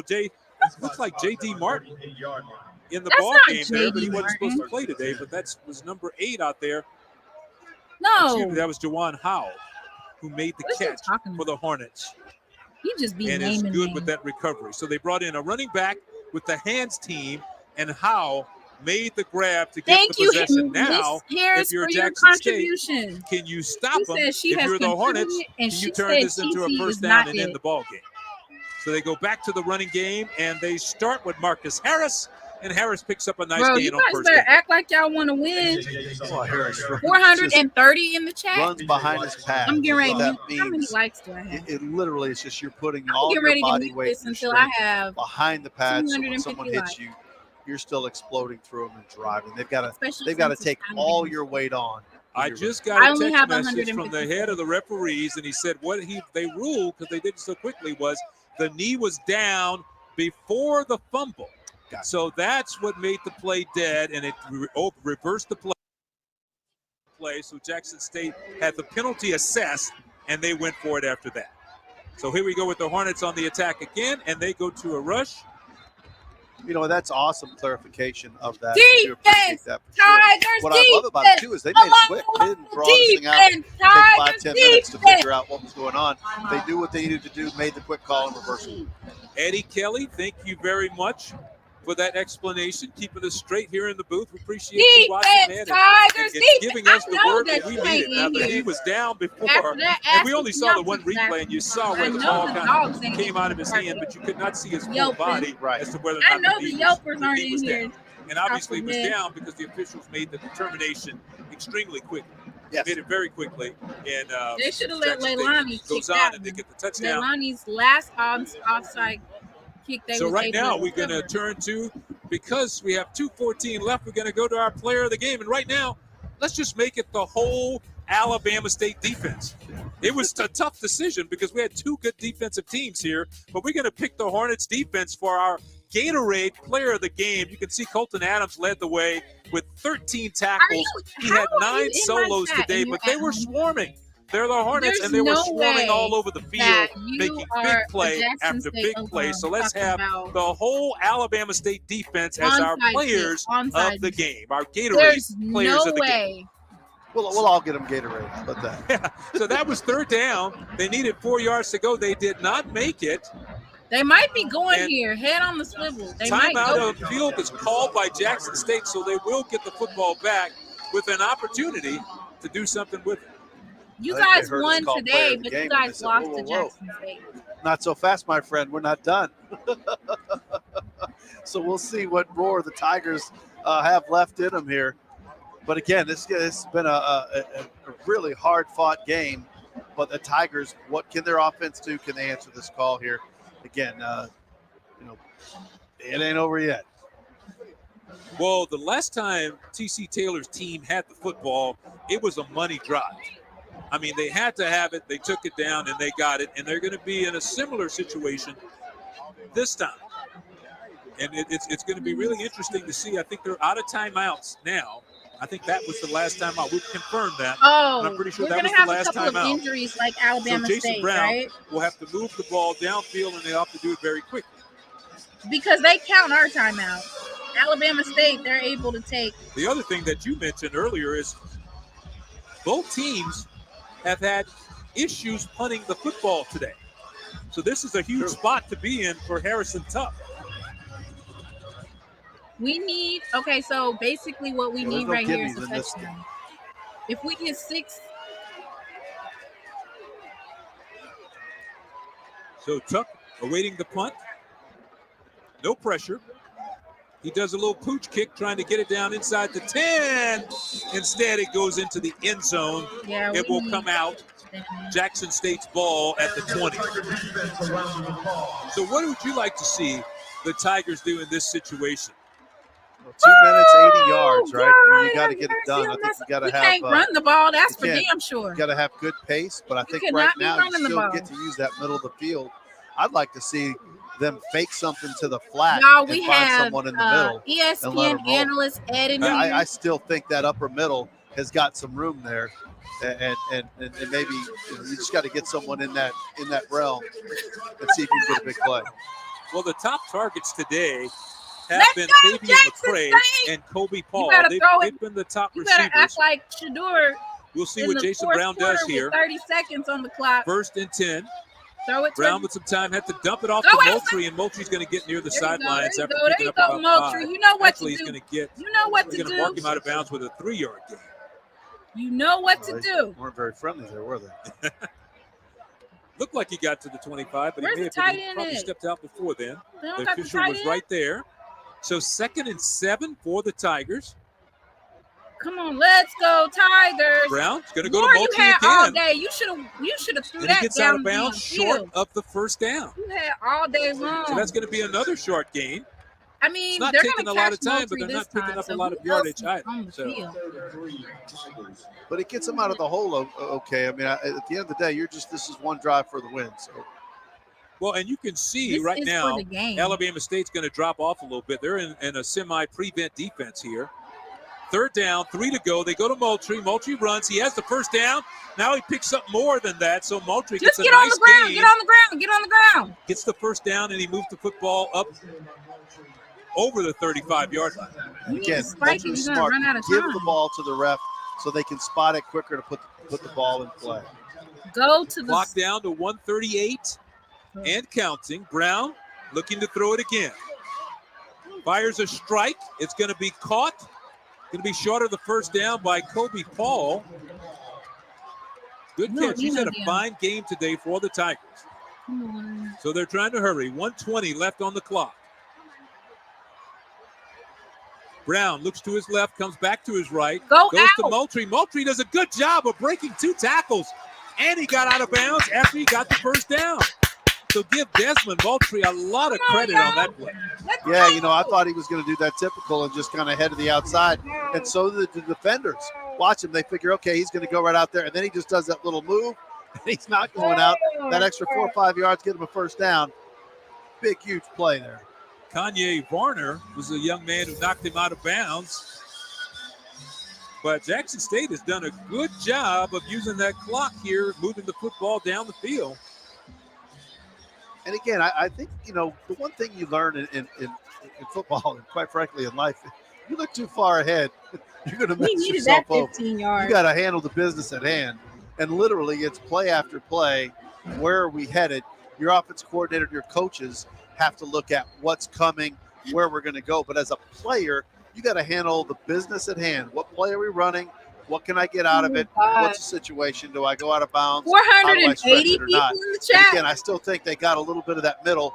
If they fake something. Go ahead and hit that like button to stop playing. I know there's about 200 of y'all that's in here waiting to see if we lose. Go ahead and hit that like button. Okay? Please and thank you. This is for the game. Brown trying to go in Brady mode. And here they are trying to go a little quicker this time. Well, they have to. Who is that? They don't have the luxury of a 5-minute drive this time. There are the numbers on Desmond Moultrie today. 10 carries, 65 yards, 1 touchdown, and he also had 5 catches. So 3 receivers to the left this time for Brown. Slides up in the pocket, going to keep it. Brown has a lot of room, and then he has trouble with the slide. I don't know if Jason played a lot of baseball, but he had trouble with that slide last week, and he did not. You see, right here, he is a little I problem. know, with it. So Brian clock continues to tick now, is closing not in on talking. 50 seconds to go. Come on. Jason Brown. Oh That it's my blocked God. underneath, and that was probably a good thing for Jackson State. Yeah, I'll tell you, if he had more than 6 You years need of to eligibility throw this towards summer, they the would have him on damn slip and line. slides.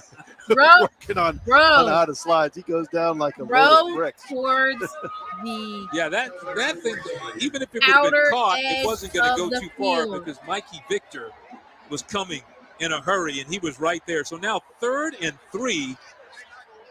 You got 2 downs to get 3 yards for Jackson State.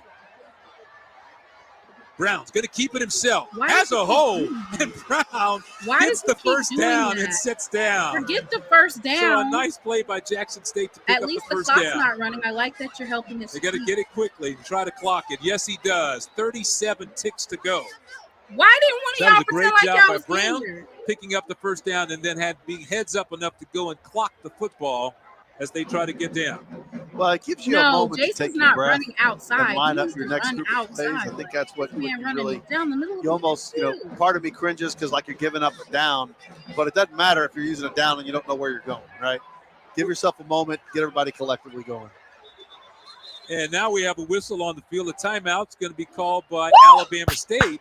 But here's the thing. Now you see how critical of a play that 2-point conversion was, because had they converted that, you would be like 10 yards away from really manageable field goal range. Yeah, so, but you know what? Yeah, you're absolutely right. But I'll tell you, from a play caller standpoint, it changes because now you're not lining up for at least the field goal to tie it. You're like, it's either all or nothing, right? So that's why how this drive is being executed is, look, we have to get a touchdown. The field doesn't even matter, field position, nothing.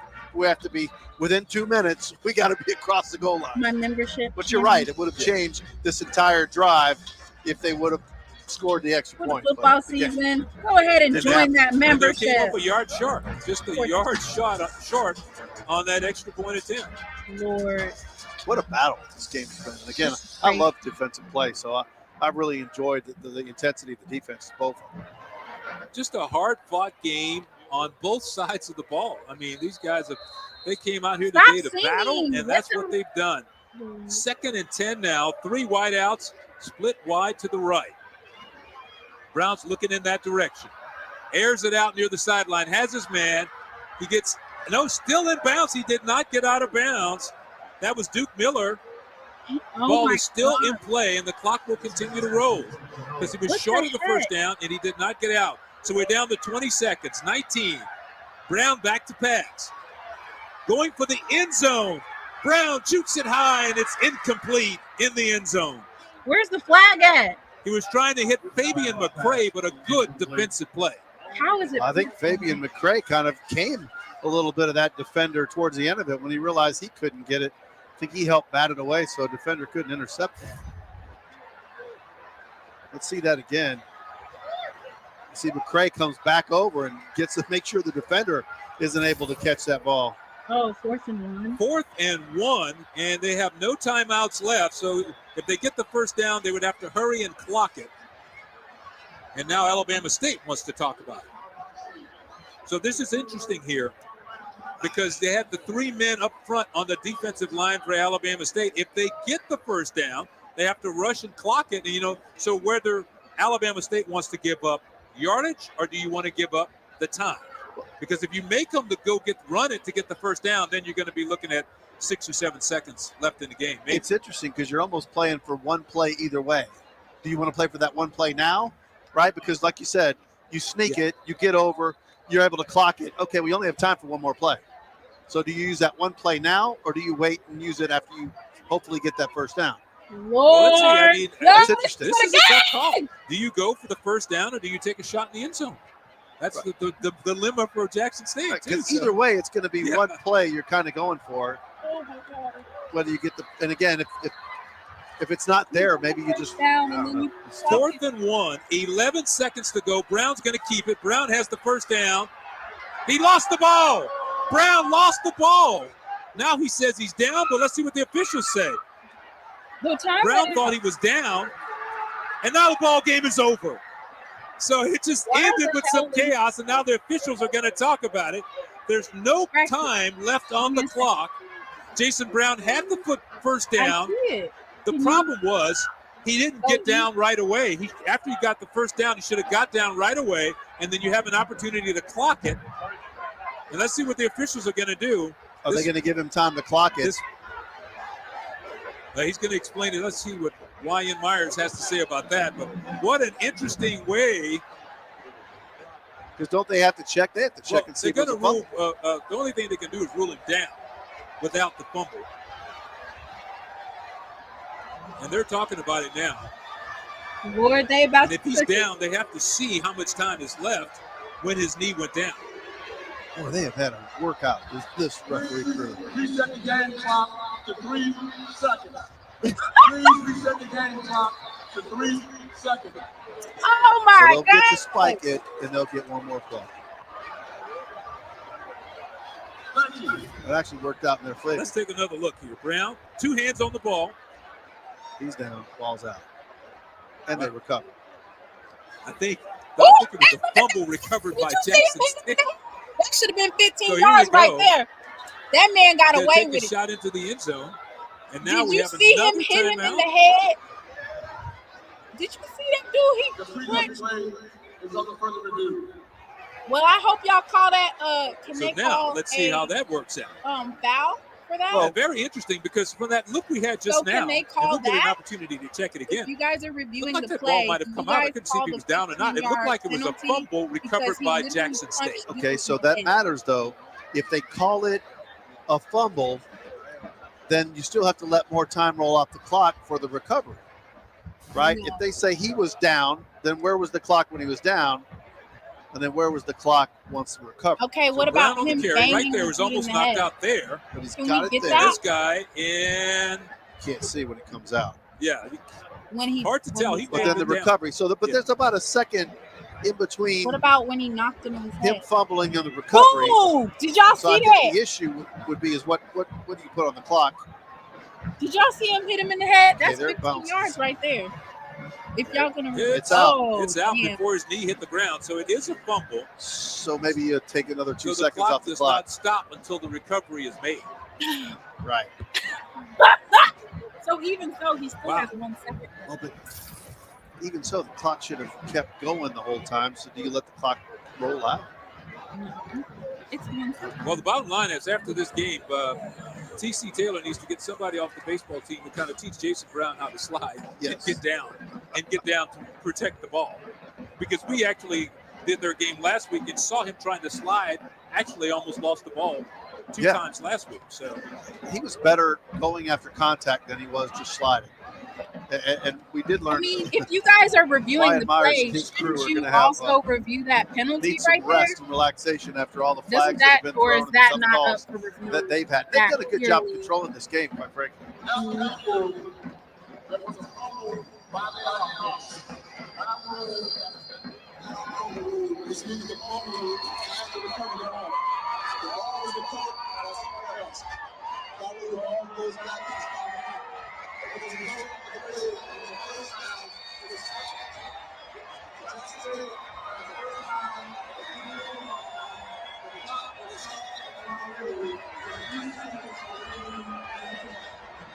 So Jackson State, you called it. They would have one more shot, and that's where we are, folks. 24-19, the Hornets out in front. Jackson State with the ball on their own 25-yard line. 3 seconds to go in the game. Right Jason Brown, empty backfield, going to get everybody in the end zone. He slides up, throws his pass. He goes high, and it's going to be an incomplete pass. And that's going to be the end of the ball game. And what a defensive performance today by Alabama State, the Hornets. And they celebrate a victory. They came back, got their revenge, lost to Jackson State at home last year for homecoming. So they come back this year and they beat the Tigers for their homecoming. final score 24-19. Yeah, I'll tell you what a good football game. Oh, you did? Defense going back and forth at it. And again, just a battle. When you come in there and you play another opponent, at their homecoming, it's always a battle and interesting to see. Good football game. Again, it came down to execution. And again, both offenses had opportunities that they did not cash in on. They will look at that and learn from that later. And I think that's the big takeaway. The Hornets got enough towards the end and it got out a real tough win. A real tough win indeed. So for Jorge Vargas and our entire crew behind the scenes, you don't get to see them, but they do a great job. I'm Butch Alcindor saying so long from Jackson, where the final score was 24-19. Alabama State coming out on top, spoiling Jackson State's homecoming. That's your final score. All games airing on the ESPN networks are streaming live and archived on the ESPN app. This has been a presentation of ESPN. Good night, everybody.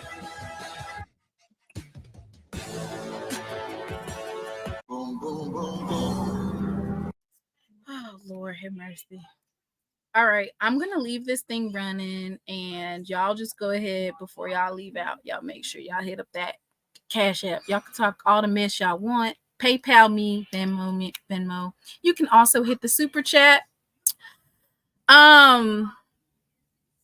If you have a question for the coaches for Monday, you can also send me that.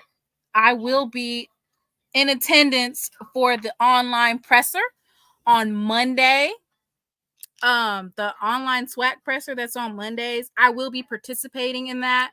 So you guys can go ahead and if you would like to attach a question to the game.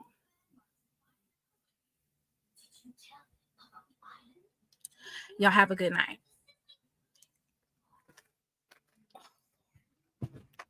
Oh, goodness.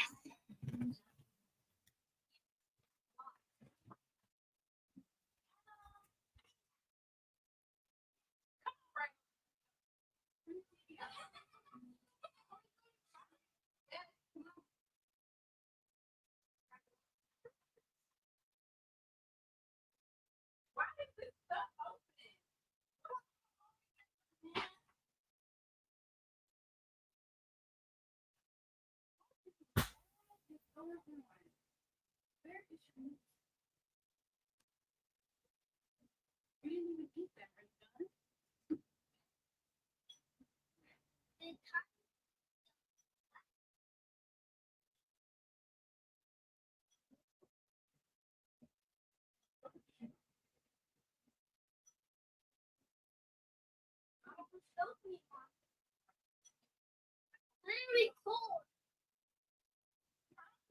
You did no cool noodle choke me. I'm sorry. Go ahead. Come on, go. Why are these games so long? That game should not have been that long. These pins are sticky. These pins are sticky.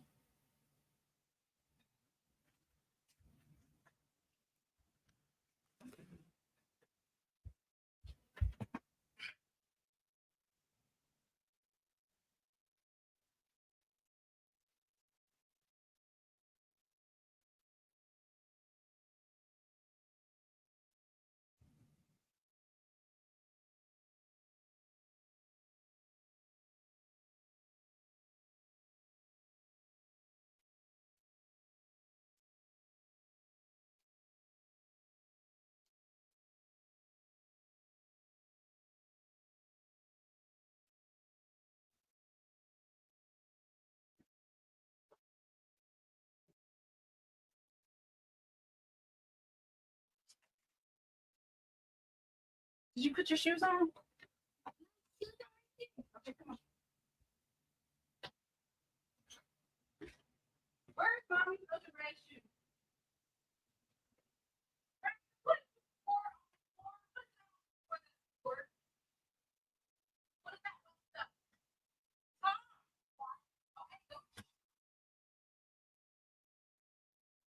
Braxton. Okay. Okay, go use the bathroom.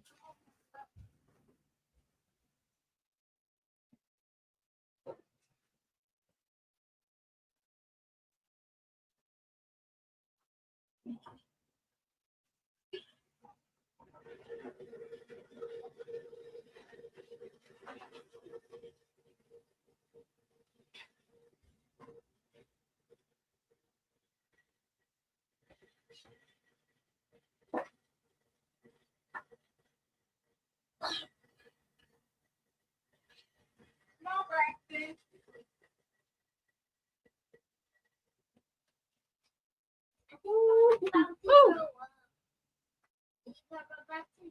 Why? Because the news that he literally took my